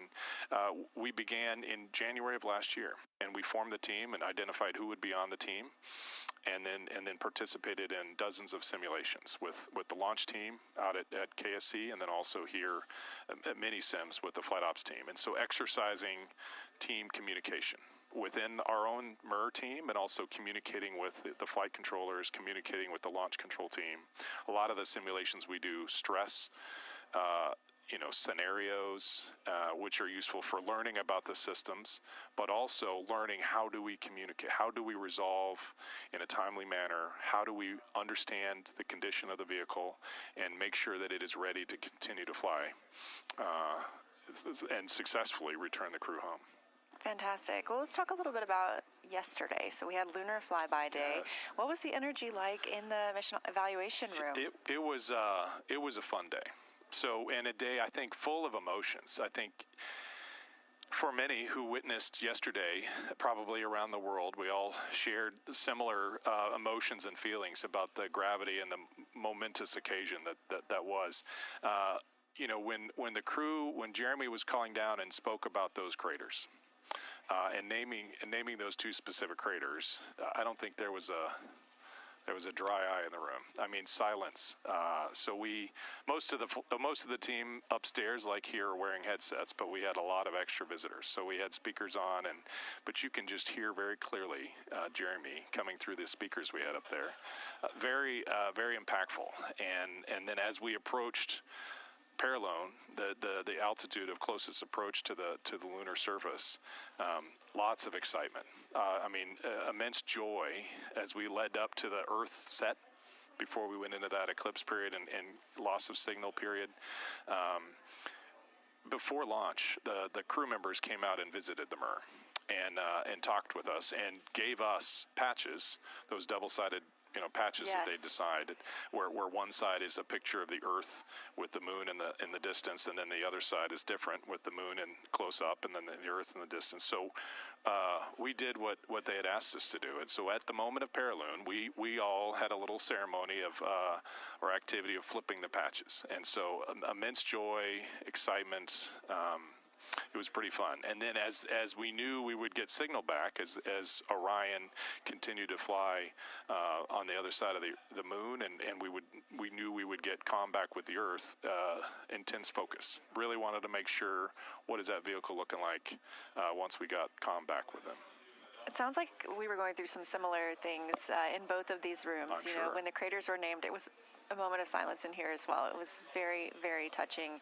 And we also have those double-sided patches, and we got to show those yesterday on the broadcast, and we had our own moment of getting to turn those around. So it was a very fun day here as well, and I'm glad to hear that you had that in the MER too. Yeah. So now that we're through Lunar Flyby, we're officially on the journey home. Yeah. How do you feel about the rest of this mission and coming down and coming to splashdown? Yeah, this mission is not over until we get the crew back. So the MER team has extreme focus right now. There are a lot of things that the crew members are doing themselves in the cabin to prepare for this journey home, and we are also watching the spacecraft, and it's really mindful that we are. Houston for smoke detector.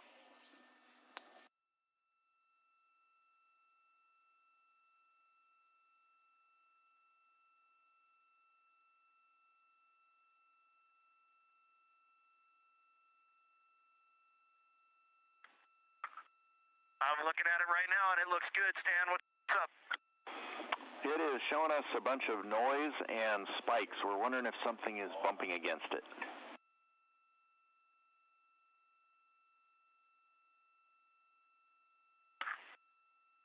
We were just setting up for a photo in the cabin, but I do not think we have hit it, so that would be abnormal. Christina's checking it. There is one charging cable near it that she's re-anchoring now, but nothing is really in the way of that thing. All right, copy, Reed. Actually, that's a helpful report. We might have been getting some interference with that cable. We'll keep an eye on it.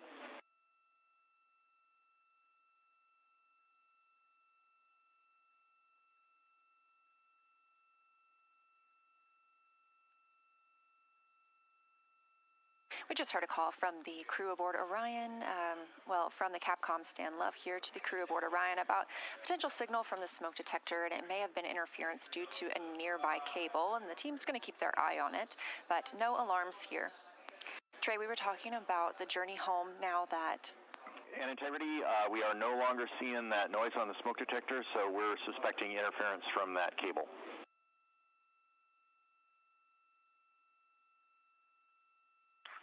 Interesting. Okay, thank you.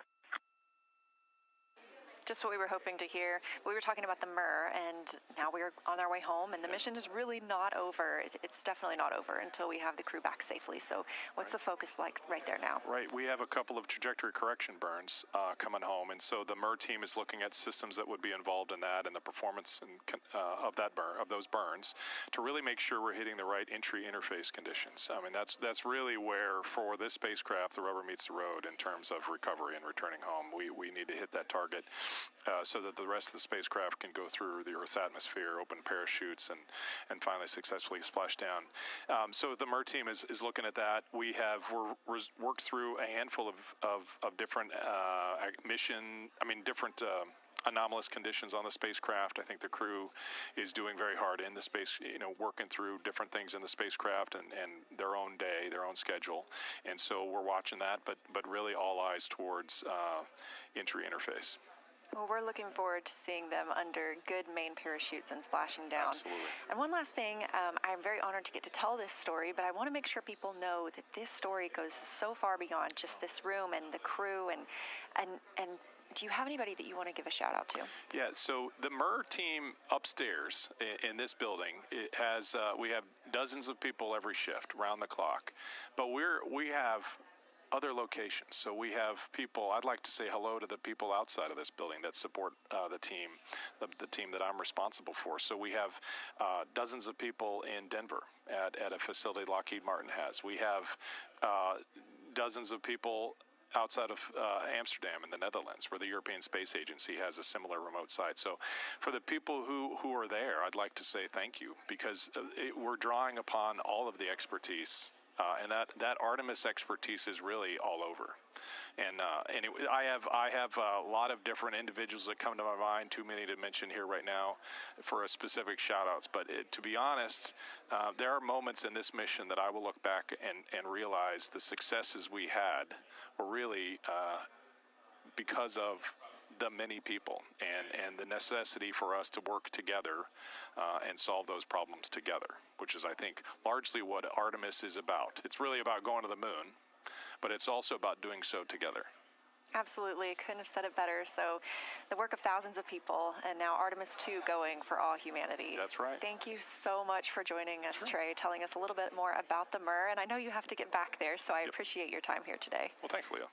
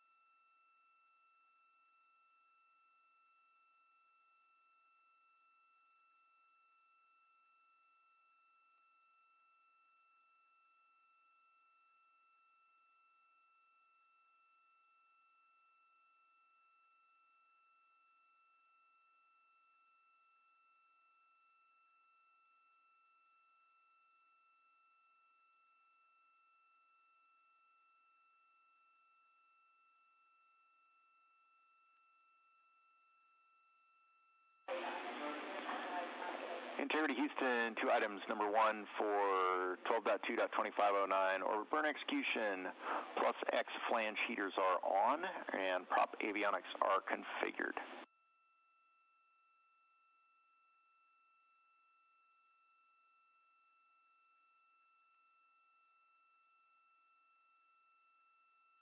Okay, we copy, Stan.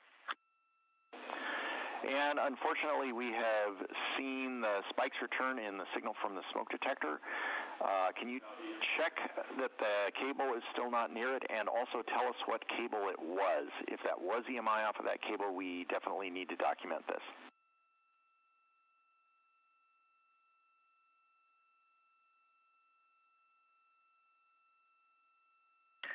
Stan, thanks for keeping an eye on that. Nothing is near the smoke detector right now. The only cable that was an unconnected HDMI cable that goes from cameras, to the encoder. We are near it right now, like a couple heads are near it, but other than that, we are not seeing anything that would cause spikes of any kind.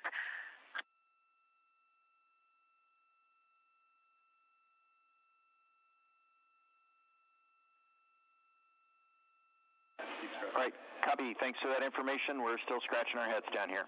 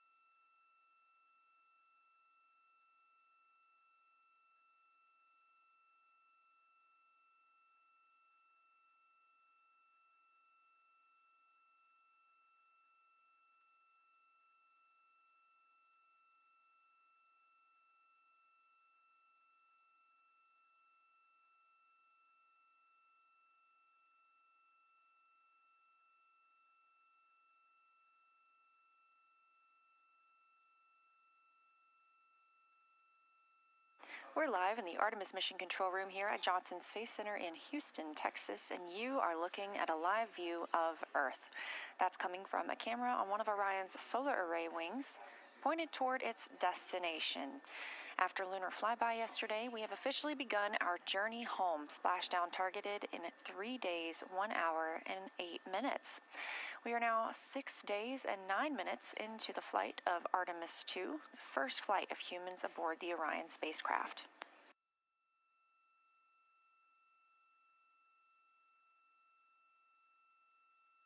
We heard some calls earlier about potential noise or pings on the smoke detector. There are no alarms going off, obviously, on the smoke detector, and the crew sees nothing out of the norm aboard the spacecraft, so teams on the ground are trying to figure out where that interference might be coming from.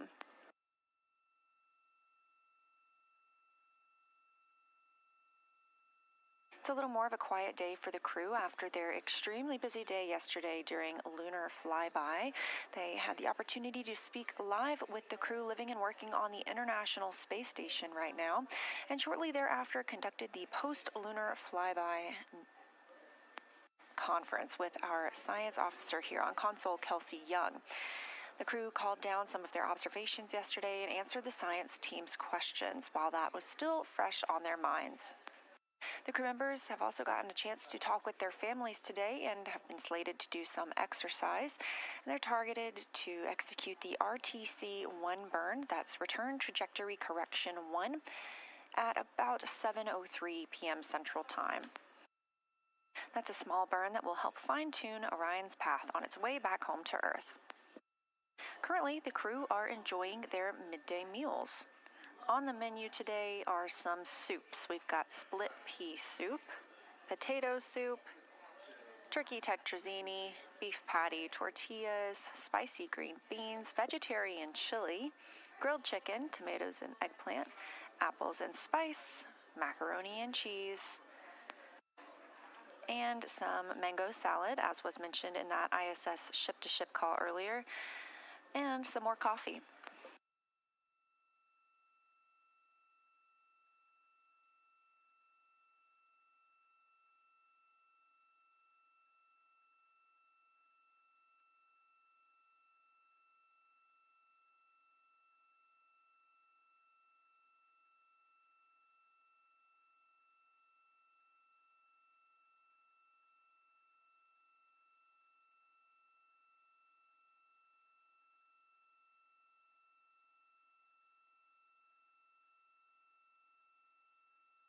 Speaking of coffee, there are 43 cups of coffee on the spacecraft to help power the Artemis II crew. I mentioned tortillas as well. There are 58 tortillas on the spacecraft. Tortillas are often used in place of bread when we're talking about Orion or the International Space Station.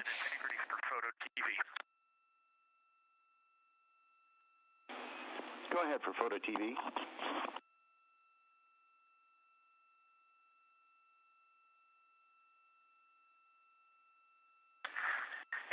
On PCD2, we threw about 10 images in there in imagery for downlink for Photo TV subfolder. If Photo TV could take a look and hopefully give us a thumbs up, and if not, give us feedback, that would be appreciated.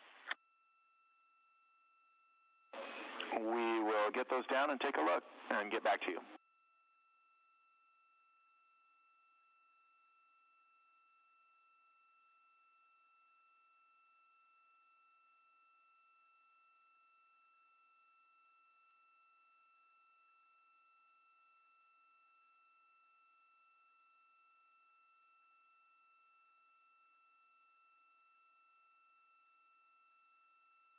That call from Commander Reid Wiseman down to Capcom Stan Love here in Mission Control Houston about some photos that they are sending down. We continue to get photos from the crew aboard Orion, and you can see all the latest ones on NASA's social media. That is at NASA or at NASA Artemis, and you can also find those at images.nasa.gov. talking a little bit more about the food on the spacecraft, and tortillas typically being preferred as the essentially bread of choice. Bread has a lot of crumbs, and when in space, those can float pretty much anywhere and get into the ECLS, the Environmental Control and Life Support Systems. And you do not want anything clogging up your fans for those life support systems, so tortillas are often the preferred, essentially, bread of choice.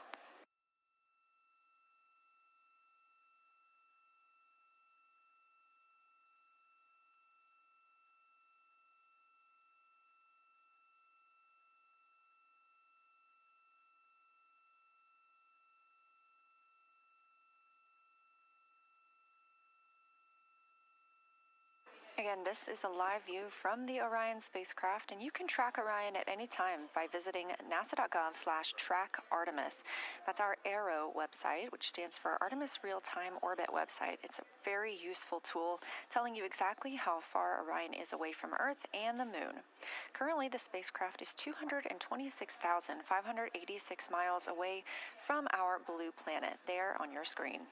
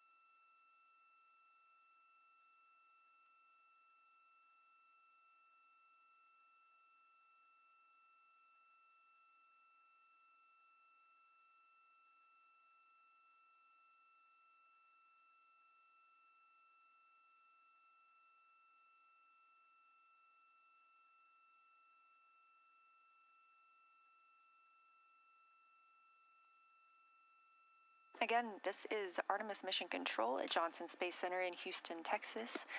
We are monitoring the flight of Orion, the first flight of humans aboard the spacecraft. You will see the Earth on your screen, and it will continue to grow bigger and bigger as we get closer to our return, now 3 days and 58 minutes away. Our splashdown was determined by the translunar injection burn that happened all the way back on flight day 2. We don't have a separate deorbit burn. That translunar injection burn set us up for a free return trajectory, harnessing the moon's gravity and Earth's gravitational pull to bring us back for that splashdown.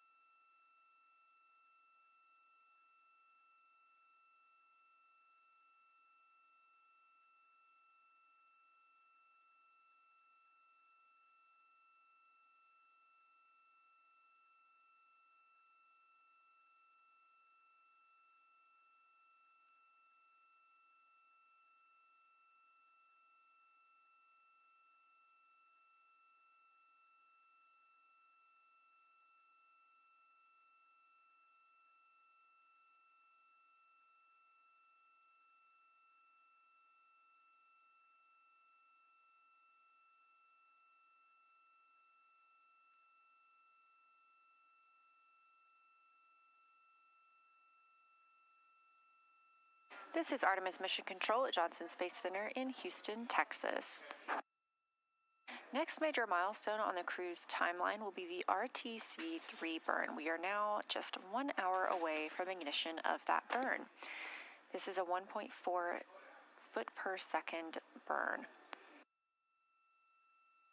Again, that's relatively small, and so this is a trajectory correction burn, as is in the name.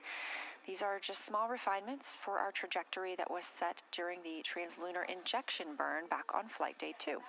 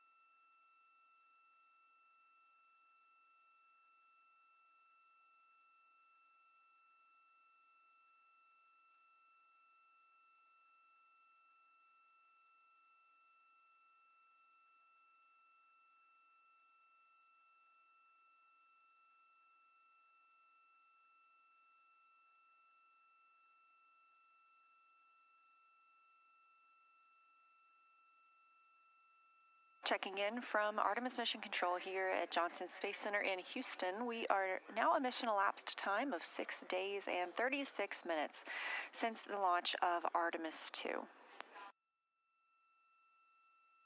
Our crew members, Reid Wiseman, Victor Glover, Christina Koch, and Jeremy Hansen, are living and working aboard the spacecraft as the first crew to fly aboard Orion. They're testing all spacecraft systems and conducting other demos to help prepare for future missions to the moon.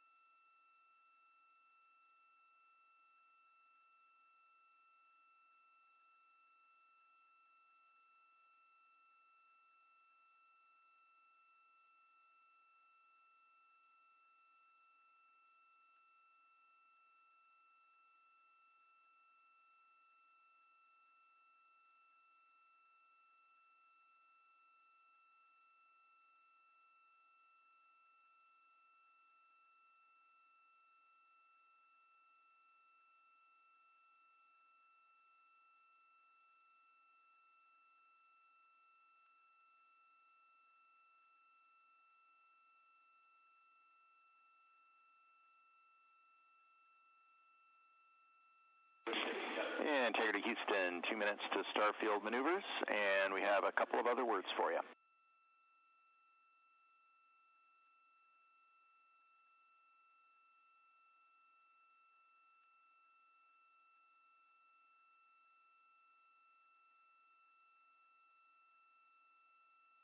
Copy, starfield stand. Go ahead, your words. All right, late call SM prop helium ISO valves are configured. The aux branch 1 will remain closed. There is no change to the burn plan or to the pad. However, right after the burn, we're going to change the active burn plan to the plan in slot 4, which is nominal PLS RTC last.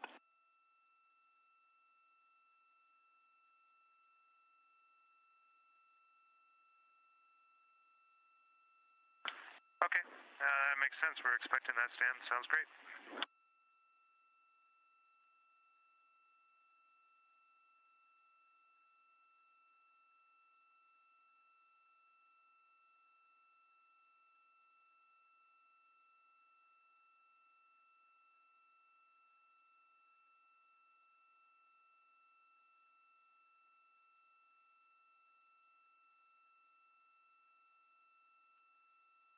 Welcome back. We are still here. They are in space. And Stan, while we have you, there's a new photo in PAO for downlink on PCD2. Copy. We'll go look for the photo on PCD2.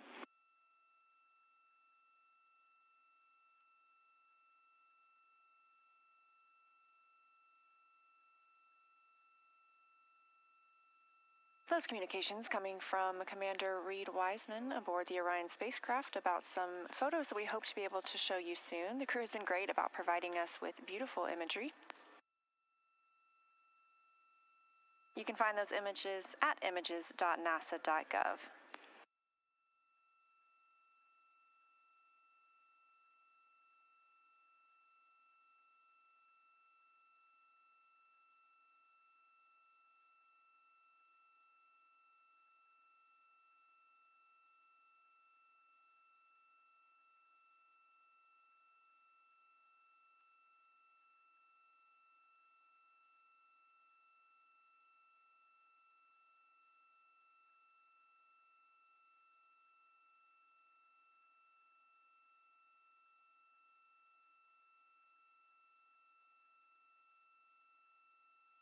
And we are standing by for the return trajectory correction 1 burn, now just 43 minutes away. Again, this is a small maneuver for the spacecraft, firing of those reaction control system thrusters.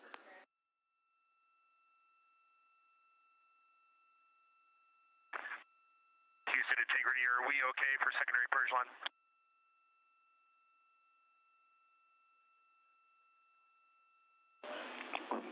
Checking. And Integrity, we are go for secondary line.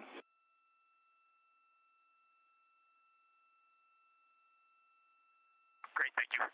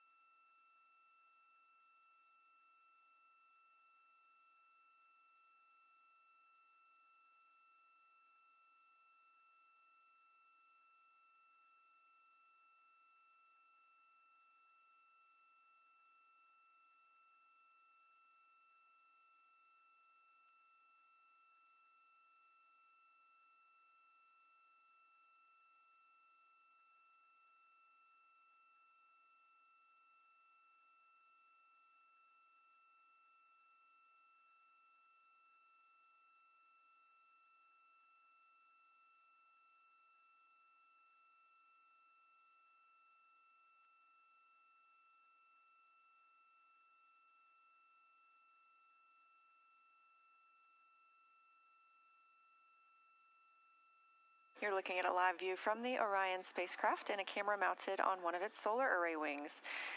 As you can see, some of the light changing outside of the spacecraft.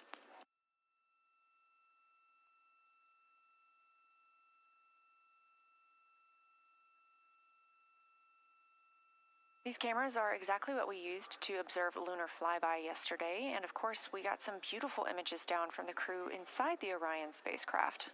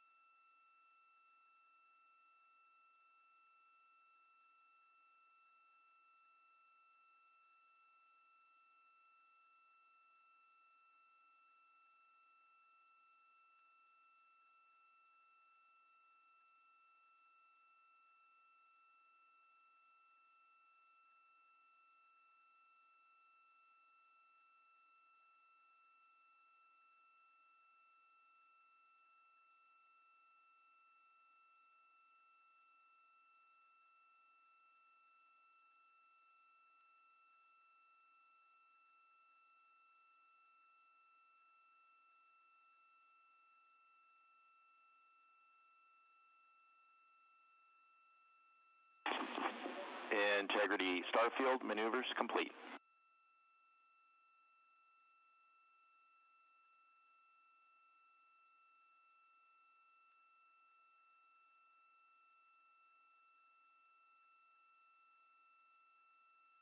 We copy, Stan. Thank you.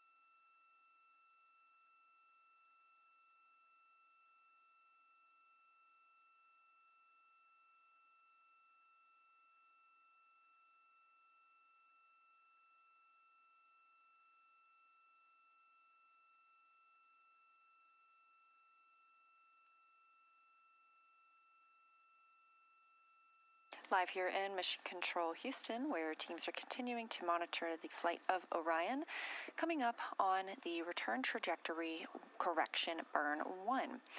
This is, again, a very short burn. It'll be 1.4 feet per second. And that's coming up in about 31 minutes. Before then, the team here on the ground will have a final burn conference with the crew.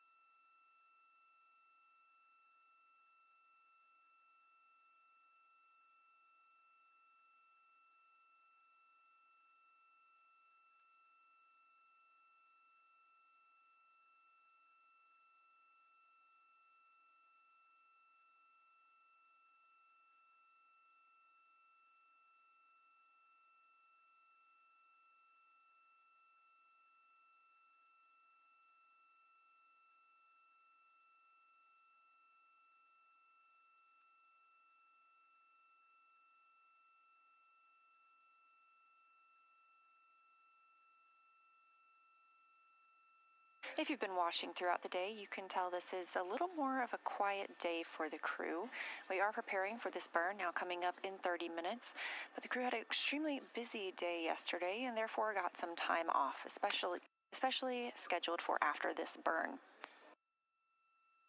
The crew woke up at about 10:35 a.m. Central Time, got into their post-sleep period before moving into their daily planning conference, talking with teams on the ground. Integrity, we see good targeting. Go to burn the onboard. Also, MCC has pulled go for RTC-1. And a reminder, there's a 1-hour forward link LOS right about the time of the burn, so we can watch but not call or command during that period. And correction, we're still assess and go for the burn. Okay, that sounds good, Stan. Then we'll plan on just closing out 12.2.2509 as per the burn plat, and we'll talk to you on the other side of that burn then, or after that loss of return, or loss of forward. Roger. Stand by for final go.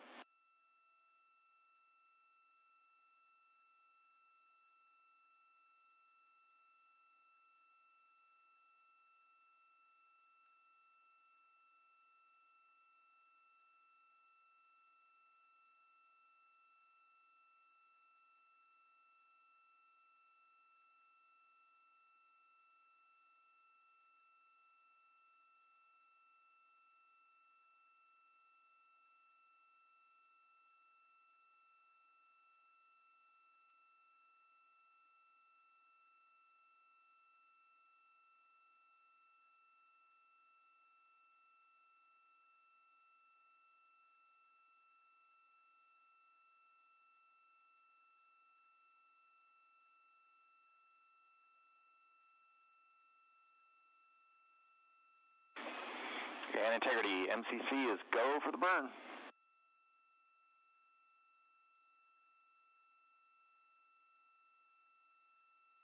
Okay, we copy, you're still go, and we're go up here.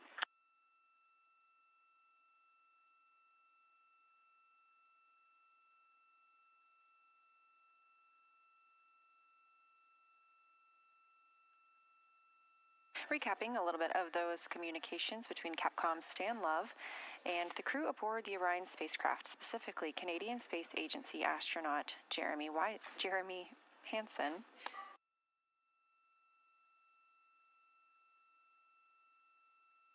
Ground team confirmed that we are go for the RTC-1 burn, return trajectory correction 1, coming up in 27 minutes. That will be at 7:03 p.m. Central Time. Again, a very small fine-tuning of the spacecraft's trajectory ahead of splashdown, now 3 days and 17 minutes from now.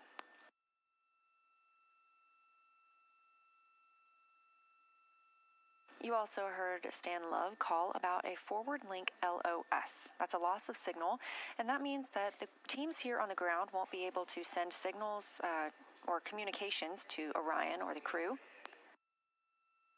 However, we will still be getting communications and data from the spacecraft. We occasionally have these loss of signal periods. Yesterday we had our biggest milestone, loss of signal, which was to fly the Orion spacecraft behind the moon when they were unreachable from Earth for 40 minutes.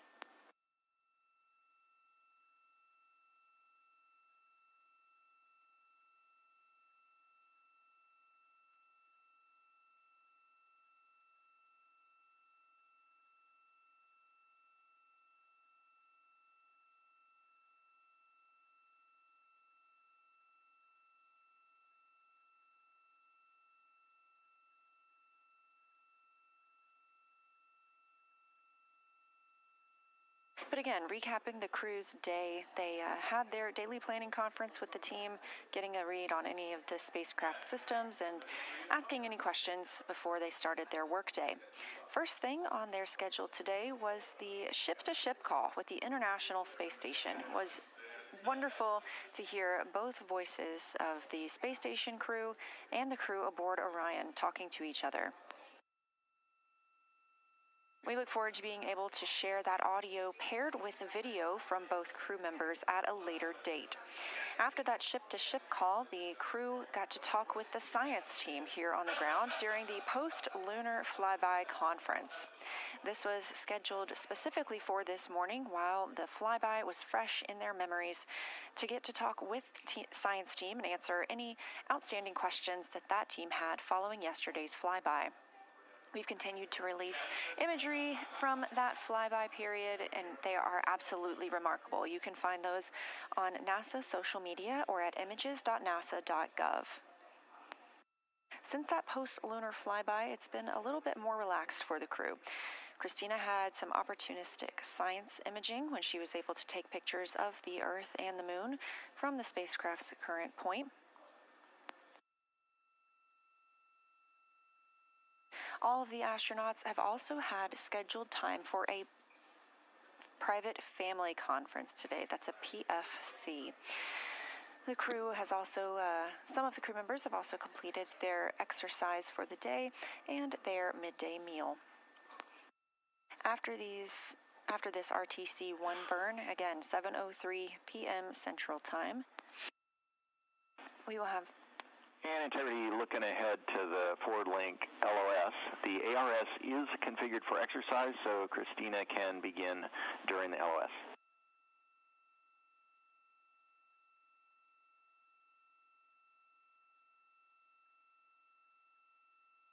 Okay, we understand that, and she will follow the procedure and say massage before she starts.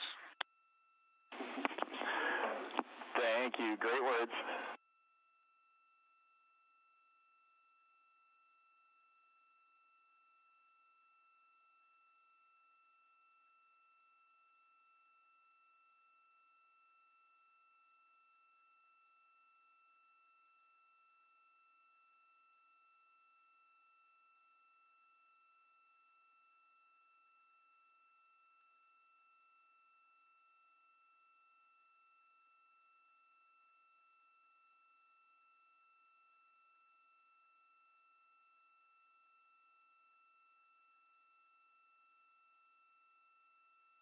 Before that crew call, just remarking that the astronauts that have not exercised yet today will do that later this afternoon. And not much else on the timeline for the crew today. Again, getting some well-deserved rest following their very busy lunar flyby day.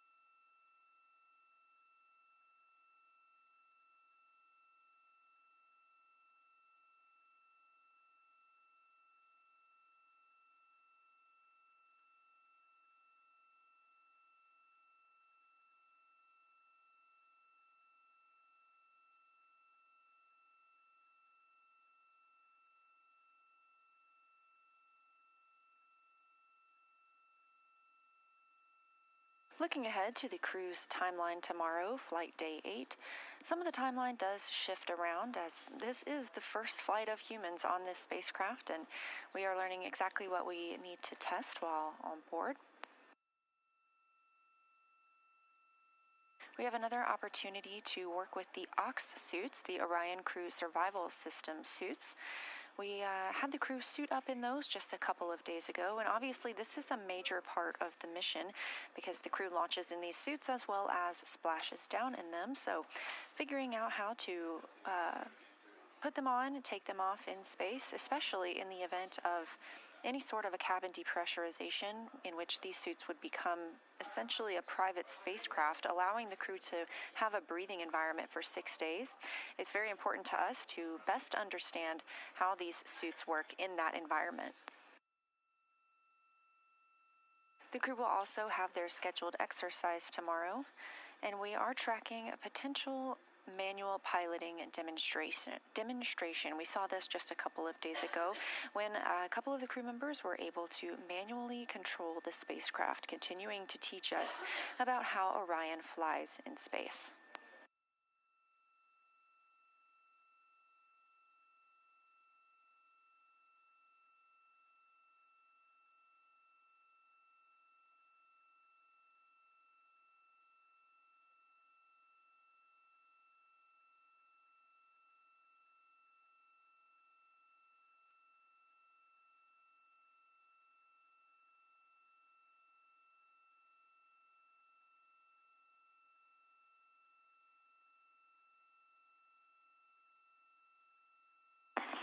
Integrity tank pressures are good for the burn.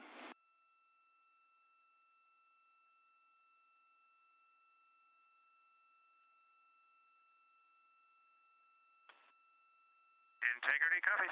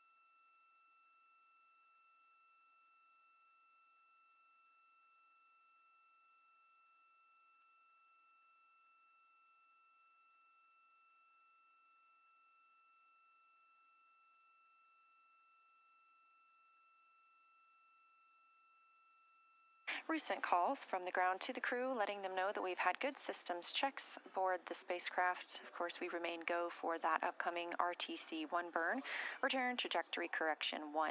These are such small burns that sometimes they are canceled. We did see that on the way out. These were called outbound trajectory correction burns before we got to the moon, and we canceled the first 2 of those. They were just deemed unnecessary due to the current trajectory aboard Orion. We also see that sometimes when our crew members are flying to the International Space Station, the trajectory will be precise enough that they can forego some of those burns. However, we did opt into the last outbound trajectory correction burn, and we're opting into this return burn as well.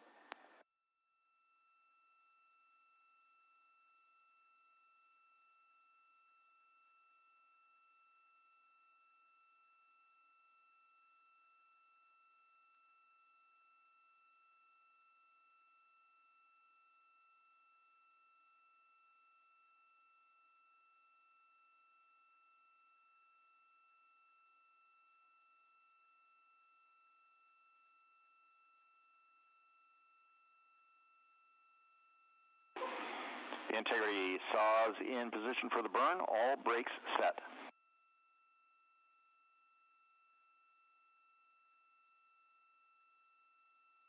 Okay, we show the same step.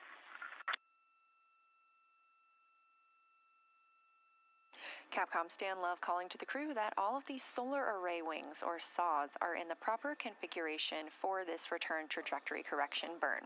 Before we conduct a burn, or even when we conduct exercise, we place these saws, or solar array wings, in a locked position so that no loads imparted on them by the thrusters can damage them. So we are targeting that burn in 16 minutes, but ahead of that, this Artemis II mission is a new opportunity to study the moon, but teams are also conducting other scientific experiments, including on the crew themselves. Here's a little more about the science of the mission. Artemis II is our return of humans to the moon, flying around the moon on board Orion.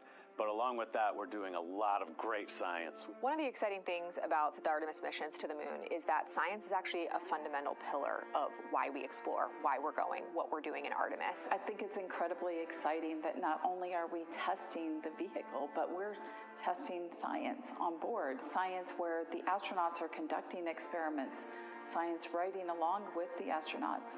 We have astronauts looking outside the window and really observing the lunar surface. It will help us understand the deep space environment. It will help us understand how that environment affects our astronauts, our systems, and life in general. So deep space is a challenge for us because you have to leave Earth's protective magnetic field. Here in low Earth orbit, the crew members are protected from some of the harmful radiation. Going to the moon, they'll no longer be protected, so they'll have a higher radiation exposure. Much like Artemis I, we have so many radiation sensors and detectors that are inside the capsule so that we can fully understand and appreciate the radiation environment for protecting our astronauts. In my hand here, I'm holding a tissue chip model. This is the exact design that it's going to be flying alongside the astronauts. We'll be collecting samples from each of the crew members, and we can make these organ chips out of the astronauts themselves. So every crew member will have their own avatar on board, and then upon return, we can evaluate that deep space radiation environment and what that compares to the astronaut themselves. Not only are they going to help change the course of medicine for the astronauts, but revolutionizing that on Earth as well. We're looking at sleep, we're looking at team dynamics, we're looking at how you interact with the environment. We're also looking at the immune system, so what are the biomarkers? We're using saliva as a method to study hormones and different things in your body that may change during a mission like this. And then finally, how do we function after microgravity, being close to the moon, then returning to Earth? Which will ultimately help us achieve our goal of getting humans to Mars. And then on top of that, we have an opportunity to look at the moon from deep space on the far side for the first time in over 50 years. Having human eyeballs and brains back around the moon is going to unlock a new generation of lunar science discovery. The human eyeball is capable of taking in so much data in just a split second. They'll be able to tackle impact history, volcanic history. They'll be able to look at how the albedo, or kind of the shade and hue of the moon and the color of the moon, can tell us something about how that terrain evolved over time. We're integrating science in ways that have never been integrated into human exploration before. We have a front room mission control flight controller position called the Science Officer. We have a brand new science back room where it's basically our brain trust of lunar scientists and geologists supporting the crews of the future. And Artemis II will allow us to really test how this works so that future missions are really set up for success. We'll also be deploying some CubeSats. They're small shoebox-sized spacecraft of their own. They're each provided by another country, one of our partners. As they conduct their research, they'll complement what we are doing at the moon with Orion. It is so incredibly exciting to be a part of this mission. It has been, really one of the privileges of a lifetime. I can see the work I'm doing benefit crew members right now and benefit the crew members in the future. So it's incredibly exciting and it's very rewarding. As this rocket launches humanity off of the Earth, we'll be setting the stage through our science to prepare humanity to leave Earth and explore the solar system. Understood, Stan.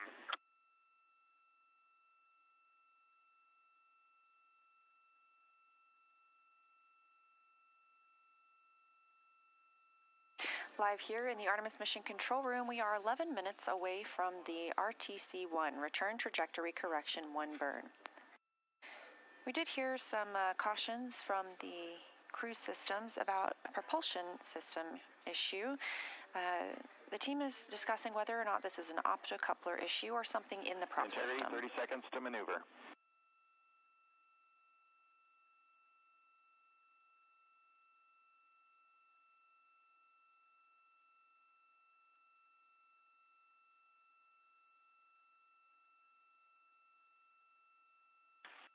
Okay, integrity copies.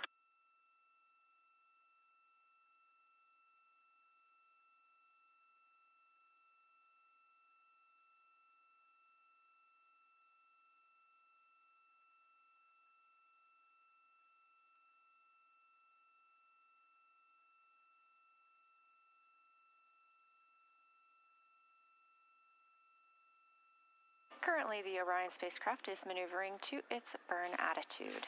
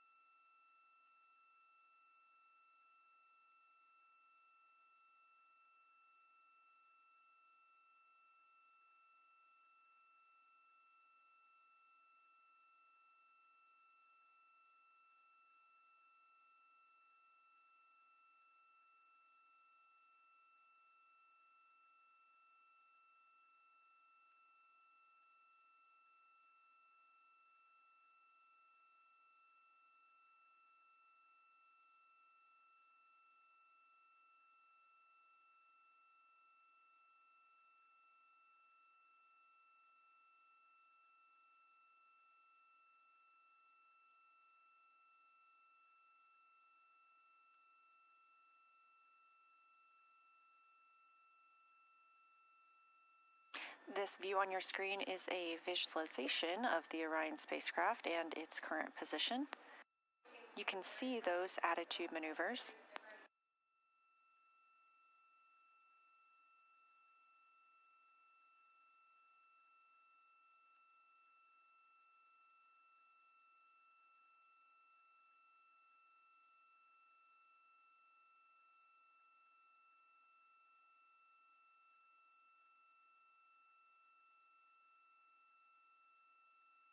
Team here reporting that we are in attitude for the burn, now 8 minutes away. Integrity in attitude for the burn. We may be about 7 degrees different from what was calculated ahead of time, but that's within our tolerance.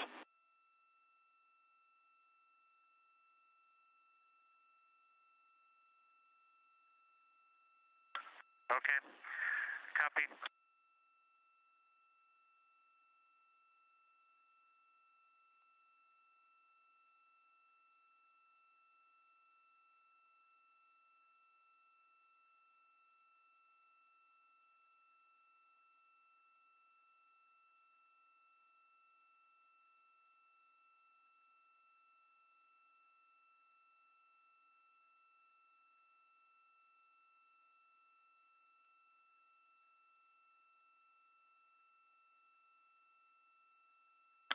And Houston, integrity. We just want to report what we're seeing here to make sure you're seeing the same thing.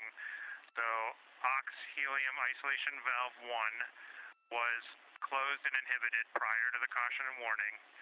And then it seemed that when ox-helium isolation 2 closed and fuel helium isolation valve 1 closed and were inhibited, that is when the caution and warning started.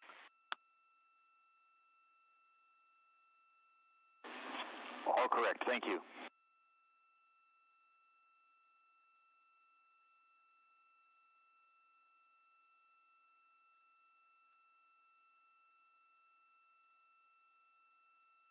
And integrity, we had a branch swap.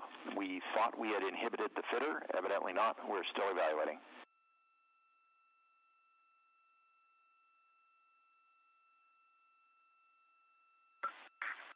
Integrity copies.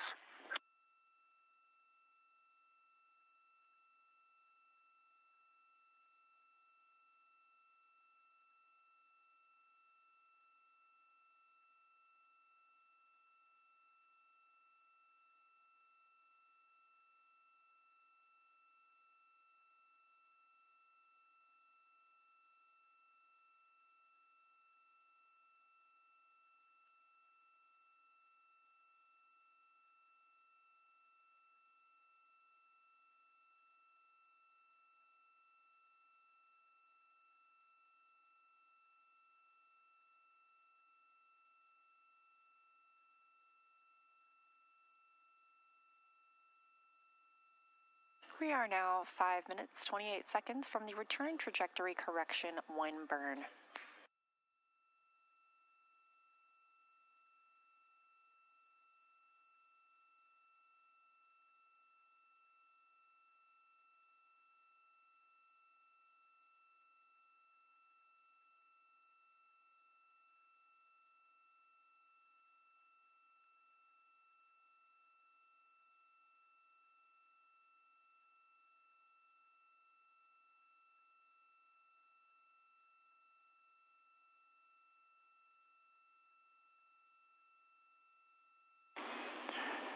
Integrity Houston for prop.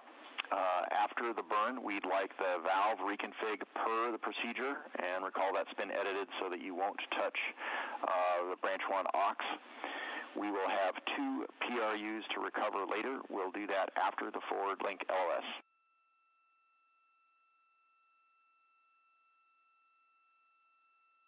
Okay, understood. So we will execute the procedure as written with the delta about the aux helium isolation valve 1. Good words, and the procedure guides you that way.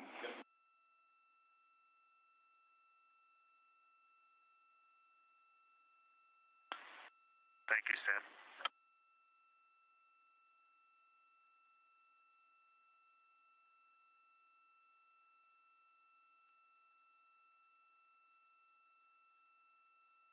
Now less than 4 minutes until the return trajectory correction 1 burn.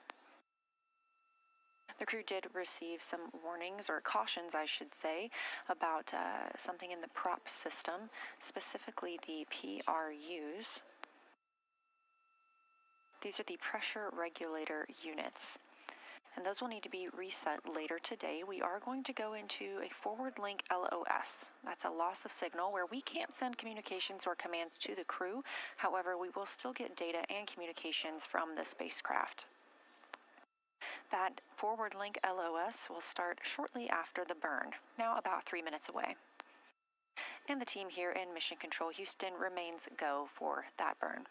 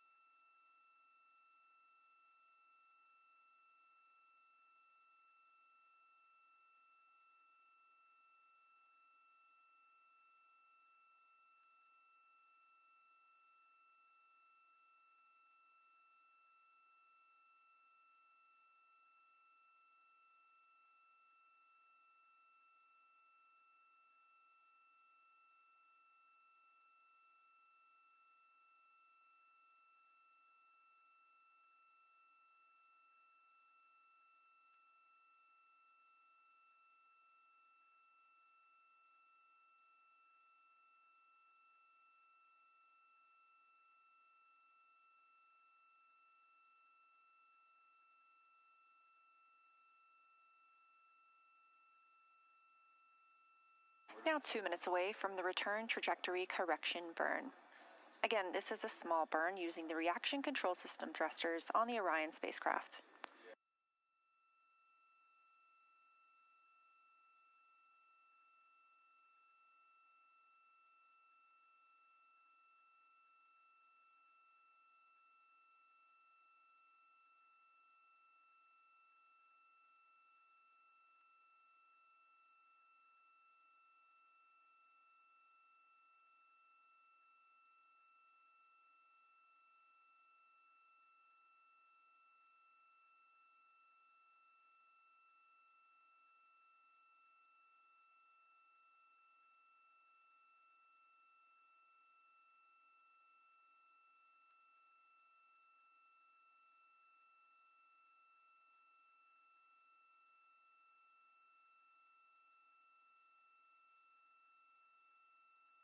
One minute away from the return trajectory correction burn.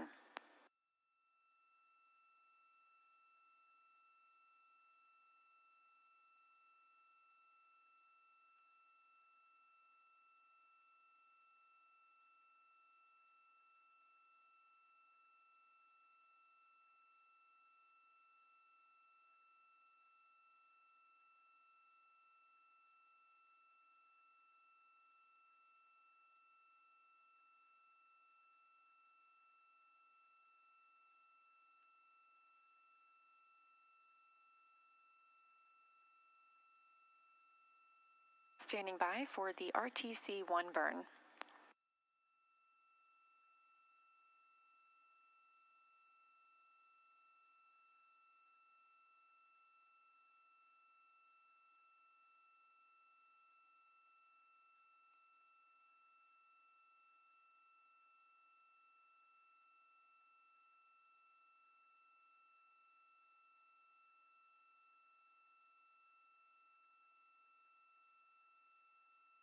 We have ignition and 4 good engines and good control.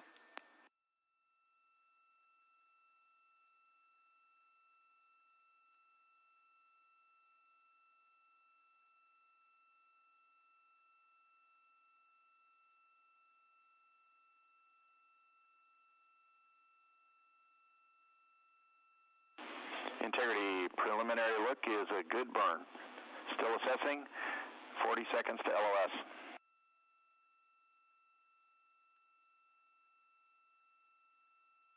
Okay, Stan, we saw a good burn on board as well. Roger.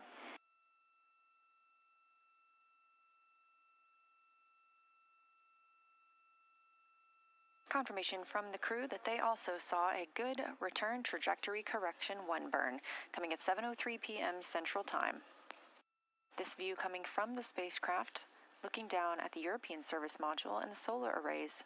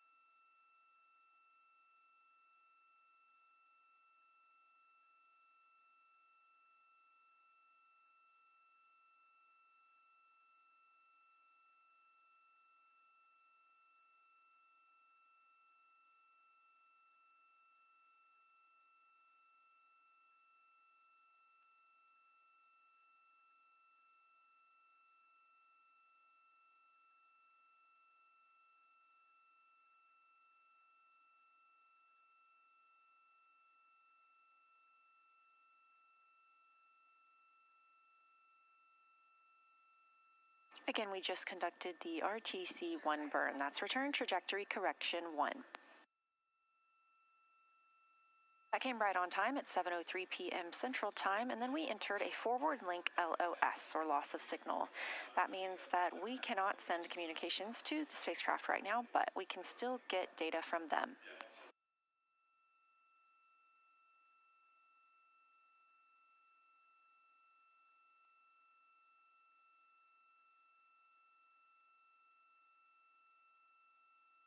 Again, a very quiet day for the rest of the day for this crew. They will have some opportunity to exercise. There will be another private family conference. And that's about it before the crew steps into their private medical conference, or PMC, before they get to sleep tonight. We schedule these private medical conferences occasionally throughout a flight, so we can have them check in with the teams here on the ground and report how they are feeling while in space.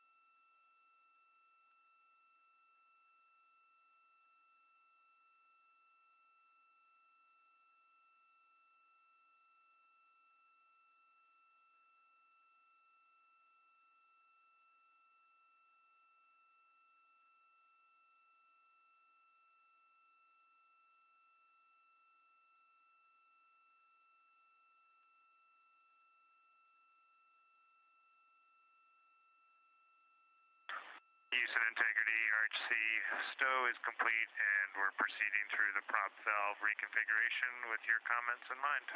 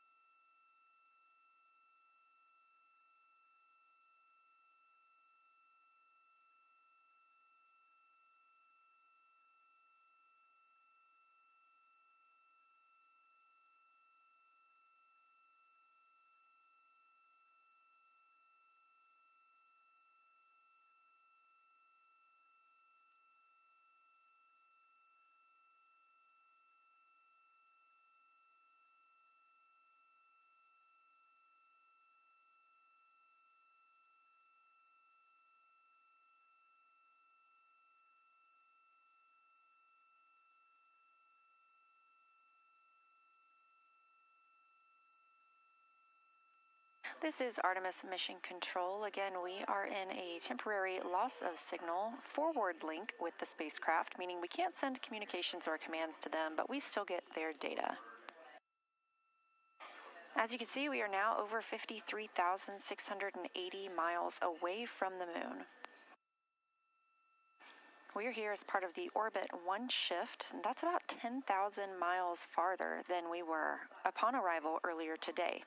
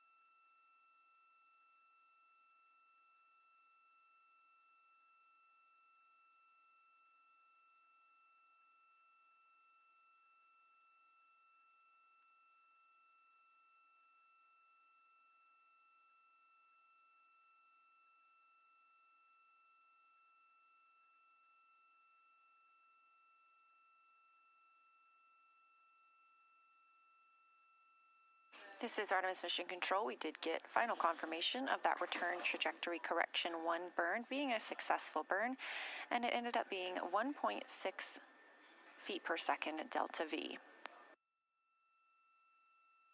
We are in a forward link LOS, or loss of signal, and the crew aboard the Orion spacecraft is, Christina Koch specifically, is going to get into some exercise. Again, this is a quiet day for the crew as they had a very busy day yesterday and have some busy days coming up as well.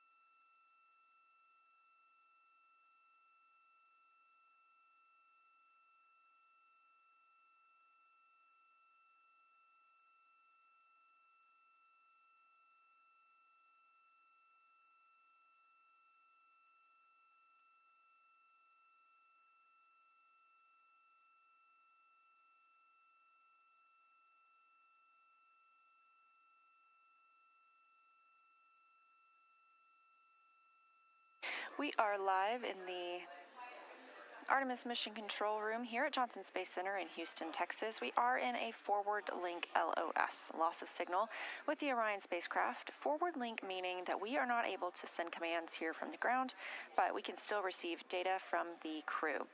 We are using the Deep Space Network for this mission, being that we are so far from the Earth, and these LOSs, or loss of signal periods, are tracked. We're currently 54,082 miles away from the moon. That's almost 50,000 more miles than our closest approach yesterday during the lunar flyby. That was about 4,067 miles above the lunar surface.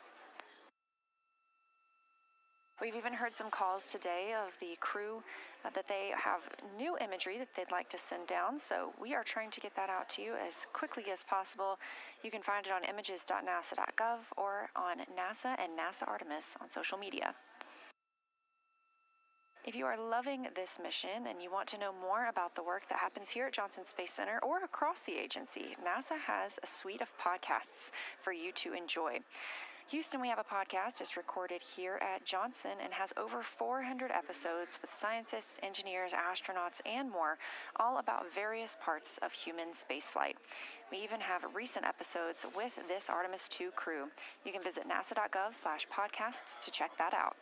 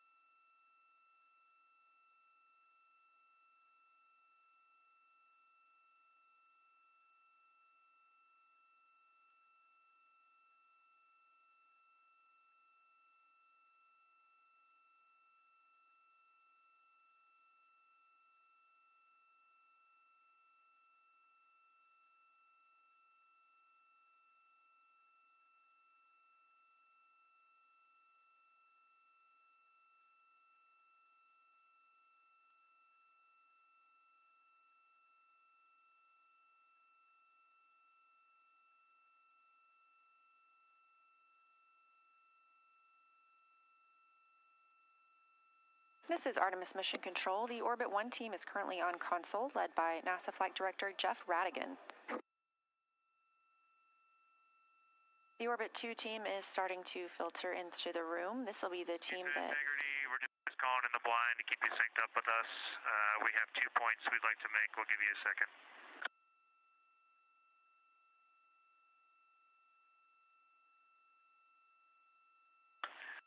All right, the first point in 12.2.2509, when we got to the prop reconfiguration, as you are seeing, our aux helium isolation valve 2 and our fuel helium isolation valve 1 are inhibited, and so we left those closed, and of course aux helium isolation valve 1 is also closed. And we're going to leave them in that config until we get 2-way comm back with you. And I've got one more item with you.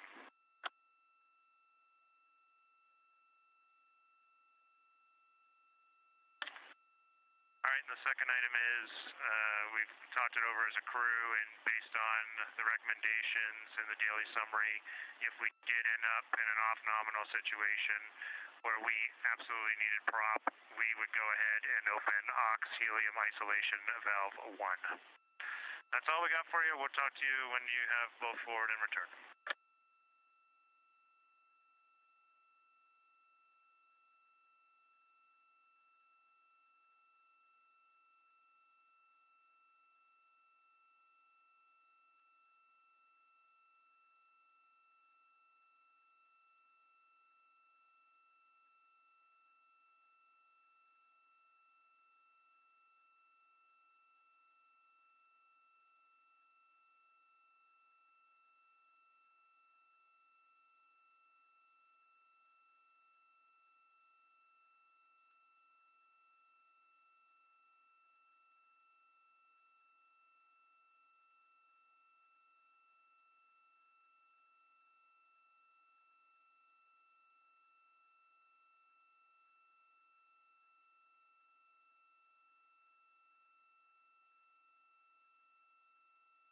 Those calls from the crew, specifically Canadian Space Agency astronaut Jeremy Hansen, calling down about the prop cautions that they saw just before going into the RTC burn, that return trajectory correction burn.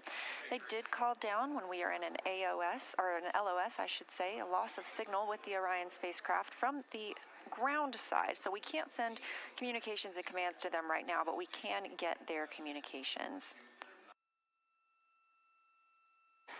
Those prop cautions popped up just before the RTC-1 burn, about 15 minutes prior to that burn, and the team considered us still go at that time. The spacecraft is in a good configuration, and teams here on the ground are working through procedures for how to clean up those cautions.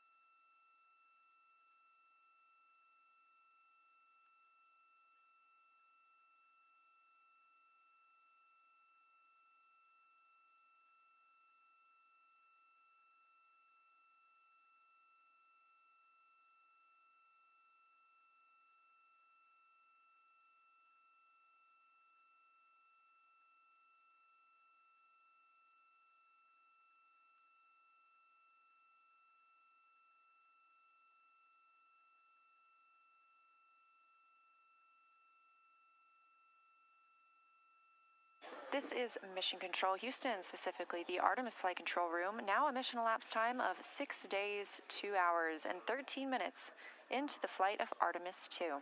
We are in a forward link LOS, meaning we cannot contact the crew right now or send commands, but we have good data from them.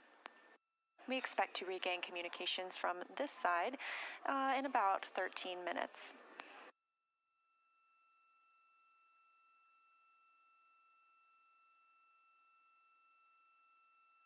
We were monitoring some prop cautions for the spacecraft that the crew received just before the RTC-1 burn. The spacecraft is in a good configuration. We continue to get good data, and teams on the ground will help the astronauts work through any necessary procedures.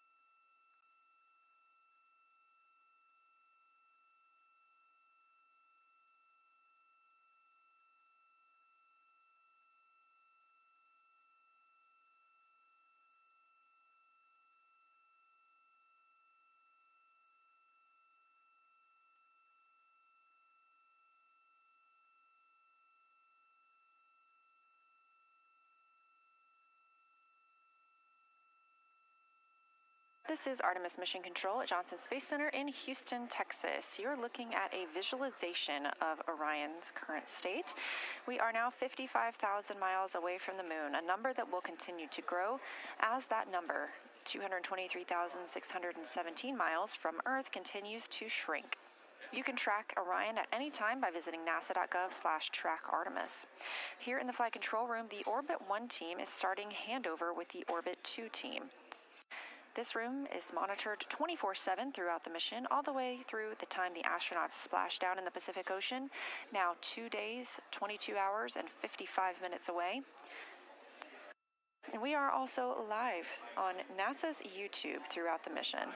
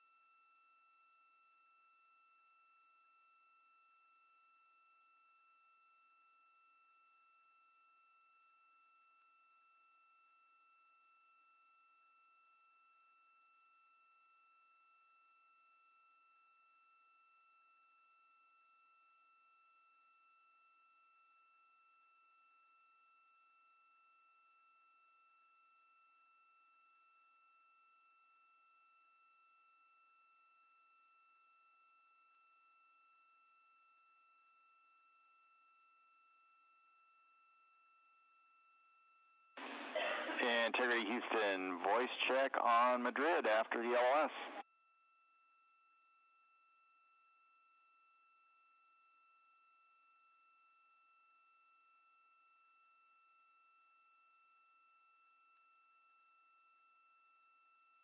We're with you, Stan. We got you loud and clear. During the forward LOS, we copied your call for the RHC stow. Jeremy, we copied your call about the prop valves in 12.2.2509 and your plan that if you needed prop, you would open NOx helium mass valve 1, and we were good with both of those conclusions. And we have more software words when you're ready.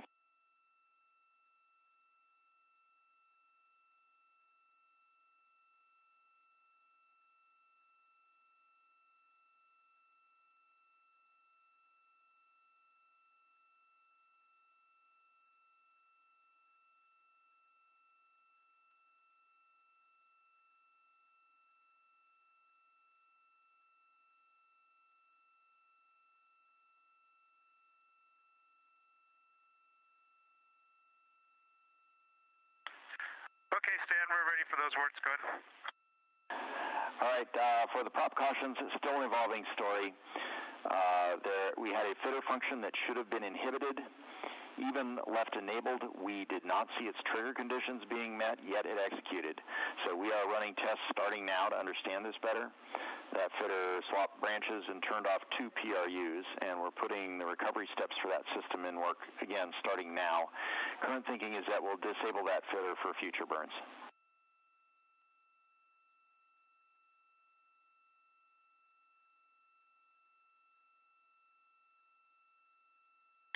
Okay, that is understood, Stan. Also, we saw unexpected software commanding to the OHMS engine after the burn. Flight software checks which burn type you are doing before the burn and not after. And when the software does its engine check, if the OME actuators are on, it assumes you're doing an OHMS burn and will command a post-burn gimbal check. So today the actuators were on for the TVC motion checks we were doing earlier in the day. So despite doing an RCS burn, we got a post-burn gimbal check.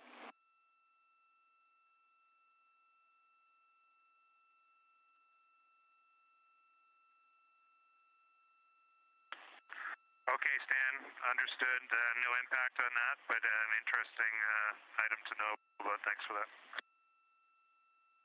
Well, we take it seriously when the software doesn't do what we expect. That's all we got for you. It's good to have you back.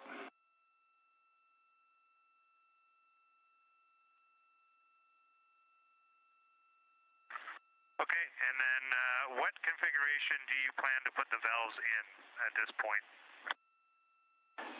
Jeremy, we're going to run procedure 30.52.2200, 30.52.2200 from the ground. That will put us into the valve config that we're seeking, and you can follow along in that procedure if you like.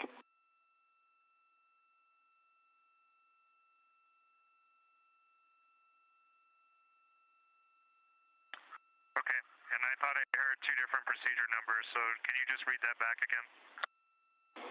30.52.2200.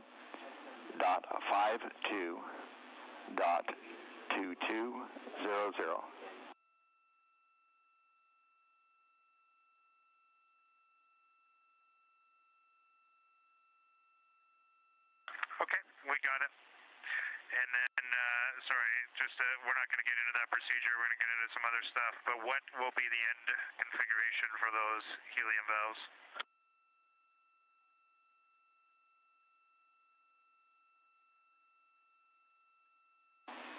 Jeremy, we're going to end with aux helium branch 1 closed, all other helium branch open.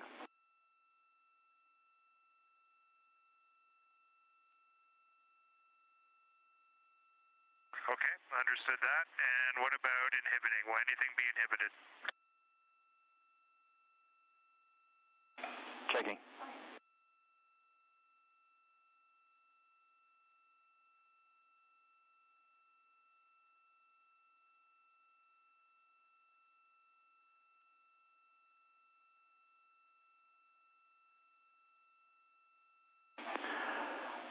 Jeremy, all 4 helium isols will be enabled, but only helium 1 will be closed.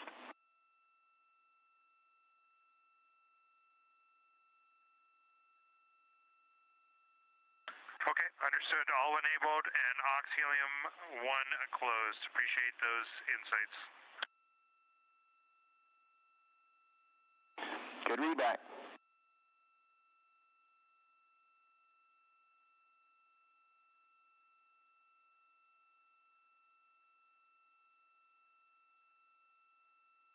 And Houston, just one other detail. We want to make sure it got down accurately communicated to you prior to the burn.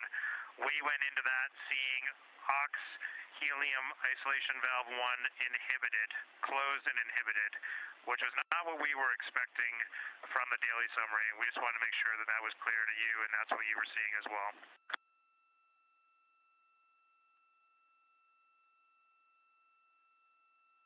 Yeah, sorry, Jeremy. We inhibited that valve from the ground earlier, and we should have told you about it.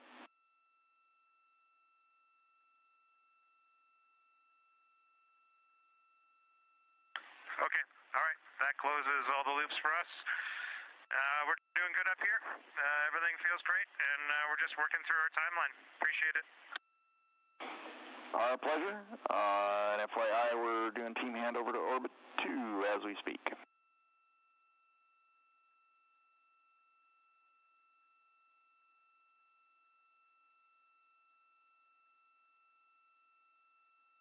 Copy that. Thanks, Orbit 1, and looking forward to working with Orbit 2. Hey, one more question for you. We're 18 minutes out from an attitude maneuver and wondering what the exercise plan is.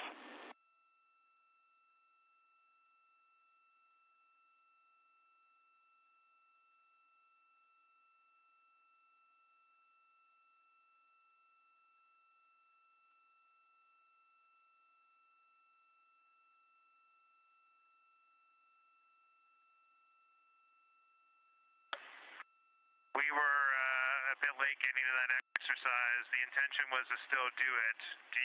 Can we do exercise through the CCU dump? Any restrictions on that? Checking.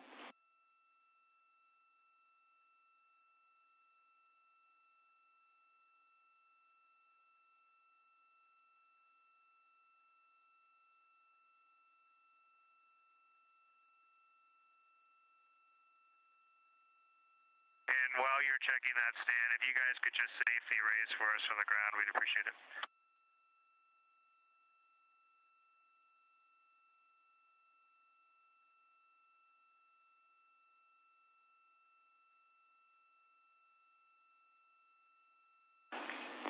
So, Jeremy, we can't exercise during attitude maneuvers, and we have an attitude maneuver at the beginning and at the end of the CCU activity that's coming up here. So I think we're going to have to shift exercise to the far side of the CCU dump.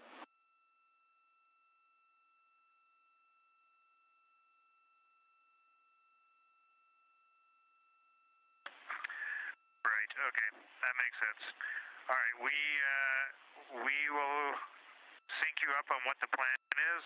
We may start exercise before the CCU dump if you're okay with that, and then cease it prior to your maneuvers, if that works for you.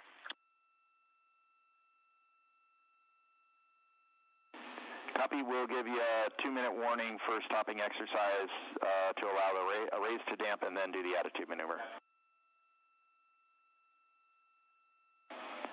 Basically, you only have 10 minutes before you have to stop. Plan. This is just a resistive set for Christina, so it's easy to stop it in the middle and pick it up after the dump.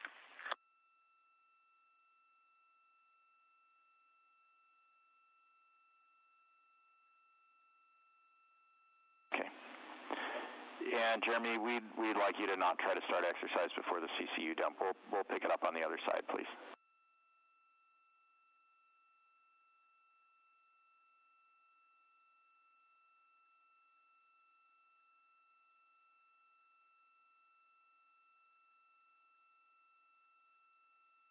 Okay, understand your direction is to defer exercise till after the CCU dump. Yes, thank you.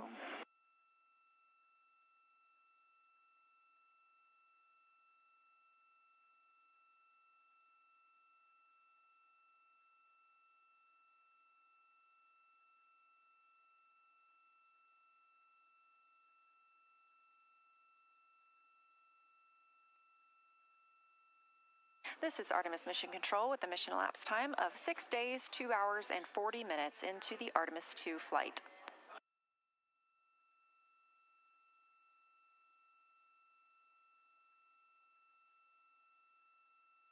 We have regained forward link LOS, or forward link contact with the crew, I should say, meaning we can now send communications and commands to the Orion spacecraft.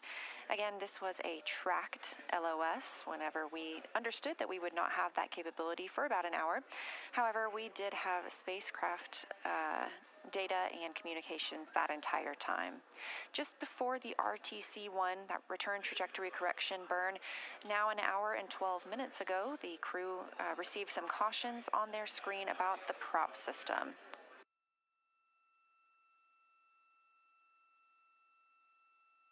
The conversation from Capcom Stan Love here in Mission Control Houston to the crew, explaining some of those cautions and why they received them, and that they are putting recovery steps for that system in work. There was some also unexpected software commanding, and the team is taking a look into that, but the vehicle is in a good condition.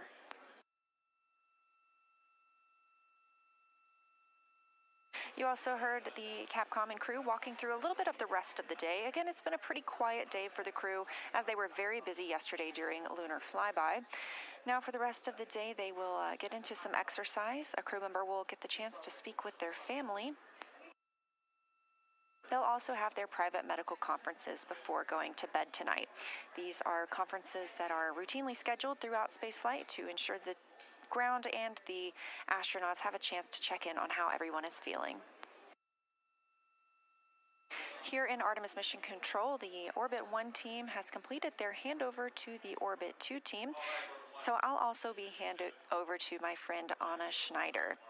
Reminder that our coverage is live 24/7 on NASA's YouTube, so don't go anywhere because we are here until the crew is splashed down and recovered off the coast of California.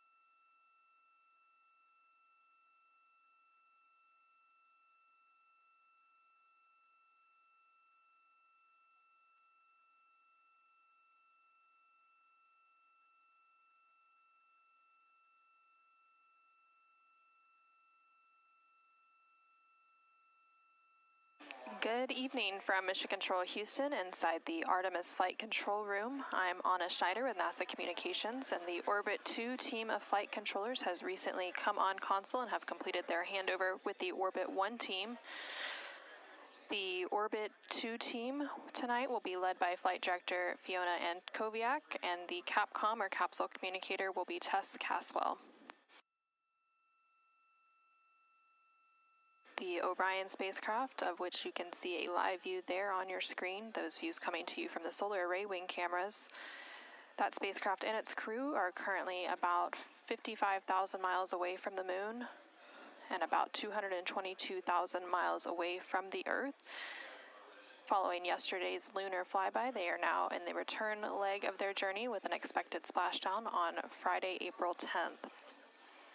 The crew has an off-duty day today, so there's very minimal timeline tasks for them. However, the first return trajectory correction burn, or RTC-1 burn, was recently completed at 7:03 p.m. Central Time, 8:03 p.m. Eastern Time.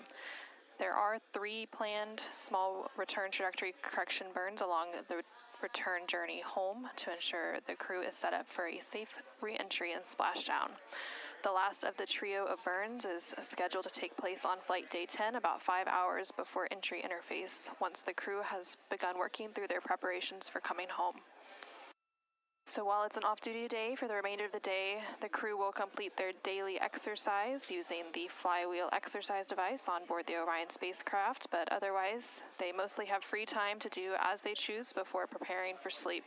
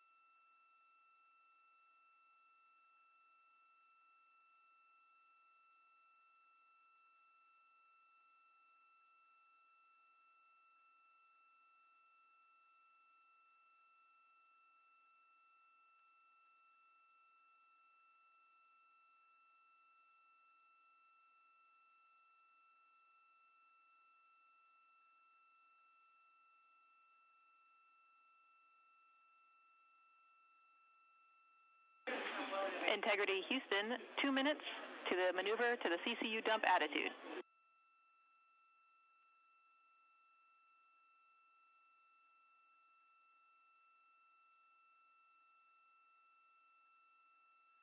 Integrity copies. And Ike, while I've got you, we have 2 requests for you on this activity.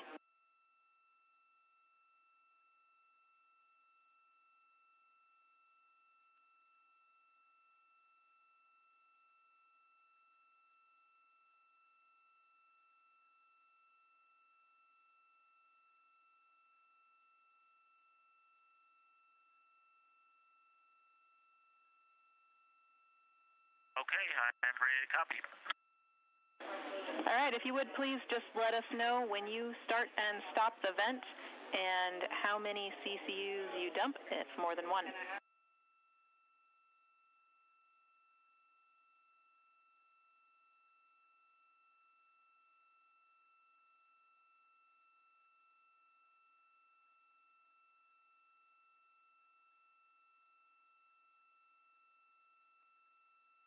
Okay, I will let you know. I plan to dump 2 CCUs, and I will let you know when I start and when I stop.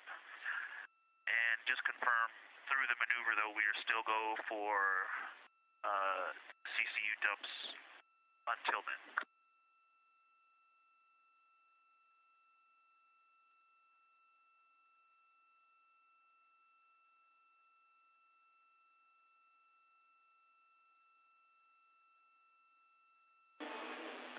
And Victor, if you would please pause on any dumping until we get to the timelined activity.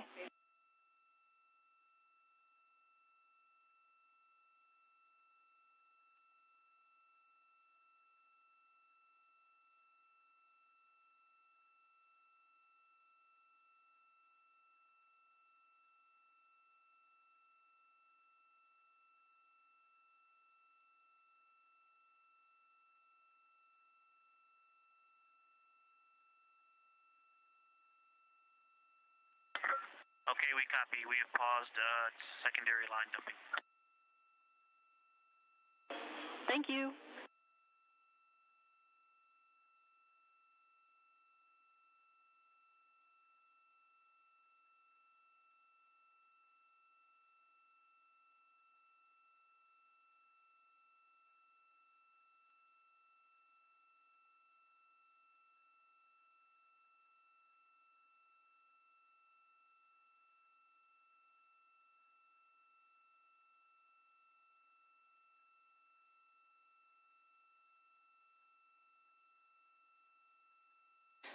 This is Artemis Mission Control. You're seeing a live look of the Orion spacecraft as it makes its return journey back home to Earth.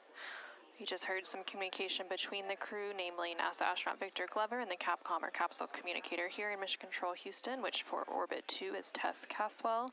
And they were discussing an upcoming CCU dump. CCU stands for collapsible contingency urinals, and they typically vent that liquid overboard each day. So they are in the process of preparing for that upcoming vent overboard.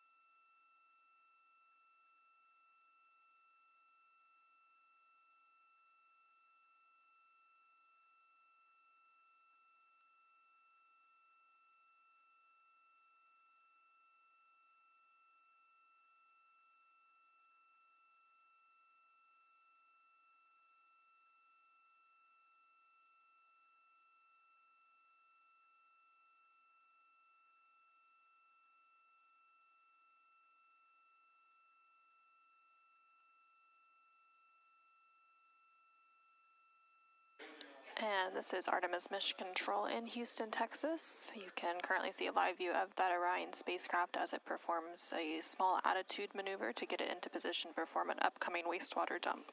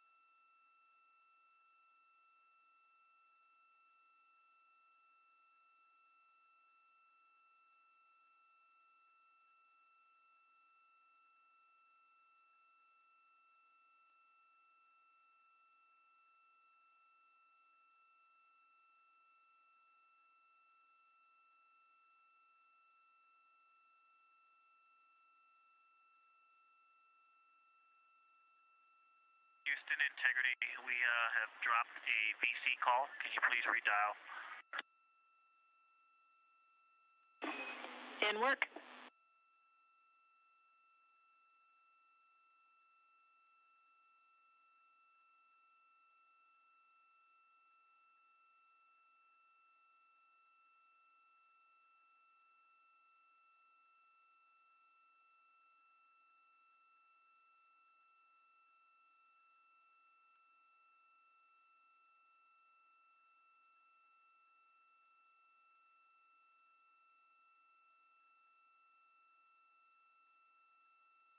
This is Artemis Mission Control. You just heard a call there from the crew. They were referencing a PFC, which is a private family conference. The flight control position here in Mission Control that is responsible for coordinating and setting those up, specifically the connection from the ground to the crew, is the BME position, which is the biomedical engineer. And they ensure crew health and safety by planning, facilitating, and monitoring all activities involving crew health, medical operations, and relevant hardware.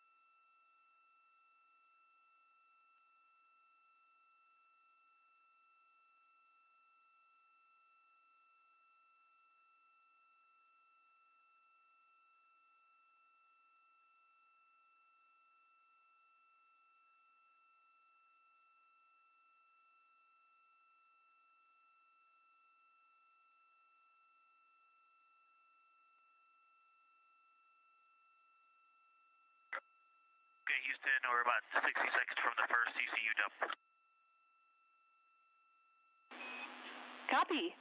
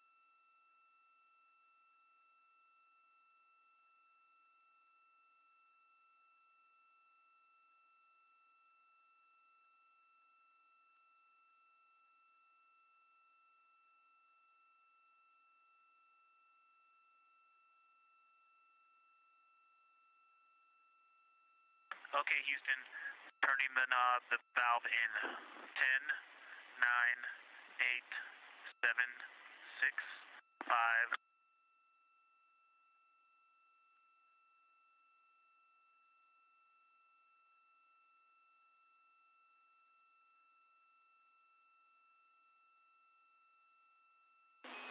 Houston copies. Vent started. Okay, I stopped the dump. We don't like to let the CCUs collapse. I'm going to vent it, let it open back up, and then start the dump again in 10 seconds. We copy, Victor.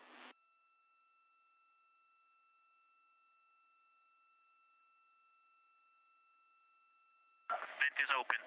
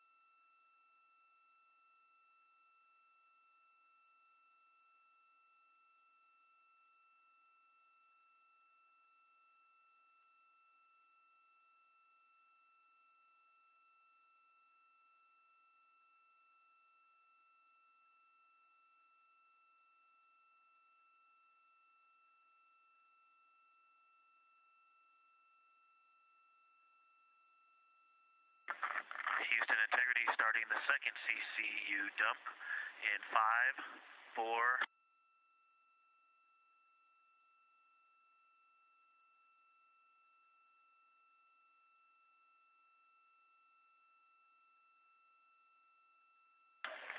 Valve closed, venting and dumping the rest of the second CCU in 10 seconds. We copy.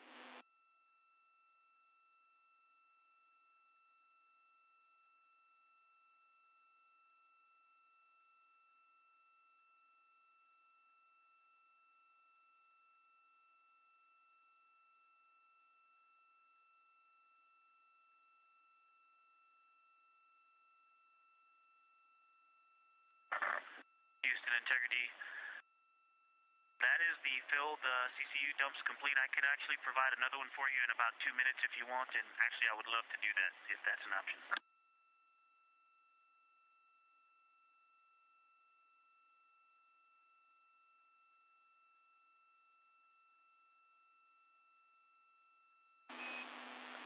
And Victor, we'll be happy to take you up on that. For your awareness, the maneuver out of this attitude kicks off at 3:20.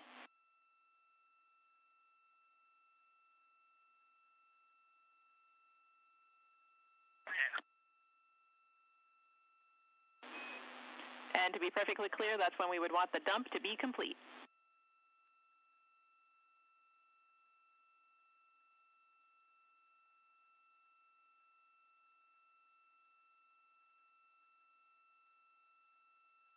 Victor copies.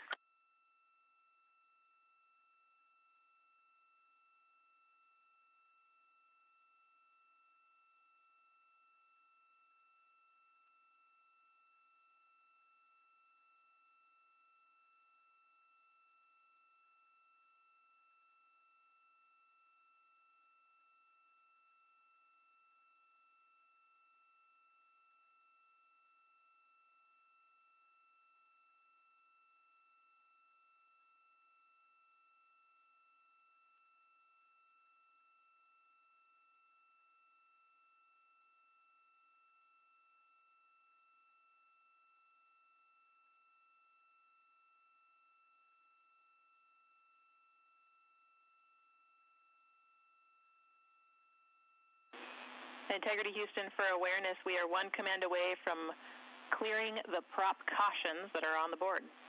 And if you want to follow along, you can look on the prop SMPRU display.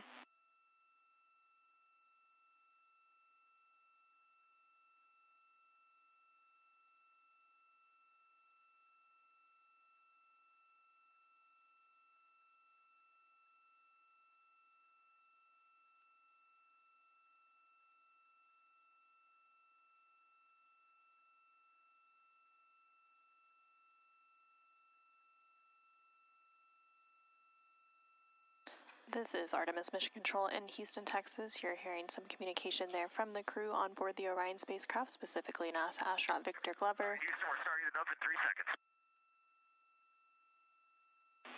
Copy. As they are wrapping up a wastewater dump, these activities typically happen every day. And then they also... Off the vent, starting in 5.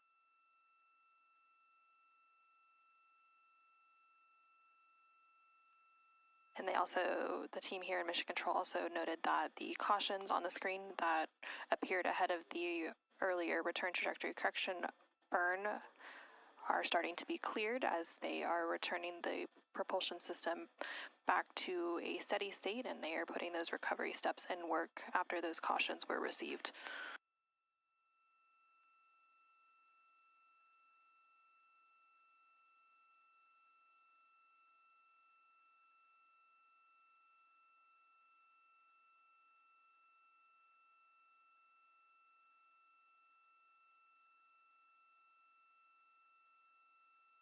Okay, Houston, CCU dump complete. Copy. Perfect timing.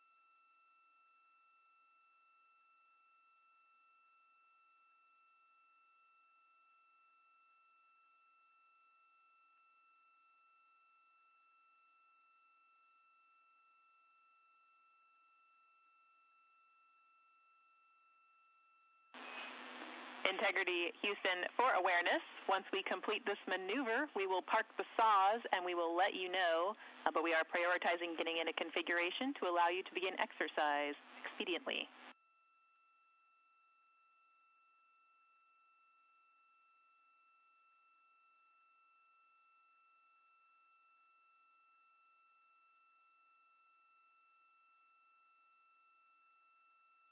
Thank you so much, Tess.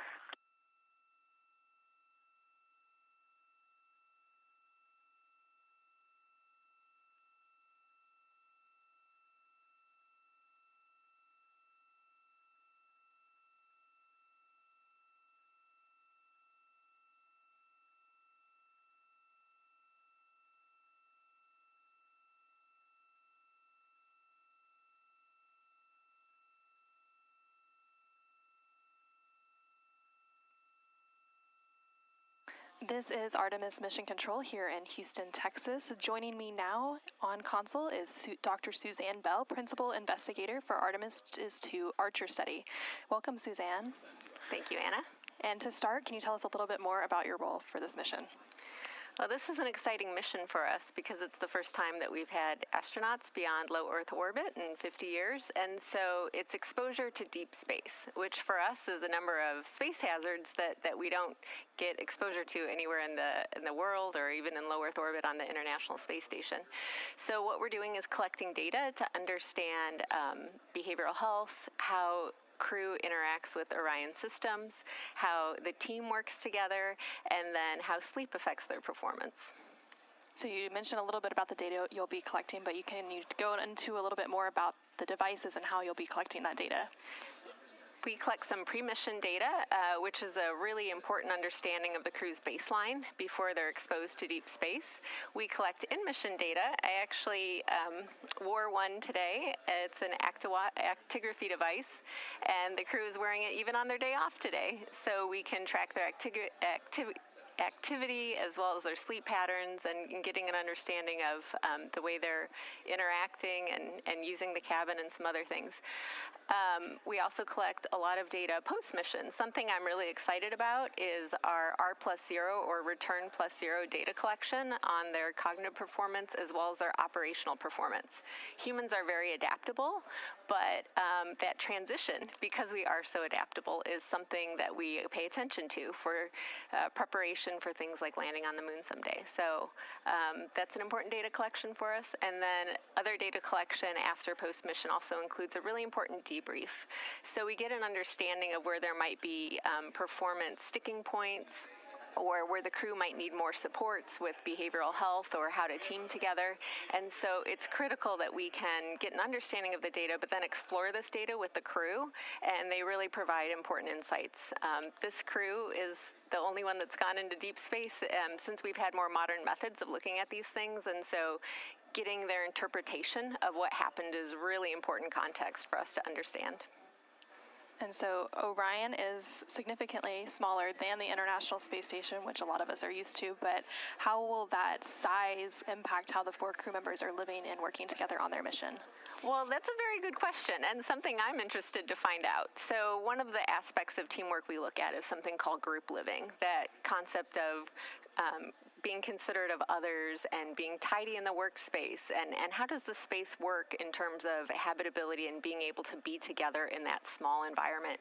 And Orion's interesting. It's very small. The International Space Station is something like a 6-bedroom apartment, and this is something like the size of a camper van or 2 small vans.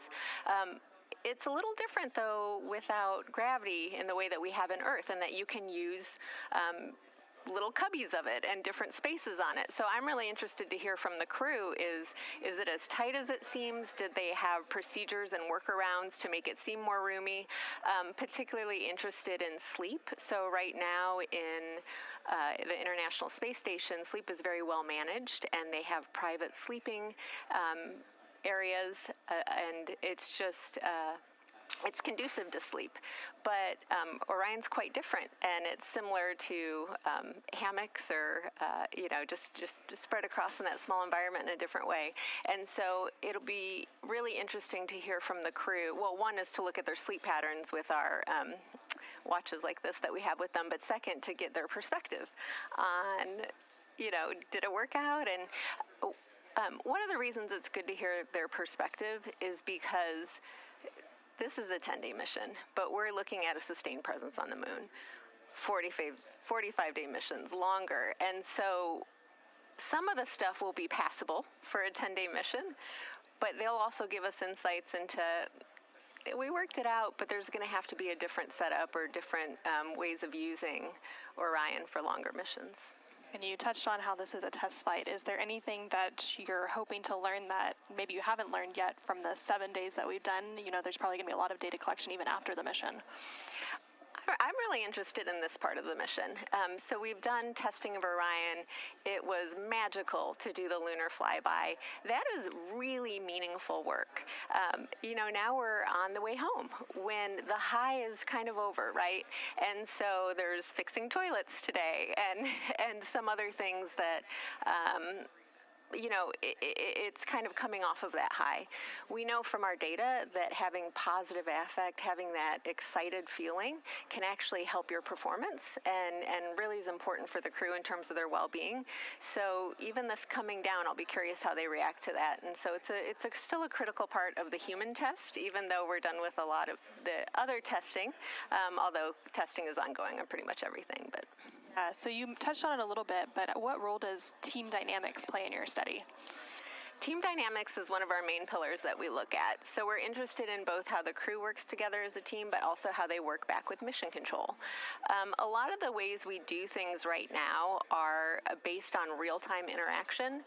And as we create a sustained presence on the moon and are increasingly looking to things like Mars, we'll become more Earth independent. So we have to push some of the decision-making to the crew, some of the problem-solving to the crew. And so looking at that dynamic both within the crew but then back with mission control so we can kind of create this Earth independent eventual direction that we're trying for. That's super interesting. So what about sleep? So what role does this wrist device play in tracking their sleep, and how does sleep play into this study? Sleep's really important. Even in this mission, we pushed the crew a couple times, and they had smaller sleep intervals than you would expect or that you would even suggest from a performance perspective. Co-investigator on this project is Dr. Erin Flynn Evans at the Sleep Lab out of Ames, Sleep and Fatigue Lab. And so she and her team actually tested some of these patterns ahead of time to make sure that performance could still be sustained under the extremes of not only being in Houston, the saws are parked. You are go for exercise.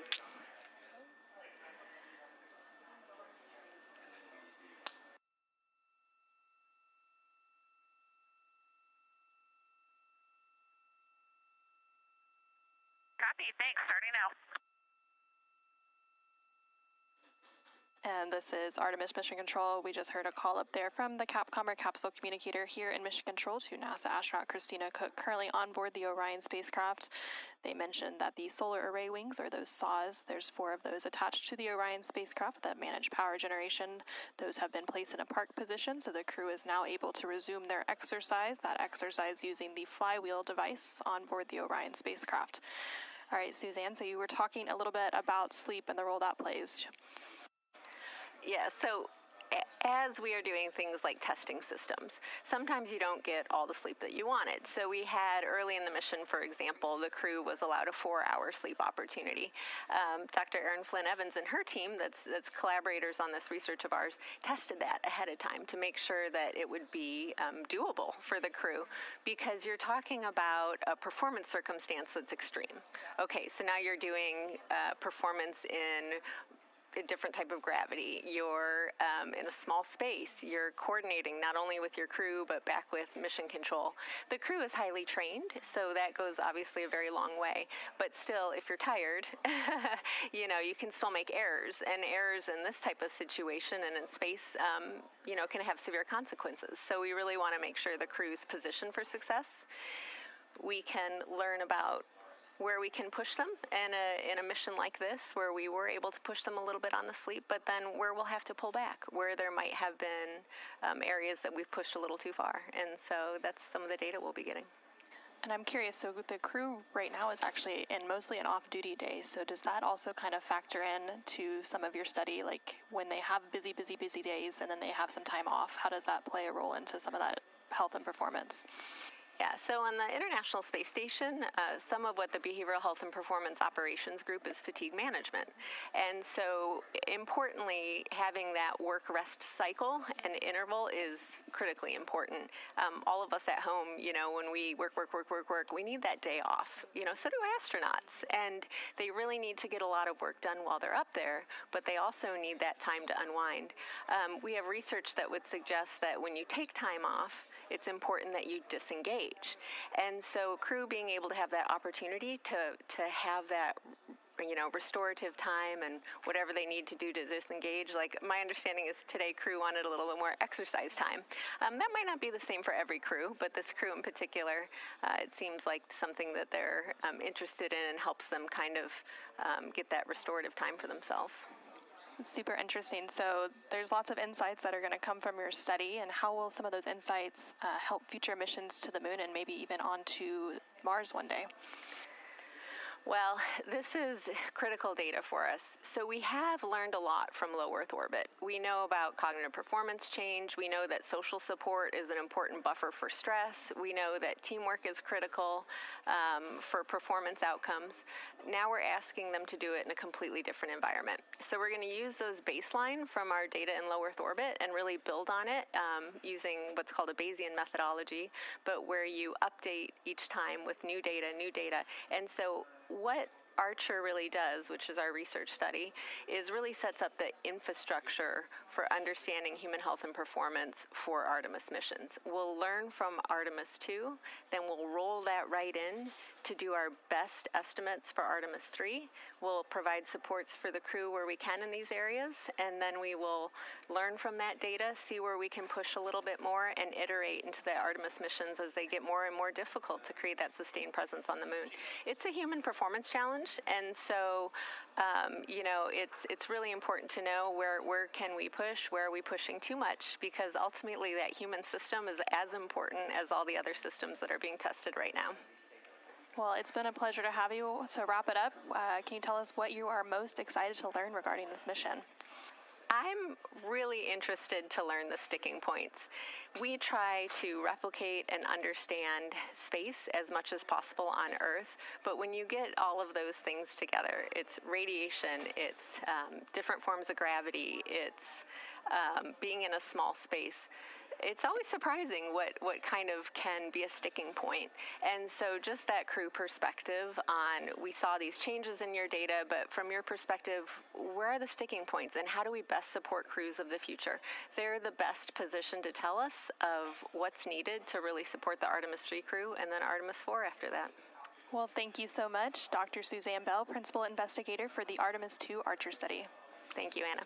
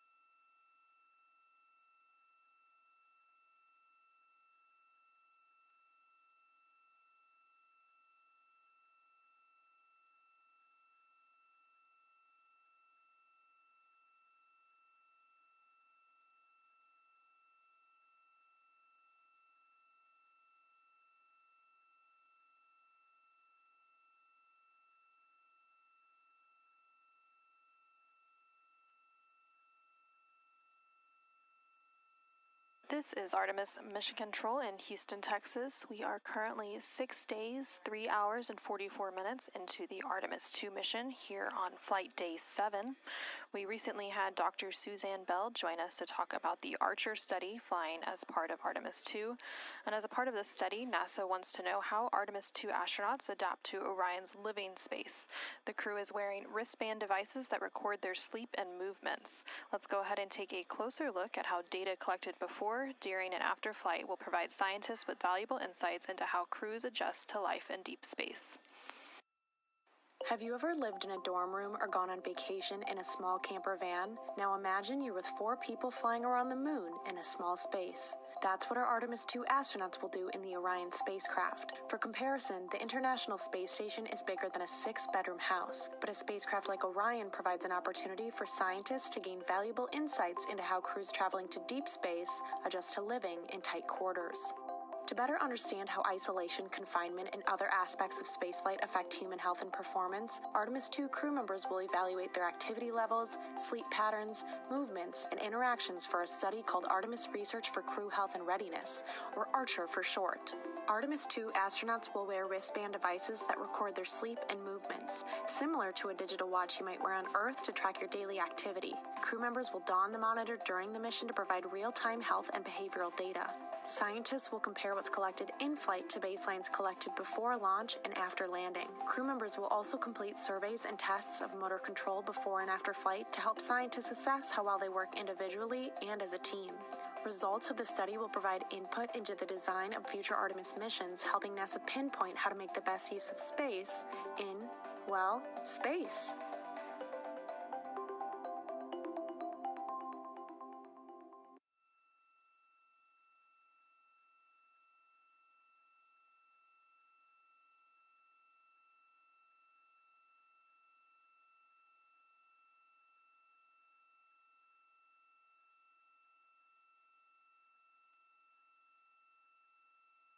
This is Artemis Mission Control. You're seeing a live view of the Orion spacecraft named Integrity as it makes its return journey back home to Earth with splashdown targeted for Friday, April 10th.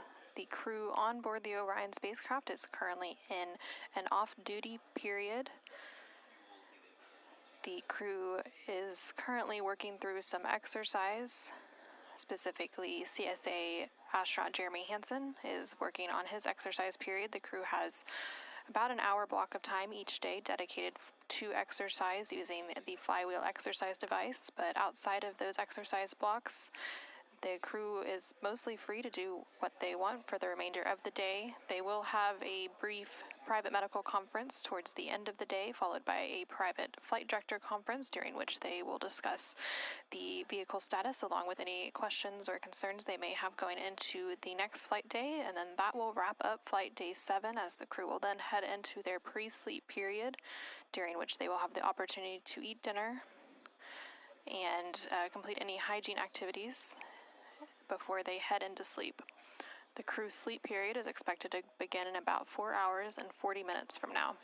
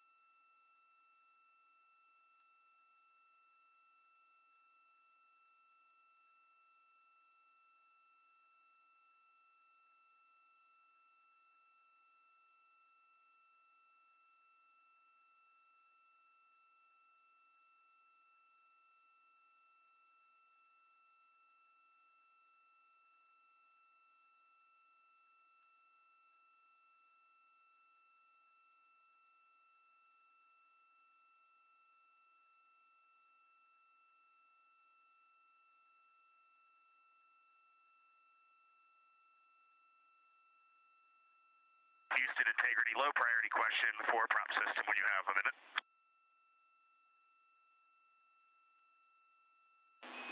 We have as many minutes as you need.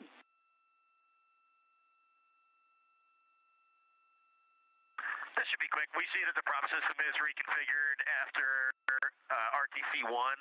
The only thing that we wanted to clarify from our crew displays is that it looks to us like oxhelium isol 1 is both closed and inhibited. We expected it to be closed, but not inhibited. Checking.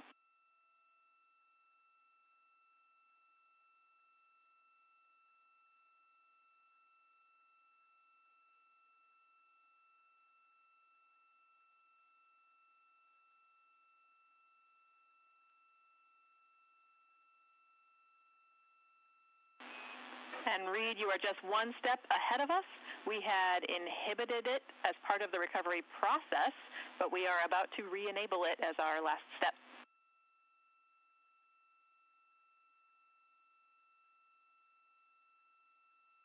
Okay, thank you.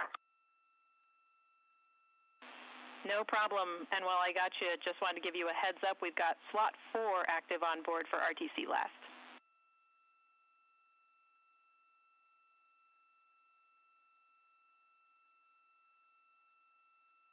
All right, high fives all around. That's a big accomplishment for the team and for the mission. Thank you.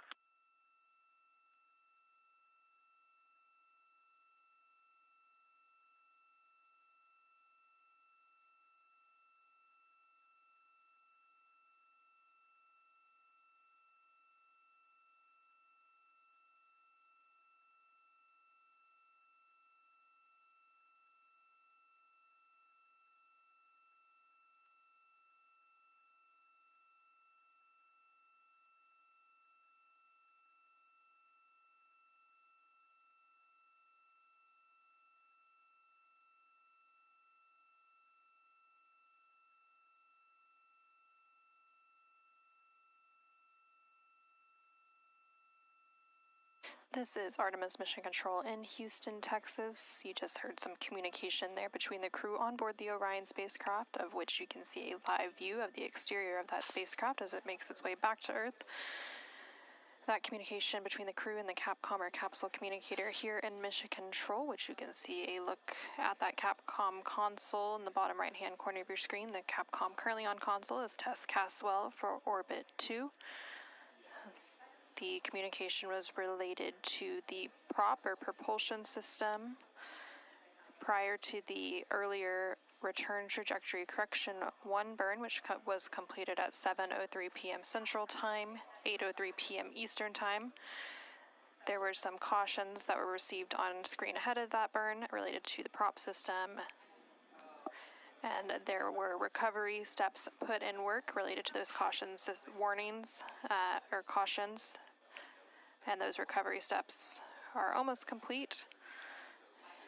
And all of this being managed by the propulsion officer here in Mission Control Houston. That goes by prop, and they are responsible for monitoring the spacecraft's propellants to complete burns required for mission objectives and trajectory purposes.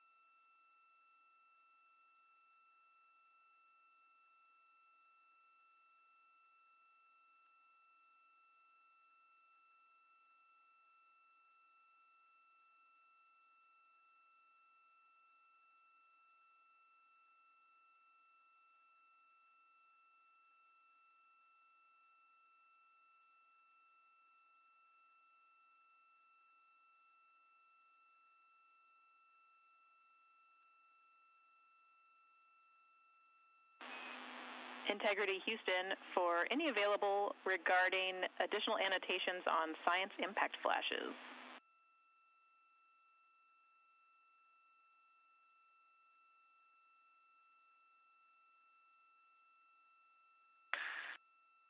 Go ahead, Houston. Hey, we understand that you guys have some additional annotations that you made in OneNote regarding impact flashes, and the easiest way we think to get that to us is if you would take a screenshot of those additional annotations and place that in imagery for downlink, which will save us having to re-downlink the OneNote file.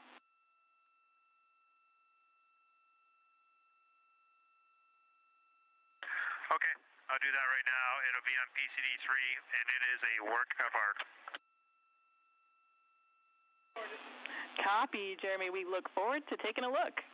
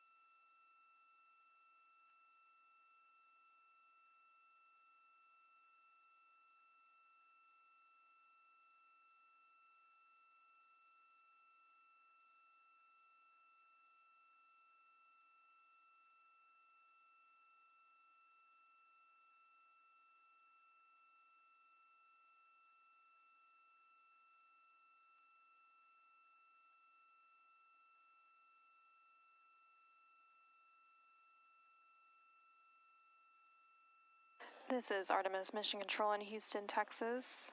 A few moments ago, you heard some additional communication between the crew on board the Orion spacecraft and the team here in Mission Control. They were discussing some science observations that had been made yesterday during the lunar flyby, specifically related to some impact flashes that the crew saw during the eclipse period at the very end of the lunar flyby. These impact flashes are flashes of light from meteoroids that are striking. Confirm we are go for secondary wastewater dump.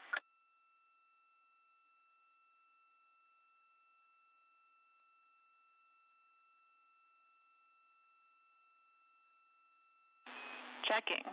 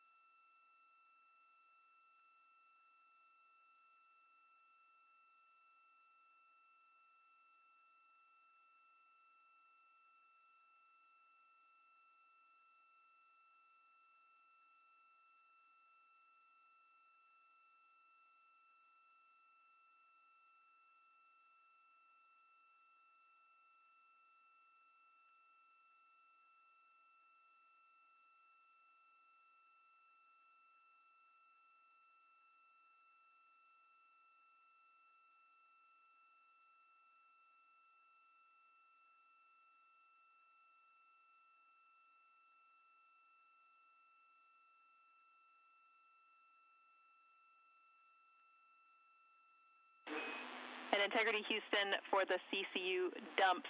We are still analyzing imagery related to the timelined dump.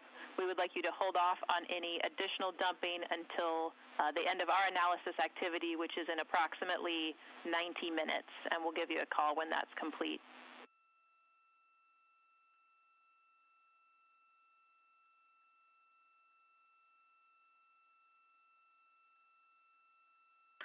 Okay, we copy. Holding off on dumping, and you confirm 19er or 9er 0 minutes? And that is 9er 0 minutes. Of course, you can let us know if that's an issue for you guys.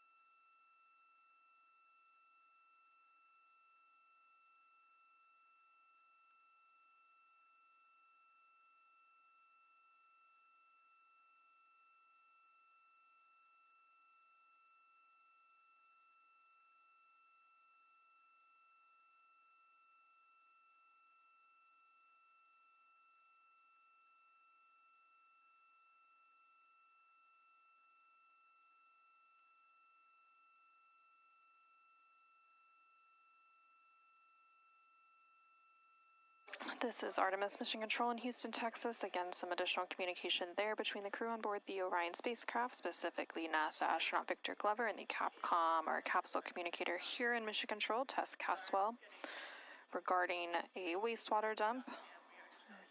They were working to complete a wastewater dump about an hour ago, and then they put a pause on some additional wastewater dumps for about 90 minutes. And then prior to that most recent call, the crew was also calling down related to some clarification for observations they had made during the lunar flyby related to some impact flashes. Again, these are flashes of light from meteoroids that are striking at the surface of the moon. Earlier in the day, as part of Flight Day 7, the crew did have a post-lunar flyby crew conference with the science team here on the ground to discuss some of their observations while they were still top of mind. Currently here in Mission Control, the science officer on console is Angela Garcia.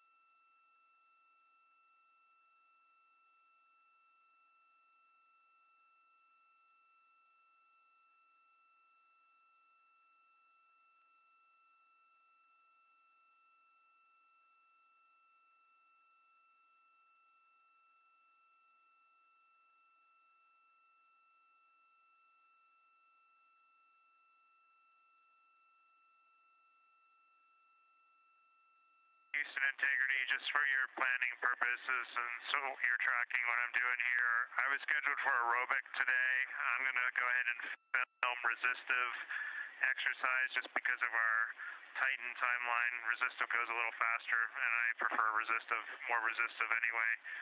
But let me know if anyone has any major heartache with that, and I'll switch back to aerobic. Copy. Checking.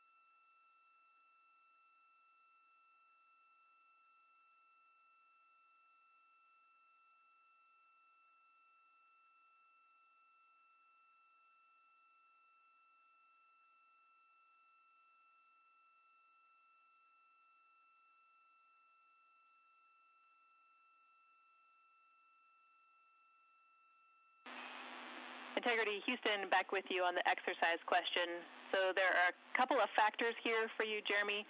One, since this is a recorded session, we are looking to get one of aerobic and one of resistive.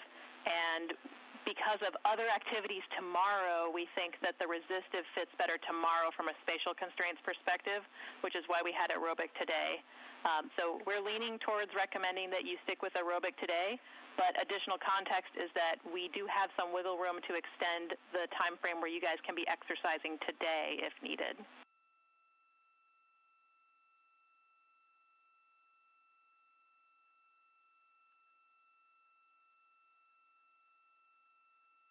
Okay, Houston, I can do aerobic today. Thanks, Jeremy.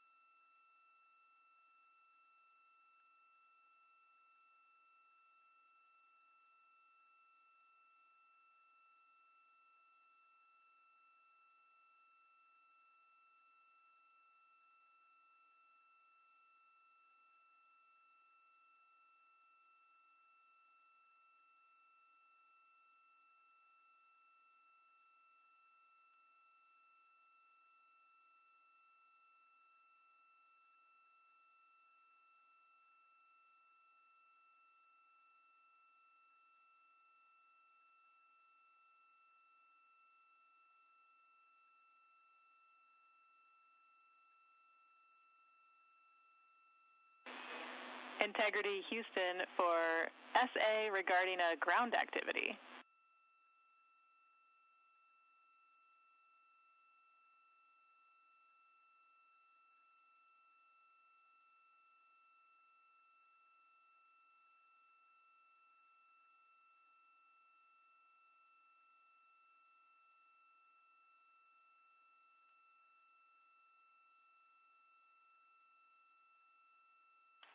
Go ahead, Houston.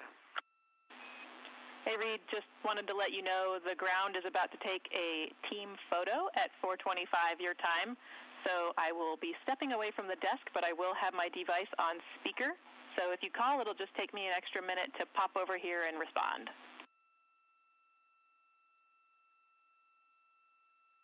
Okay, no problem. And we see that the prop system is in the configuration we expected. Thank you. Fantastic. That is true.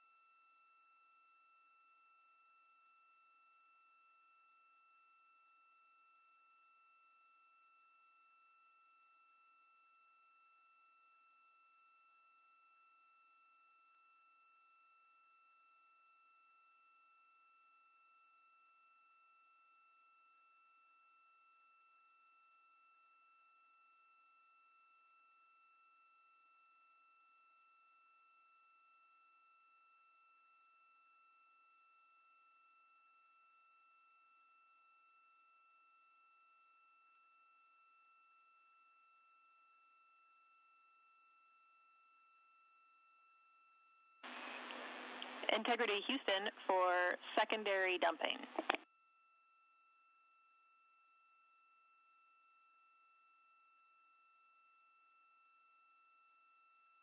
Go ahead, Tess? Hey, Reid, some good news. We have determined that we are okay if you have additional CCUs that you want to dump. We would just appreciate it if you would let us know anytime you're initiating a dump until MET of 5:36. We are still collecting imagery associated with that first dump, and it'll just help us to know when additional dumps happen.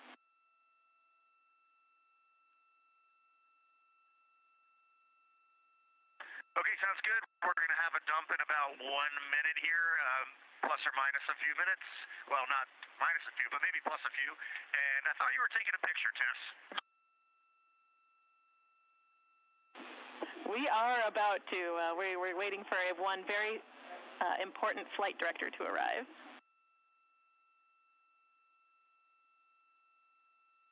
Okay, great. As we told the Orbit 2 team, really savor these moments as you got the whole group together to take a picture, and just we're really proud of everyone, and we're having a good time up here. Thank you.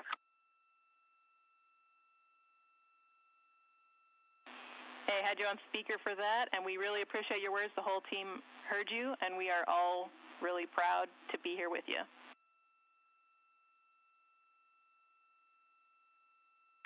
Excellent. And Victor just had a great comment. If you guys get a couple of these early drafts of these pictures of you all, put them in the mission summary. We'd love to see your faces. We can absolutely do that.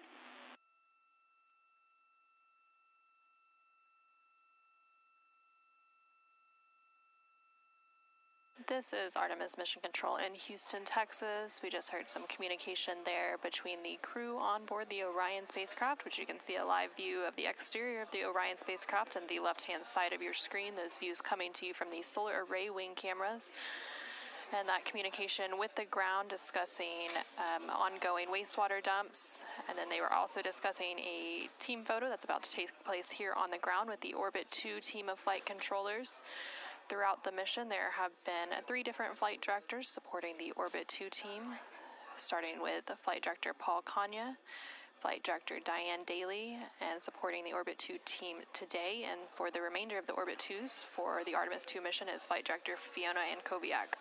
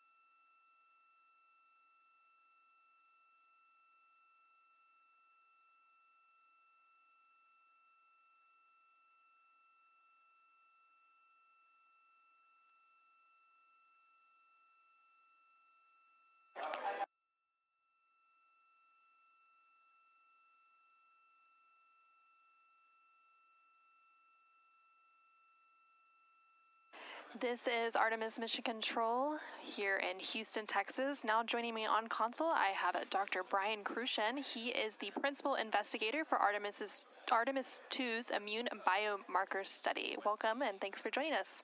Thank you very much for having me. All right, to start off, can you tell us a little bit about your role during this mission?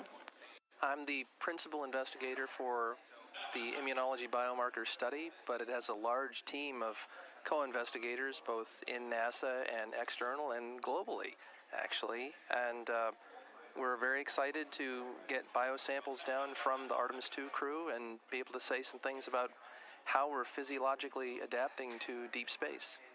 All right, so the scientific usefulness of saliva is something that most of us here on Earth usually don't think about.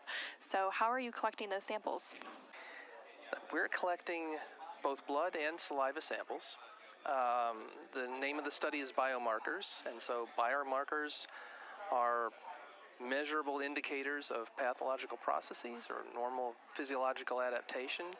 And so you go to the doctor, you go out for a blood test or any type of similar test, and we're basically doing the same thing. We're the reference laboratory, medical reference laboratory for the astronauts. And so we want to get these samples down, pre-flight samples, in-flight samples, post-flight samples, and it will tell us about how they're adapting to the spaceflight environment. We don't have a lot of the laboratory equipment that we have on station, unfortunately. It's a different type of vehicle. And so we had to do things a little bit differently.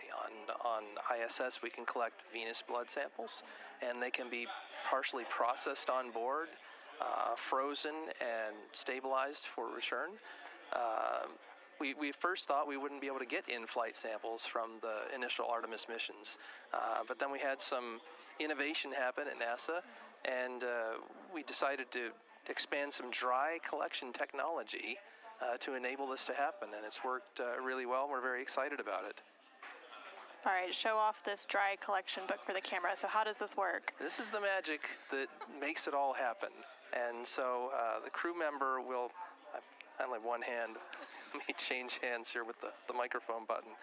And so basically the crew members expose these pages and put it in their mouth, get it wet, and then let the pages air dry. And literally, this is it. It can go in the pocket, it can go in a bag, it can come down.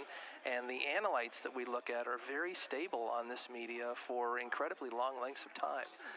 We did this on board ISS for cortisol only. I'll show a quick picture of that. This is a collection on board ISS, dry saliva. It was actually pioneered by a man named Dr. Mark Laudenschlager, and but we were only doing cortisol because liquid samples are better than dry samples. And so the reason we needed the book for cortisol was we needed multiple samples in a day for circadian rhythm. And so we thought for Artemis missions, this might be the solution. And so we've pioneered basically trying to do everything else that one might need to look at in astronauts off of these books. Stress hormones, markers of inflammation, latent virus DNA, and bit by bit, by changing the papers, the reconstitution methods, it all worked. And so this is it. They'll do these books before flight, during flight, after flight. We've seen them in some of the live shots from Artemis II on the walls of the cabin drying, so it's been really cool. We got all excited about that. And we can't wait to get the samples down and be able to say something about how we're adapting to deep space. That's super interesting, and actually every day or on several days on the crew's timeline, we actually see a reminder right before their sleep period to collect their saliva sample. So it's interesting now to know exactly what that was for. But let's dig a little bit more into this. So can viruses reactivate in space? Yeah, you heard me mention latent virus DNA, and I've been here for about 25 years, and it's been an interesting arc of discovery, medically speaking. I'm an immunologist, we went from not knowing if we had an immunology problem during spaceflight to getting some post-flight samples from shuttle missions and realizing, wow, there's tremendous changes there, but is it just landing? We had to wait for the next study to get in-flight samples to know that, yeah, we've actually got an in-flight issue here with the immune system. And so Station allowed us to characterize this over 6 months. But what we've done is try to connect the immune problem to the virus problem. And so everybody became an immunologist during COVID. We've all heard about CD4 T cells and antiviral immunity, but this is what's going on with the astronauts and the clinical risks that we're worried about. When their immune system becomes compromised, latent viruses may reactivate and cause risks during deep space missions. And these are the viruses. When you get a cold, someone gets you on an elevator, your kids from daycare, about a week later, that cold virus is completely gone from your body. You're then immune to that cold virus, and you generally won't get that one again. Problem is there's hundreds and hundreds of cold viruses. But some of these special viruses establish what we call latency in the body. You don't clear them. They're with you for the rest of your life.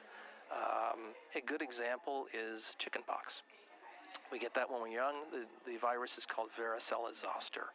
And you don't clear that virus. It establishes latency. And every day of your life, that virus is trying to wake up and cause disease. And your cytotoxic T cells, not to get too jargony, but that's what controls the virus. So during space, if your cytotoxic T cells aren't working as well, the virus is going to wake up. It was actually NASA that pioneered finding that these viruses can be detected in saliva of stressed individuals who aren't really sick yet.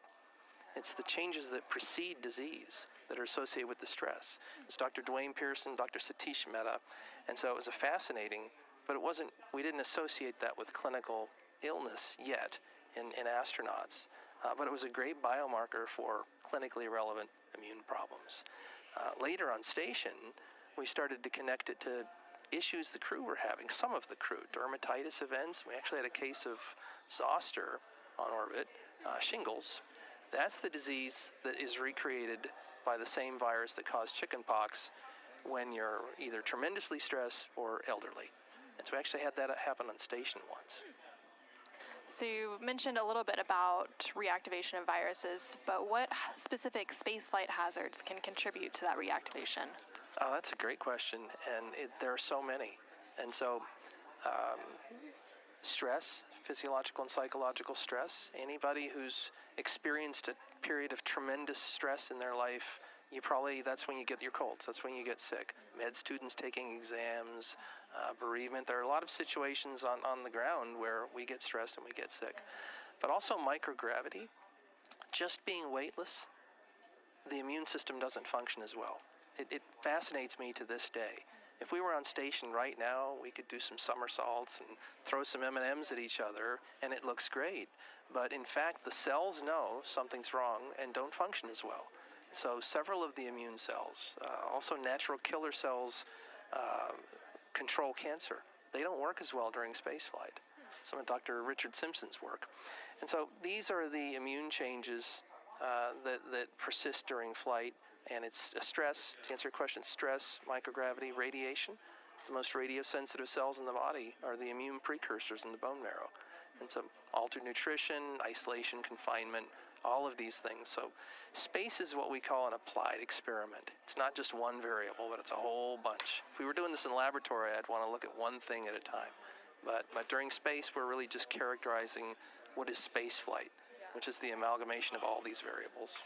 So it's a combination of a lot of different things, but looking forward, how will insights from your study benefit future missions to the moon and also onto Mars? Well, once we collect, and I say we, it's the global spaceflight immunology community, characterized this, and once we saw some adverse clinical events in some of the astronauts that we thought were related to it, we moved on to countermeasures. And so we've already been developing the countermeasure protocol to try and fix this. Now, the happy part of the story is that on station, we've kind of already fixed this problem. They've already deployed a whole bunch of countermeasures to station. The improved aerobic and resistive exercise devices, improved nutrition, communications, and all of these things have benefited stress and they've benefited immune, in particular exercise. But most of these countermeasures don't translate well to deep space missions. So we're going to increase the stressors and probably to some degree decrease our ability to care for them halfway to Mars. So we need a countermeasure that's specific for deep space missions. And so we've already developed that international team of experts and clinicians, and so that's being tested on the ground right now. And to look for a test bed, we look for a place terrestrially that recreates that spaceflight stressor, and the best place ended up being Antarctica. Wintering over there, which is a one-year mission, 24-hour darkness, isolation, extreme environment, is the perfect place to test these immune countermeasures for flight. And so that's happening right now with the National Science Foundation at Palmer Station. And we're excited to get those samples back and see if the countermeasure we've developed for this problem is working. That is super interesting, and I know there's lots of different analogs for all sorts of different human spaceflight things going on. We also have Chapea and Hera and all sorts of things that are often going on. But what are you personally most excited to learn from this mission and this study? I'm excited, after 30 years here, that we're beyond the Van Allen belt. I mean, I can hardly believe it. I'm so excited. And so everybody on our team is. We're excited that a way emerged to get these samples and to characterize deep space stressors. Go ahead.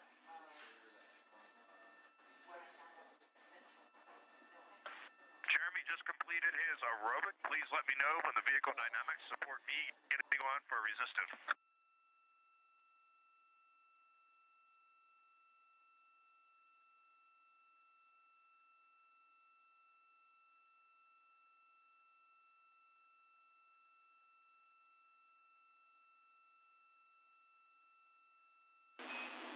And Reid, we just went around the room. Oh. We are all good. You can begin exercise now if you'd like.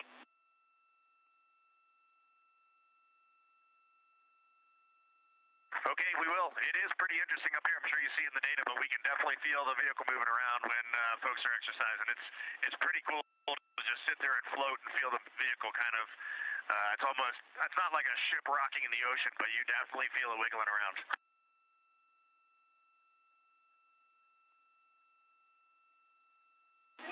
We also see it in the SAW video as well as our data, but good to hear your report on it as well.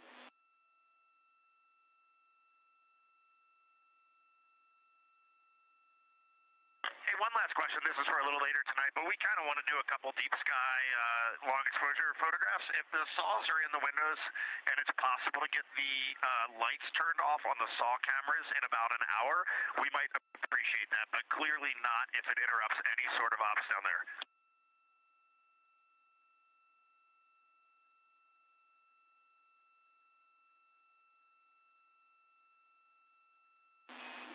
Reid, we think that will be doable. We will double check and we'll let you know when you're done exercising.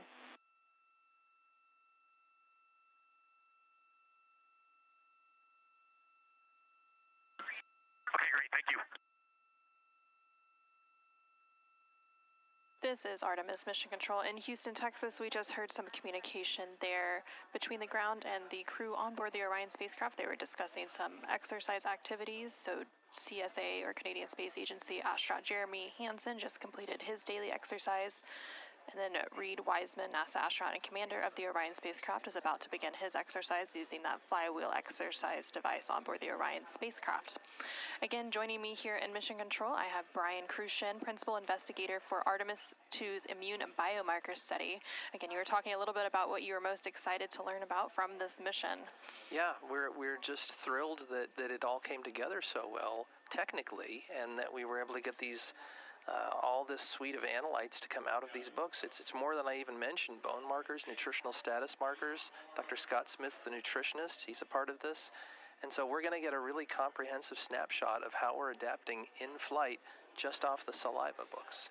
So I'm excited about that, but it was also just a thrill to train the crew to do these ops, and they're so amazing. So we're enjoying it. So you've talked a lot about the saliva books, but what about this blood collection that you're also doing? Can we talk a little bit about that? Yeah, so saliva is a wonderful biofluid to get and analyze because it's non-invasive. I don't have to stick a needle in you to get it.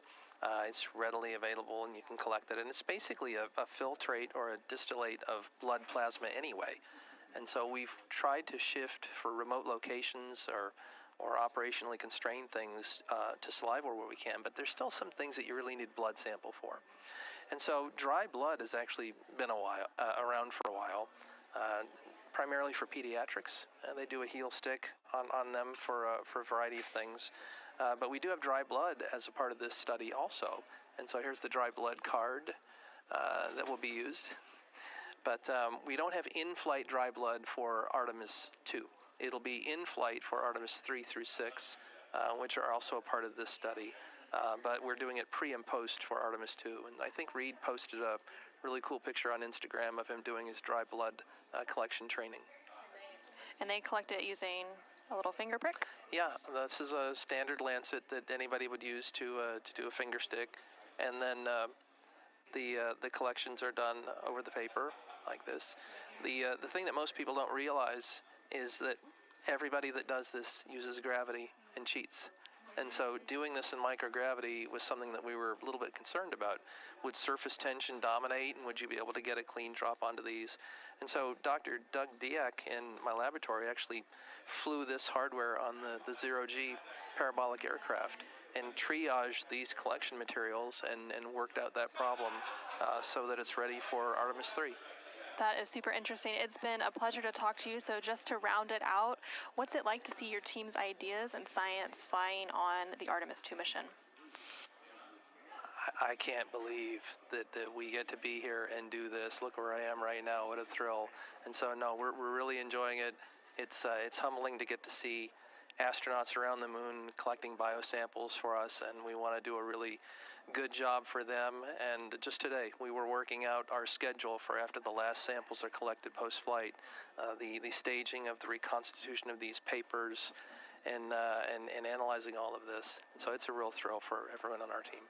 Well, thank you so much, Brian Crucian. Again, he is the principal investigator for the immune biomarker study flying on Artemis II. Thank you so much. Thank you for having me.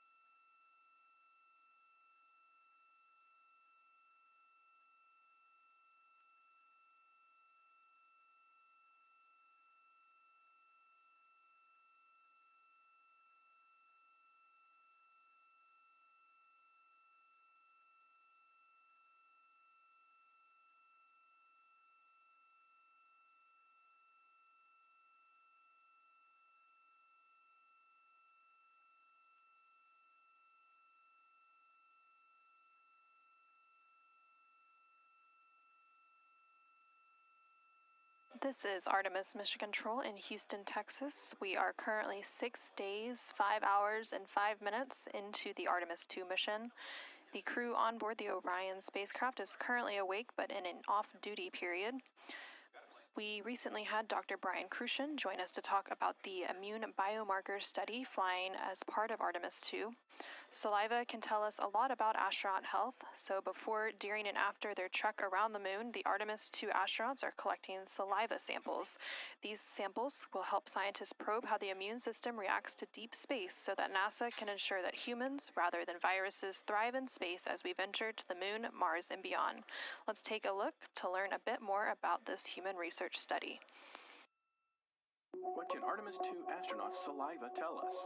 Saliva can tell us a lot about astronaut health. Just one tiny sample provides a window into what's happening into a crew member's body. When Artemis II flies around the moon, the crew will provide saliva samples for a study called immune biomarkers, which probes how the immune system reacts to deep space travel. This research builds on studies we've done before. Astronauts aboard the International Space Station collect liquid saliva samples with tiny oral swabs that roll around in their mouths. They also provide dry samples by blotting their saliva onto special paper that's carefully preserved at room temperature and brought back to Earth for analysis. Artemis missions won't have much onboard room for a refrigerator to store liquid samples. As a result, crew members will take dry samples periodically during their mission so that researchers can see how their immune system changes over time.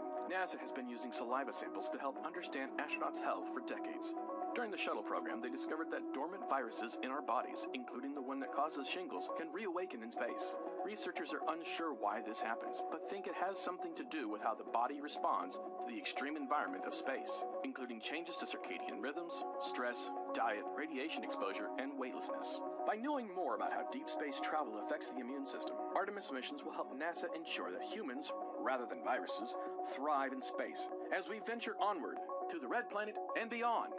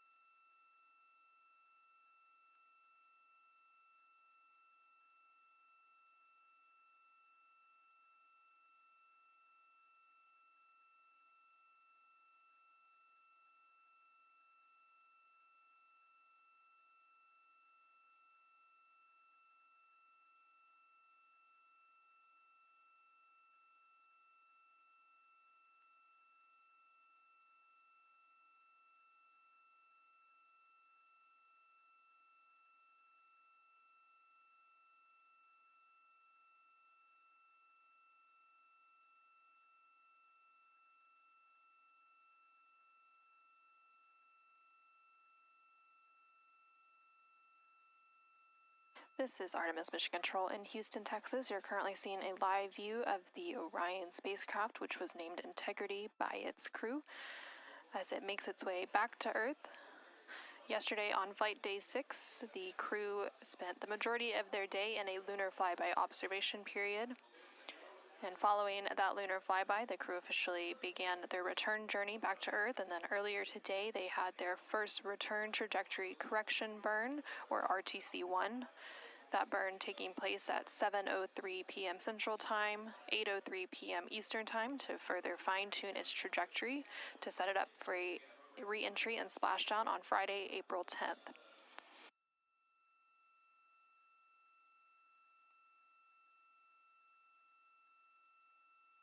Over the past few hours, we've had a couple of human research experts join us to discuss the human research that's flying as part of Artemis II. One of those is the immune biomarkers experiment, which is exploring how the immune system reacts to spaceflight. And we also had someone with us to speak about the Archer study, which stands for Artemis Research for Crew Health and Readiness, which is evaluating how crew members perform individually and as a team throughout the mission, including how easily they can move around within the confined space of their Orion spacecraft.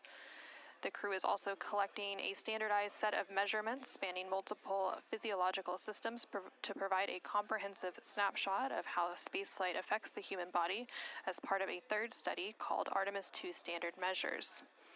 Additionally, radiation sensors were placed inside the Orion spacecraft cells to collect additional information about radiation shielding functionality, and organ-on-a-chip devices as part of the AVATAR study containing astronaut cells are studying how deep space travel affects humans at a cellular level.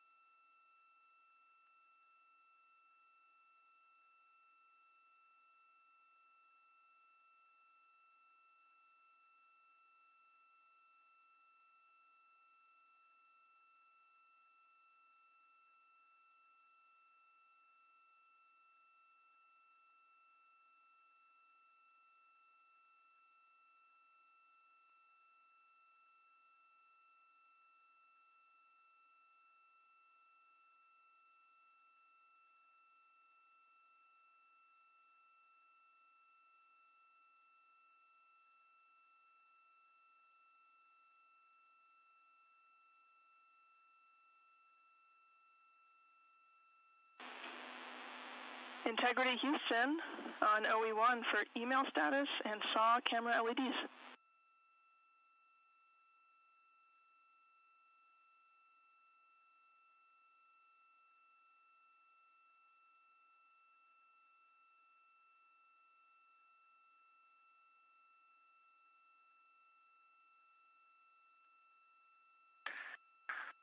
Go ahead, Houston. Jeremy, 2 heads-up items. We finished the email sync, so the hands-off email in the crew band no longer applies. Secondly, Reid had asked if we could turn off the SAW camera LEDs. There were no constraints against that, so we turned all 4 off.